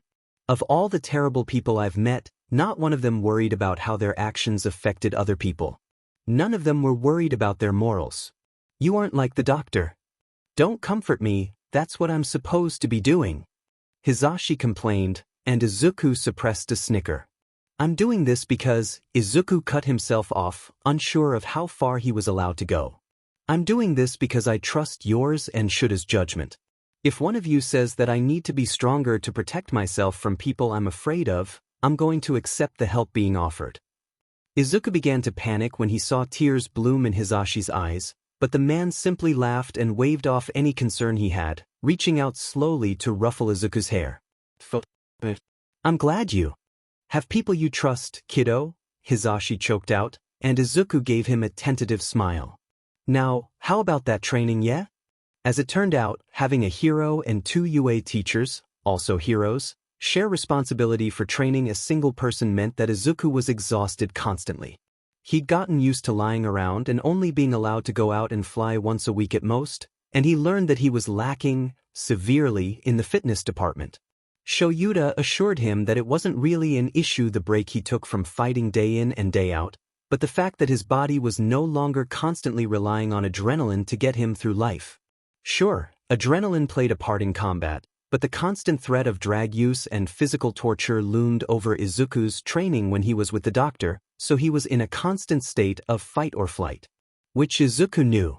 He knew that part of his exhaustion was just his brain acclimating to feeling safe enough to drift into REM sleep, to feeling safe enough to let his guard down once in a while, when it was just him and the heroes in the apartment. But that didn't stop the bone-deep fear of being too comfortable. The fear that, if he let himself have this, then he would fall behind and drop from where he had been with the doctor.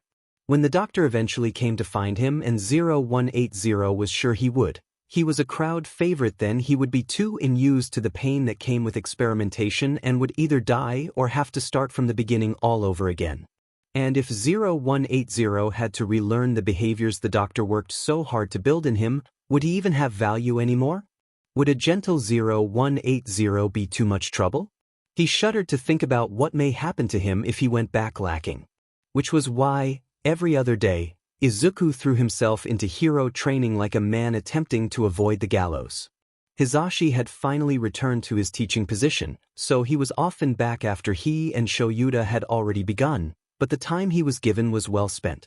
Hisashi, as promised, worked with him on how to properly defend himself rather than using less valuable parts of his body as protection like he had been.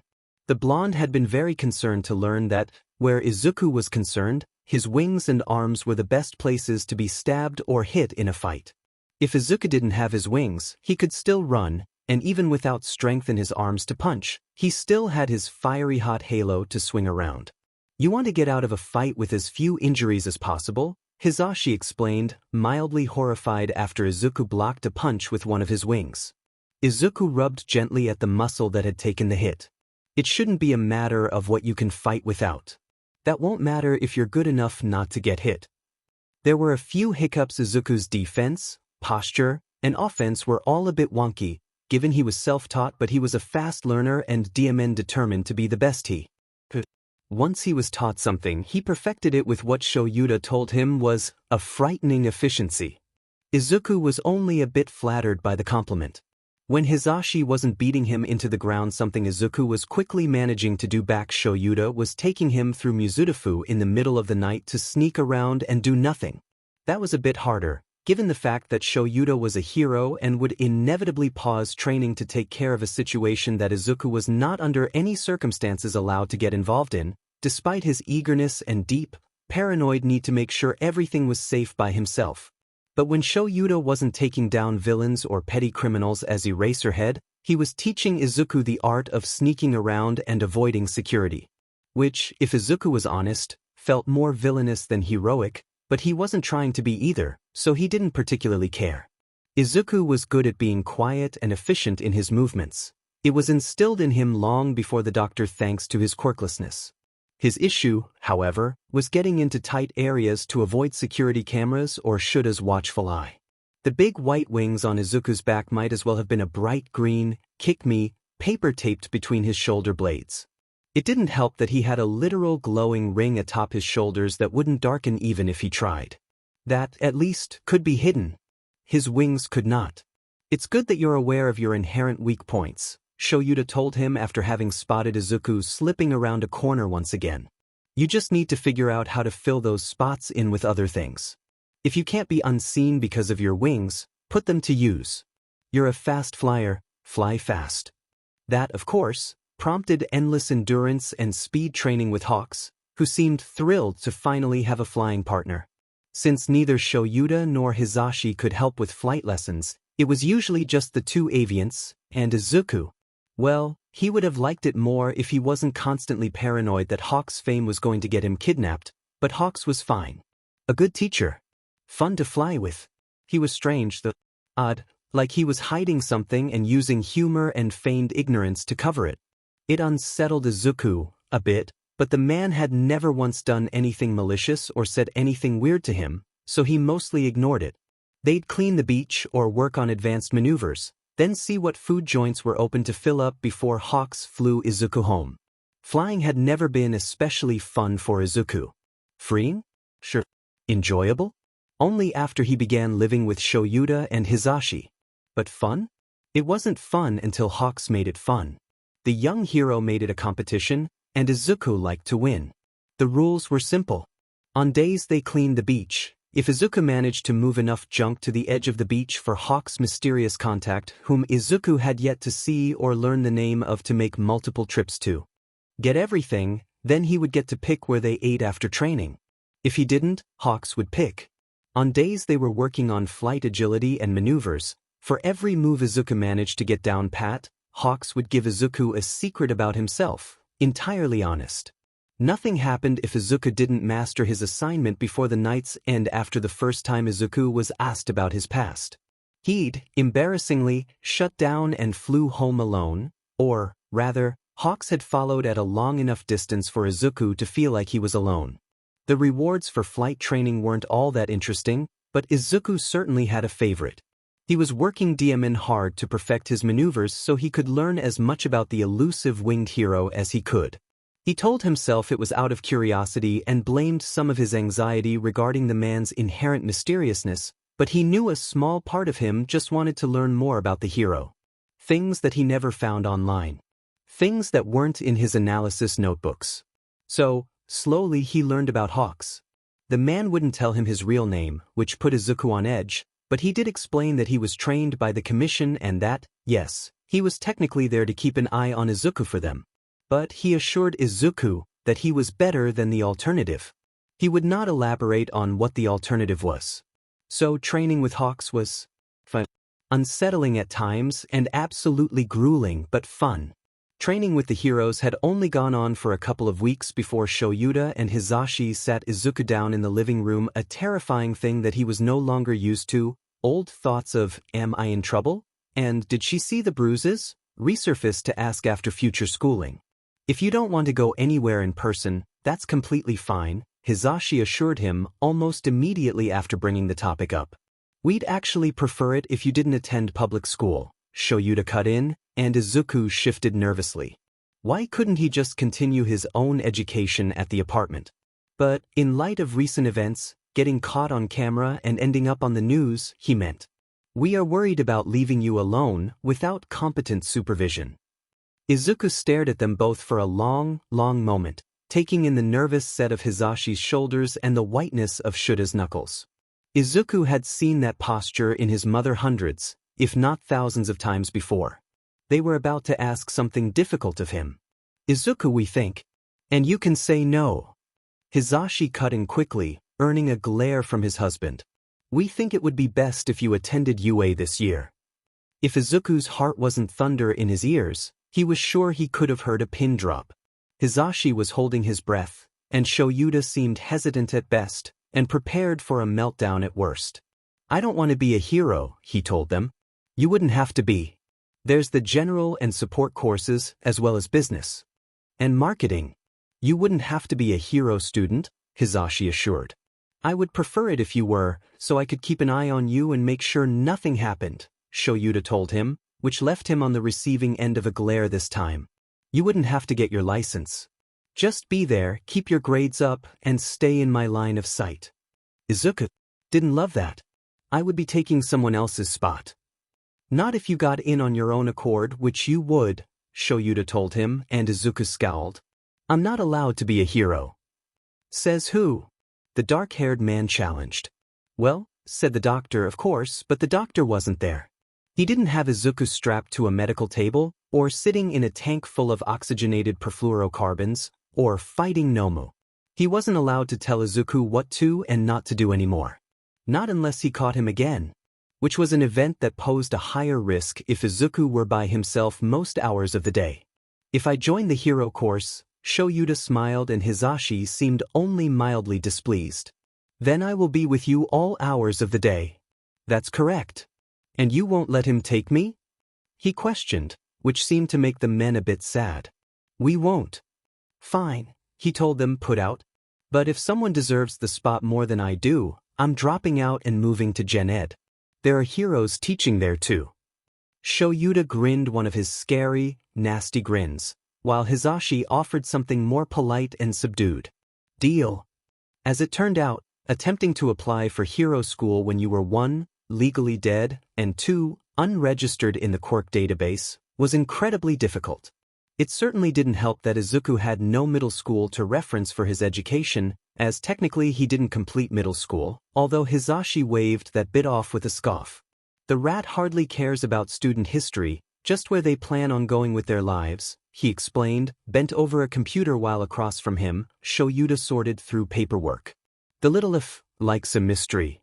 Izuku was slightly baffled by the language Hizashi used to refer to his boss, but Shoyuta simply snorted and kept working, making Izuku think this was a regular thing for the both of them. It made him wonder what the principal of UA was really like. He should not have wondered.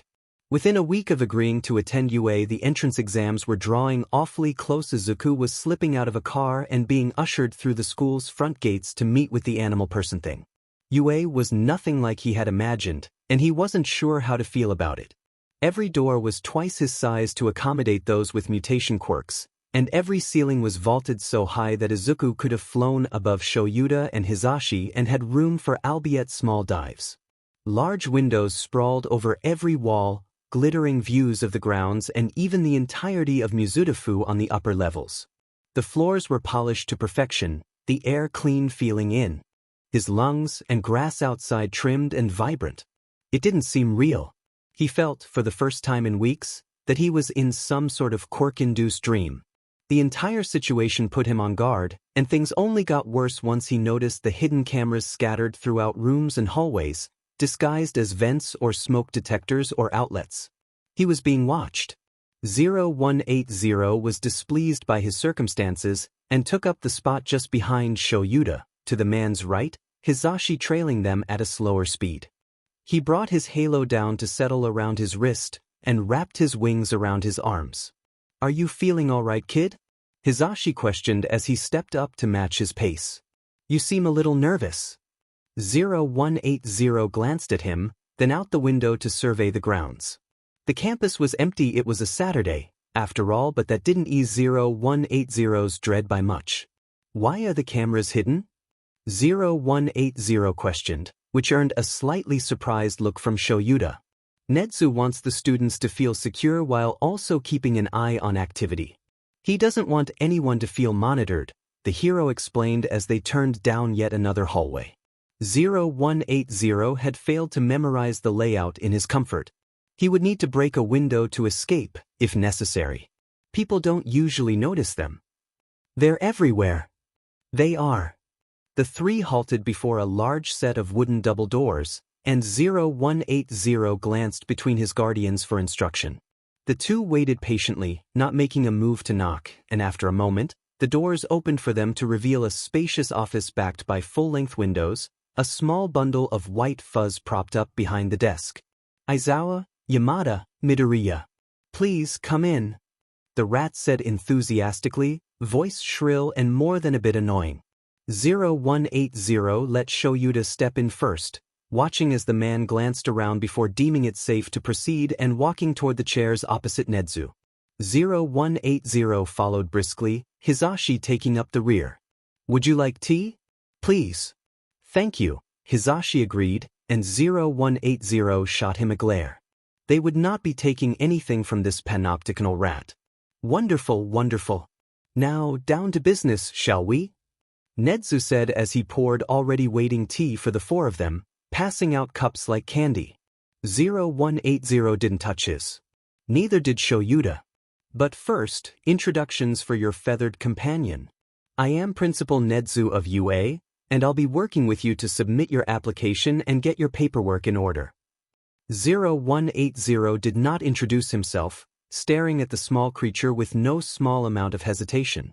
The gleam in the rat's eyes as he spoke set 0180 on edge. Izuku, Hisashi prompted, nudging 0180 just enough to make him startle. He scowled at the blonde hero but turned back to Nedzu regardless. Midoriya Izuku. A short silence filled the room, and 0180 watched Shoyuta shift in his periphery. Wrapping his wings more firmly around himself, 0180 took in the office. It was largely empty save for the desk and chairs the four of them sat at, and the sofa and coffee table they had walked by upon entering. He couldn't find any hidden cameras, though that didn't mean there weren't any. He dreaded the prospect of microphones tucked into some small crevice. Is this conversation being recorded? 0180 asked, breaking the silence. Shoyuta shot him a decidedly unhappy look, but the principal seemed pleased, or at least keen. It is. 0180 nodded and took it for what it was. The rat hadn't offered to end the recording, and therefore would likely deny the request if asked.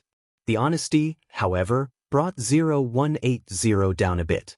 So, Midoriya, Nedzu began, commanding the attention of everyone in the room with an effortless authority that might have been impressive were 0180 not so goddamn weary. I've taken the liberty of speaking with the police and state to revise your personal records and, for lack of a better term, bring you back from the dead. Shoyuta snorted. Despite himself, 0180's mouth turned up, amused. Registering your quirk will be up to you, although I have the paperwork printed and ready to be filled out at your leisure.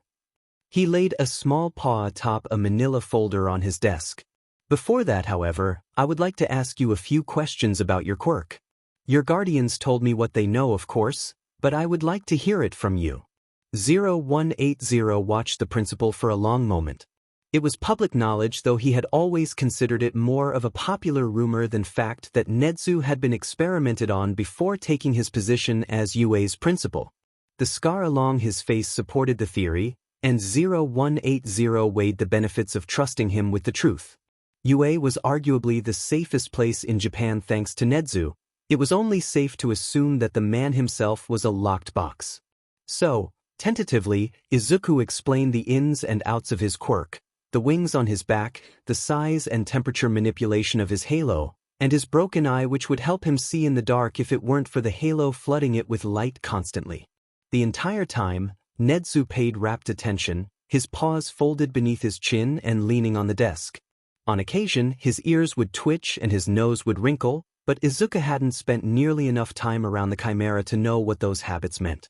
When Izuku finally talked himself out, Nedza leaned back in his chair and said, "Aizawa, Yamada, will you wait outside while Midoriya and I discuss, please?" That sent alarm bells off in 0180's head, but he did his best to shake them away, nodding and the heroes and watching them leave, making sure the door clicked closed behind them.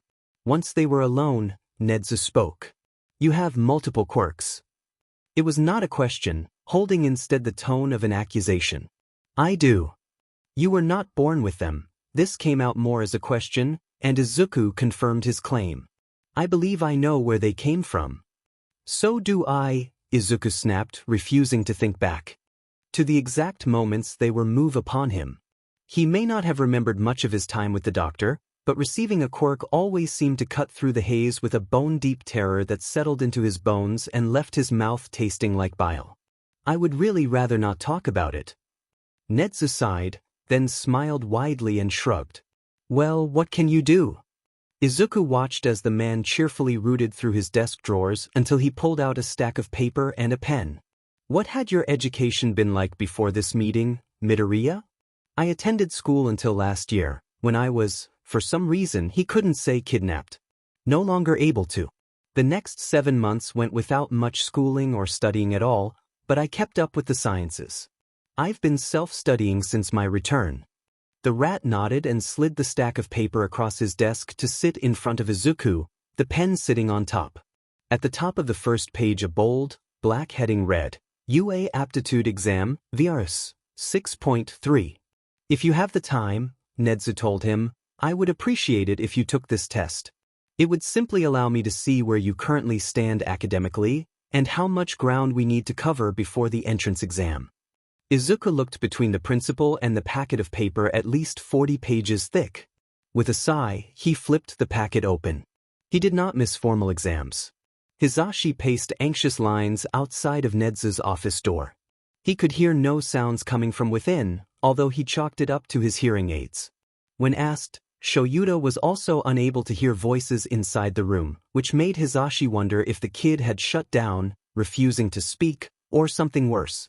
They stood in the hall for what felt like hours. Hizashi was dismayed to see that it had been, in fact, nearly 2 and said very little, intent on listening in for any sound or sign of distress within the principal's office walls. At one point, Shoyuta wandered off to retrieve coffee for the two of them, and they sipped their drinks dully. Around noon, nearly 3 hours after they had walked out, Nedza's office doors opened to admit entry. Hizashi hurried into the room, eyes landing on Izuku, who seemed both safe and healthy, if not a bit tired. The boy gave him a small, forced smile. "Okay," he asked, taking his seat beside the boy. "Fine," he responded, and it sounded mostly honest. "I'd say it's more than fine, Midoriya," Principal Nedzu exclaimed, ears twitching. A paw rested atop a heavy stack of papers on the desk, and he pushed them toward Hizashi, eyes bright and expectant. "He is entirely up to date with his education and has full permission to proceed with his application and attendance of the entrance exam if he so wishes." Glad but also a bit apprehensive as to why coming to that conclusion took 3 hours, Hizashi flipped through the stack of paper. It appeared at first glance to be the written portion of the standard entrance exam, but as Hizashi got further into the work, he found that it encompassed quite a bit of the first-year curriculum, as well as subjects that Hero Corps students didn't learn, or topics that UA didn't even teach. Fond, overwhelming pride rose up within Hizashi's chest as he saw the little 83% written at the top of the first page in bright red ink. Hizashi pushed the packet across the desk to Shoyuta before turning to their kid with a smile. "You did very well, Izuku. I'm proud of you." The boy in question flushed an embarrassing shade of red and averted his eyes, the feathers of his wings puffing up. "He did indeed." Nedzu clapped his palms together as Shoyuta handed back the packet, a serene smile on his lips. "Given that he scored so highly, I have no qualms with allowing his admission." He took the manila folder containing the Quirk registration paperwork and handed it to Shoyuta, who flipped through it quickly. "Please have that signed and submitted to the registration offices before the entrance exam." Hizashi and his husband nodded in tandem, the two rising from their chairs. Izuku hurried after them to stand, and Hizashi smiled in sympathy, Netsu's dismissals were hardly ever formal and took some time to understand fully. Hisashi led the way to the door, Shoyuta taking up the rear with Izuku between them. Just as they stepped through the doors, a cheerful voice called, "And Midoriya?" The three of them turned around to see the pleased grin the Chimera wore. That certainly didn't bode well. "I'm so pleased that you're considering UA." With that, the doors closed in their faces, and they were left staring blankly in the hallway. Hawks was, naturally, thrilled to hear the news the next evening, and skipped flight training altogether to get dinner and ice cream to celebrate. Izuku found that he doesn't hate it. In fact, he was actually quite pleased, if not horrendously confused, to have so many adults be proud of him. Other than this mother, Izuku couldn't remember a single person who had told him they were proud of him. Even then, his mother's praise was sparse, lessened by the stress of work and Izuku's condition. But now, Izuku had three grown-ups telling him they were proud of him and smiling at him and buying him his favorite food as a reward. And he hadn't even done anything. That was the worst part. He'd taken a test, one that he didn't even score full credit on. It wasn't like he got into UA. Regardless, Hawks took him to get katsudon at a shady, 24/7, hole-in-the-wall eatery on the other side of Mizutofu, and they sat atop the tallest building they could find and huddled over their food for warmth. Izuku couldn't wait for spring to come, and with it warm flights.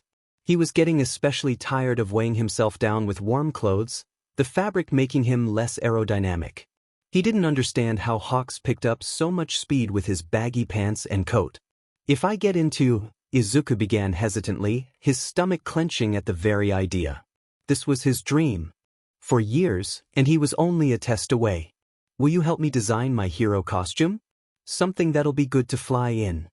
Hawks beamed at him around a mouthful of food, doing Izuku the favor of swallowing before he responded. "For sure. I think I'd be remiss not to after sponsoring you." Izuku stared at him for a long, long moment, watching the blonde hero scarf down noodles, willing his brain to process what he'd just been told. "What?" he asked dumbly. Hawks arched an eyebrow at him. "I'll help you design your costume," I said. "I heard that bit," Izuku choked out. "What do you mean, sponsor me?" At this, Hawk's attention left his food and instead focused solely on Izuku. "I'm sponsoring you for the recommendation exam. Your folks can't do it 'cause they work at UA, but I can, so I am." He shrugged as though it wasn't important. Izuku felt it was very, very important. "I'm not taking the recommendation exam." "Sure you are. I'm sponsoring you." "Why?" Izuku exclaimed, nearly dropping his katsudon off the side of the building. He set it on the concrete beside him and turned bodily to stare at Hawks, who was now looking at Izuku as though he'd grown a second head. "Why wouldn't I? I mean," he sputtered. "There are so many other people you could sponsor. And you chose me. I'm training you, aren't I?" "So?" Izuku got to his feet and paced along the edge of the building, needing a physical outlet for his frustration and anxiety. "I don't even know if I'm going to stay in the hero course, let alone UA as a whole. Why would you waste that opportunity on me when there are hundreds if not thousands of other kids just dying to have this chance? I don't." Izuku turned to pace back and was immediately caught by the shoulders, Hawk's hands a grounding weight. The man stared at Izuku for a moment, eyebrows furrowed, and said, "I'm doing it because I want you to have that opportunity. I think that you would make a fantastic hero, even if you don't want to be one." Izuku didn't know what to say to that, mouth opening and clicking closed when no speech danced out. Dumbly, he nodded at Hawks, who seemed pleased and released him, returning to his food. Izuku followed at a much slower pace. "Besides, I wouldn't put in all this effort just to not see it pay off. Come on, kid."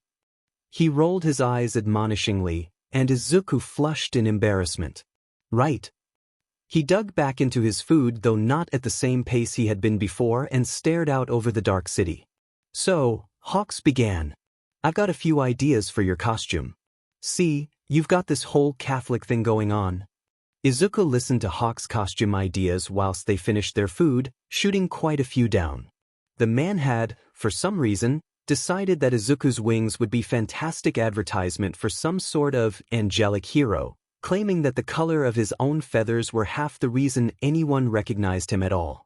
Izuku stared at the man for a long moment after that statement, wondering if Hawks was fishing for compliments on his appearance or genuinely just that blind, and decided to keep his mouth shut. If the man didn't know that his ratings were so high because he was attractive, then Izuku would not be the one to inflate his ego by telling him. He wasn't especially keen on the angel branding as Hawks was, but the man insisted that between his wings and halo, it's not a real halo. I just call it that for convenience. Izuku argued he would be endlessly endeared to the public and his ranking would skyrocket once he got into the field.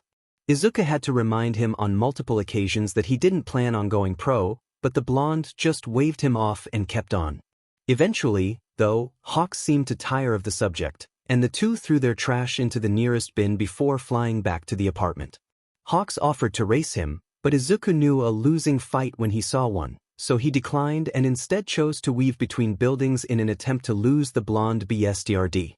He would have managed it too, had they not been so close to the apartment by the time Izuku got a large enough lead. Saying his goodbyes to Hawks, Izuku entered the apartment and found Shoyuta still awake, doing something on his computer at the dining table. He looked up at Izuku's entry. "Hey kid, there's food in the fridge if you're hungry. Hizashi made onigiri. Hawks and I ate." "Thanks, though," he replied tiredly, kicking off his shoes. "Why are you still awake?" The clock on the wall indicated it was nearly 1 in the morning. "Just finishing some things up with your legal documents. I've submitted your paperwork to the Quirk registry, so you should be registered by the week's end," he explained, running a hand over his face and leaning back in his chair. "How was training?" "It wasn't." At that, Shoyuta arched an eyebrow, and Izuku explained while taking his winter gear off. "Well, it sounds like it was a productive night, then. It's good of him to sponsor you." Izuku still wasn't sure how to feel about that particular subject, so he simply nodded. "I'm going to bed." "'Kay. Sleep well." "You too." In the morning, Izuku would ruminate on how utterly domestic the interaction was, and how warm the conversation had left him. Just then, though, he was content with brushing his wind-tangled curls out and laying down in a warm, plush bed and sleeping through the night. On the day of the recommendation exam, Izuku was shockingly level-headed. He was no more anxious than he usually was, although whether it be caused by actual emotional regulation or mild dissociation, he wasn't sure. Hizashi had cheerily woken him from a dream about middle school with a knock on his bedroom door and promises of American-style breakfast if he hurried. Groaning, Izuku pulled himself out of bed, his wings dead weight behind him, and he stumbled from the room and followed the scent of pancakes drifting out of the kitchen. "Morning, kid," Aizawa muttered as he passed the sofa, cradling a mug of what smelled strongly, very strongly of coffee and stroking Mame's fur as she kneaded his thigh. Izuku grunted in acknowledgement before shuffling into the kitchen, pulling his wings off the ground so Hizashi wouldn't step on them in his hustle and bustle. "How are you feeling this morning? Get enough sleep? Excited for the exam?" he asked, smiling all the while in the way Izuku had finally become comfortable with. Instead of replying, Izuku stared at the man as he hurried between pouring juice into glasses and making sure the pancakes didn't burn, slow on the uptake. When he finally wrapped his head around the rapid-fire questions Izuku used to be so good at answering questions, even on the brink of death, they were making him soft, he responded with a shrug. "I feel fine, I got the recommended amount of sleep, and I'm trying not to think about the exam."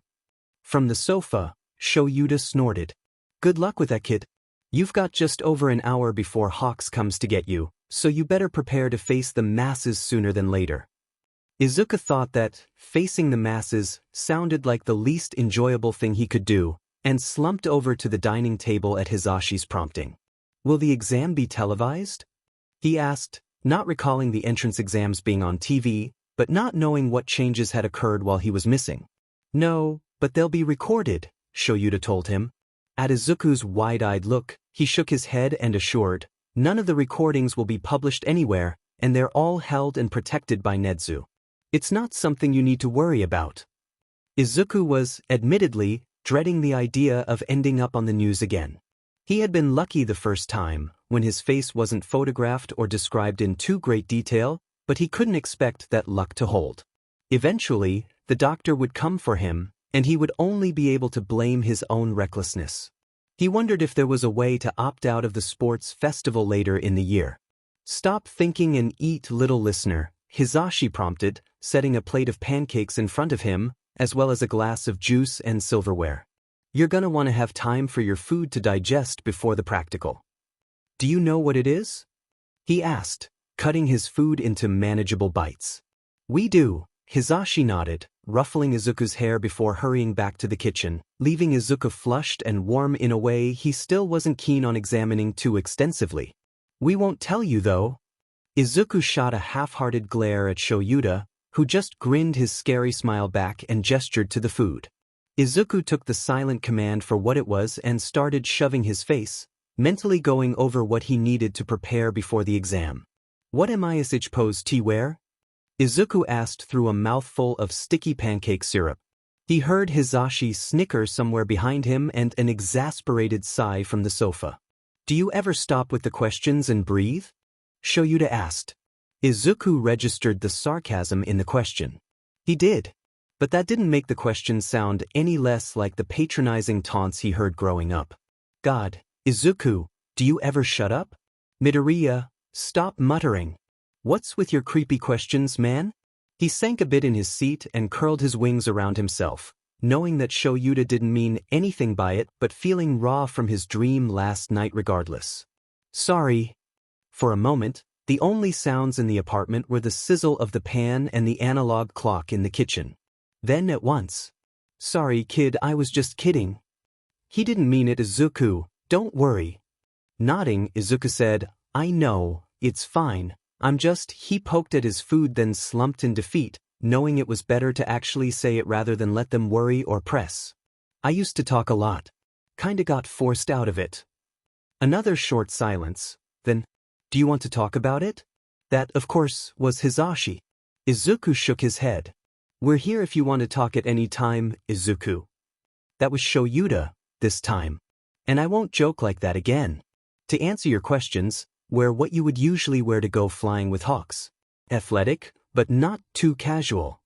Izuku nodded, hating himself a little bit for making things weird, then hating himself for worrying about that when he was a chemically engineered weapon. He finished his food then excused himself with thanks to Hisashi, who told him not to worry about dishes and instead go wash up and get dressed. He did as he was told. Mame followed him into his bedroom, bean toes patting at the hardwood floor, and jumped up onto his bed to watch him sift through the dresser. He found a pair of black joggers and a long-sleeved compression tee that he'd yet to wear and tossed them both onto the bed, startling Mame and making her crawl up onto his pillow. She had gotten quite comfortable after the first couple of nights in the apartment, and seemed to be glued to at least one member of the household at all times, preferably whoever was sitting somewhere soft. Izuku got dressed quickly, given he had to maneuver his wings through the holes in the back of the compression shirt alone and slipped on some socks, wandering out to the bathroom to wet the frizz out of his hair, wash his face, and brush his teeth. He'd found himself enjoying preparing himself for the day as of late, finding stability in the routine nature of things. He spent his remaining time entertaining Mame, letting her bat at one of the strings that had come out of his hoodie as he dangled it above her. He was biding his time, really, slowly feeling the walls close in as time pressed indomitably forward. Eventually, though, his time ran out, and he heard Hisashi call his name from the living room. He hurried out into the living room and found Hawks glancing around like he'd never seen the place. Meanwhile, Aizawa poured more coffee and Hisashi washed the dishes from breakfast. Once his eyes landed on Izuku, the playful cheer and annoying prodding slipped into place, the traits visibly setting into the well-dug etches of his face. Hey kid, ready for today? Not really, Izuku told him, slipping on his running shoes, not that he really ran anywhere anymore, and tying them maybe just a bit slower than he normally would. It was getting to him now, the anxiety. He was feeling it in the soles of his feet, in the droop of his shoulders and the weight of his wings. This would be the first time that Izuku left the apartment in daylight since that first shopping trip, and the subsequent trips that followed. Although, those stopped once it became strikingly clear to Hisashi that his paranoia was not caused by social anxiety, and was worried what this may not only do to his mental state, but also his performance completing the exams. He needed to get it out of the way before the full-body dread settled and effed up his chances. Can we get going? Ooh, eager. I like it. Hawks said almost sarcastically, and Izuku smiled tensely at him before saying goodbye to Shoyuta and Hisashi, hurrying out the door before he lost his nerve. They were, of course, flying to UA instead of going by car or train, which Izuku just thought was fantastic because the sun was out, which meant people were out, which meant Hawks would be drawing attention to them and Izuku would be seen. Kid? Hawks asked, breaking Izuku out of his spiral. They were almost to UA now, and Izuku was dreading it more and more with every second that passed. Yeah. Izuku responded, glancing below them and watching the tiny people pass in a blur. This was fine. He was fast, and Hawks was faster, which meant that if anyone came for them in the open air, they'd have a good chance of escaping. He'd be fine. Hawks hesitated, which wasn't usual for him, and Izuku glanced over with an arched look. Hawks grinned at him, then did a little barrel roll. You're gonna do great today, you know. As long as you don't shut off like you sometimes do, you'll be fine. Izuku didn't know what he meant by shut off, but nodded in acceptance regardless. He wasn't too sure he would pass, given that there would be other heroes and their ments there, or worse, children of heroes, but trusted his abilities enough to know he would at least get by. That was good. That was a good train of thought. Izuku would do fine, and he wouldn't fail or be kidnapped again or wake up from whatever effed up dream he was in. He would be fine. We're here, kid, Hawks told him before dropping immediately into a dive bomb, leaving Izuku hovering in the sky and mildly set off. He followed the blonde hero at a much slower speed, purposefully making him wait alone in the middle of the school grounds, scowling as he landed. The hero just grinned. Having fun yet? Come on, I don't want to be late, Izuku grumbled, which just made Hawks' grin widen. The hero tossed an arm around Izuku's shoulders. Get off of me. Just keeping you close. Your folks would have my head if I lost you. Izuku had noticed that recently, Hawks was referring to Shoyuta and Hisashi as his folks. It wasn't really bothersome, exactly, but certainly strange. Izuku had only ever had one parent before, and that was Inko, and now he didn't have parents. Shoyuta and Hisashi were his guardians, sure, but they weren't his parents, not really. Izuku never had a dad, and the idea of having two now was weird. He wasn't sure what he'd call them other than guardians, but folks was not it. I'll stay close, Izuku told him, glancing around to find a couple of other heroes and their students walking into the exam building. Shoyuta, for all his talk about not helping Izuku with the exam, explained that he would be taking the written portion first, then the practical, then a meeting with Nezu to assess his character. Izuku was of the opinion that his character had already been assessed and deemed acceptable when Nezu told him that he was excited for Izuku to apply for UA, but he supposed there was no harm in double-checking. If he was a bit nervous for a second meeting with the strange rat, it was no one's business but his own. Hawks opened the door to the exam building and ushered Izuku in before him, right on his heel at every point. If Izuku were asked, he would say that Hawks may have been just as nervous as he was about this whole thing. He recalled that Hawks hadn't ever appeared in any of the past sports festivals for UA that Izuku had seen, and he had gone as far back as he could, which meant he likely hadn't attended the school at all. Actually, Izuku didn't know how Hawks attained his hero license in the first place. Maybe that was a question for training, later. Endeavor! Hawks exclaimed cheerily, his arms settling back around Izuku's shoulders like a grounding force. They made their way over to the number 2 hero, who was much bigger in person, good lord, and got far too close to the man's flames for Izuku's comfort.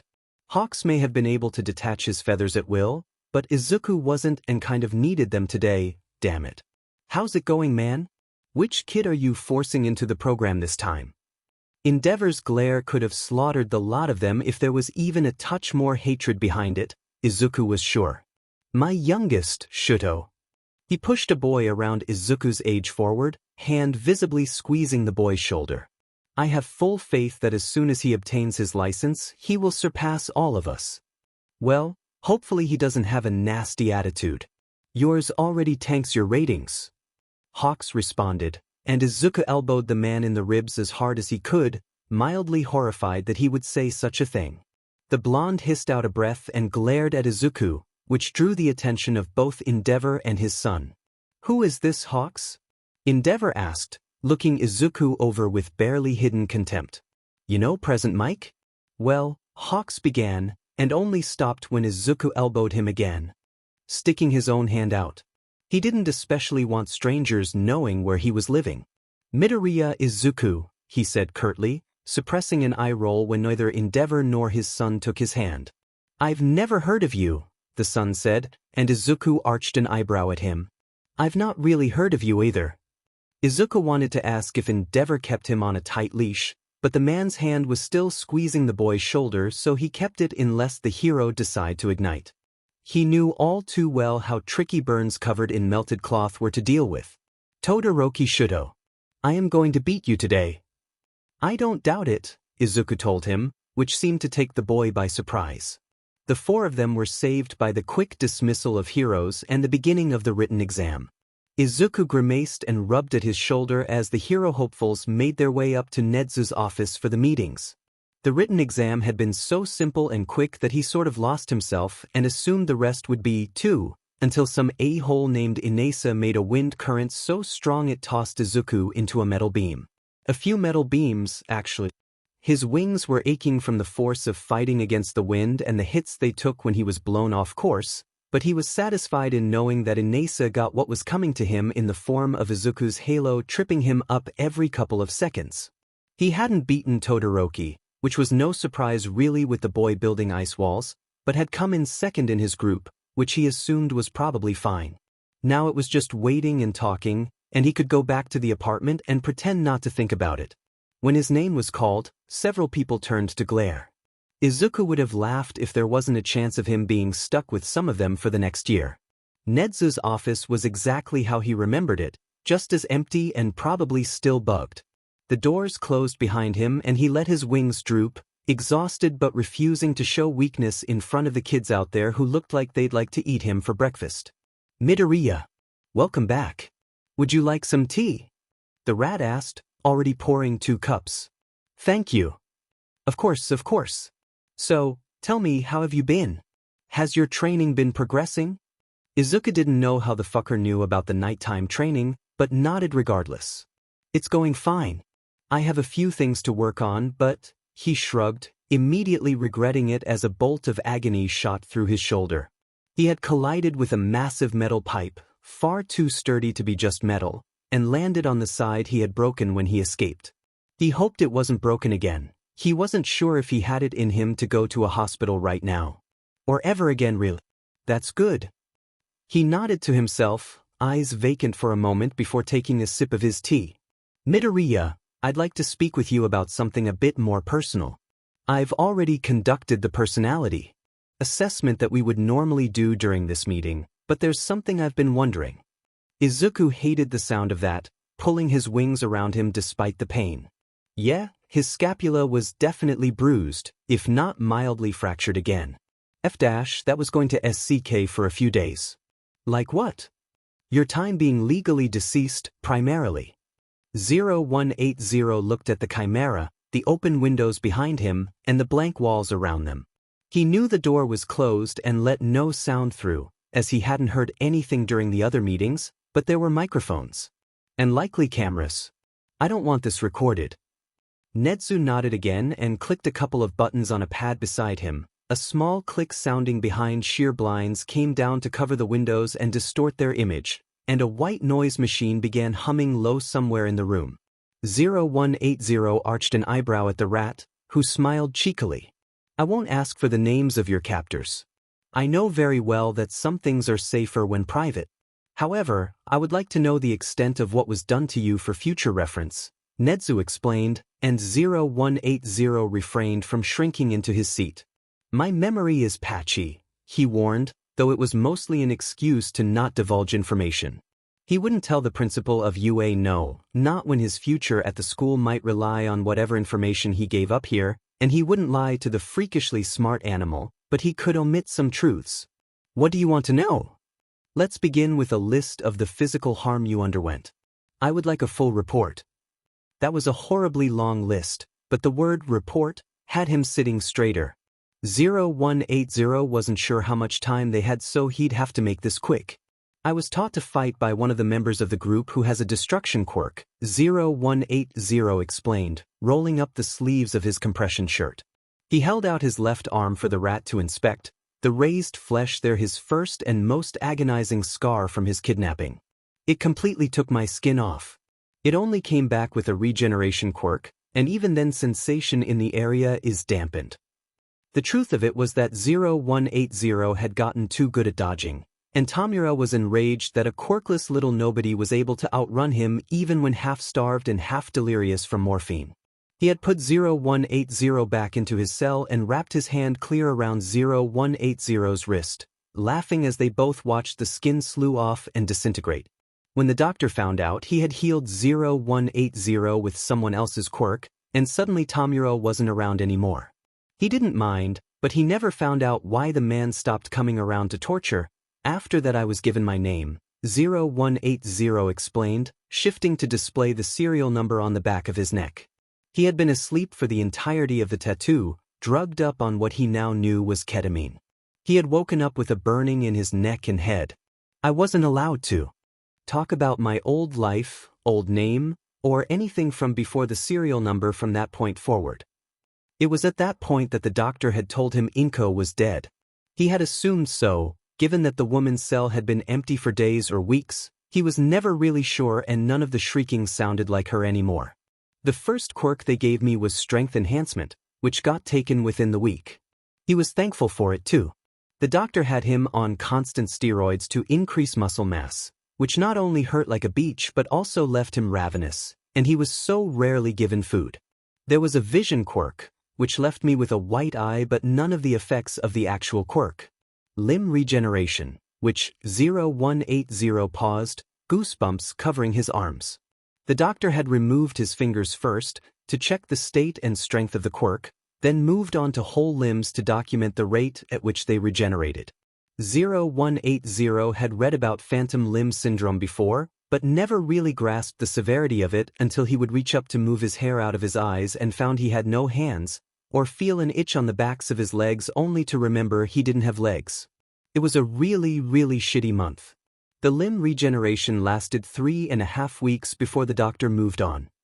Nedzu was taking notes in a small notebook, the kind waitstaff used in old diners. He said nothing, so 0180 continued. They gave me a foresight quirk that I had for about 2 days. I almost got out with that one. He'd been so close to the bright green exit sign before Tamura found and grabbed him by the back of the neck, one finger delicately raised, before bashing his FING face in so badly 0180 couldn't open either of his eyes for days, even after the sedatives they pumped into him wore off. His nose was crooked after that, though he didn't remember it breaking. Another strength quirk that they took away because it made me eat too much. A quirk that gave me tentacles. He had circular scars from where those were cut off hidden beneath his wings. And one that let me change the size of objects I was holding. I still have that one, actually. At this, Nedzu looked up from his notes, face troubled. You do. Nodding, 0180 grabbed his halo off of his wrist and held it up, letting the size fluctuate. It only works with this now, though. It stopped working with other objects after they gave me the wings. And the temperature control? Nedzu pressed. Another environmental quirk that decided to only stick to the metal, 0180 told him. I don't know why it happened. The doctor doesn't either. If he does, he never mentioned it while I was awake. 0180 was nearly 100% sure that the doctor couldn't find a reason for it. The man liked to verbalize his findings, and really only ever spoke once he realized 0180 was conscious. 0180 only knew most of what happened to him or what was done to him thanks to the doctor's stupid monologuing. They had me fight to test most of the quirks. That's where most of the scarring came from, 0180 told him, rolling his sleeves back down.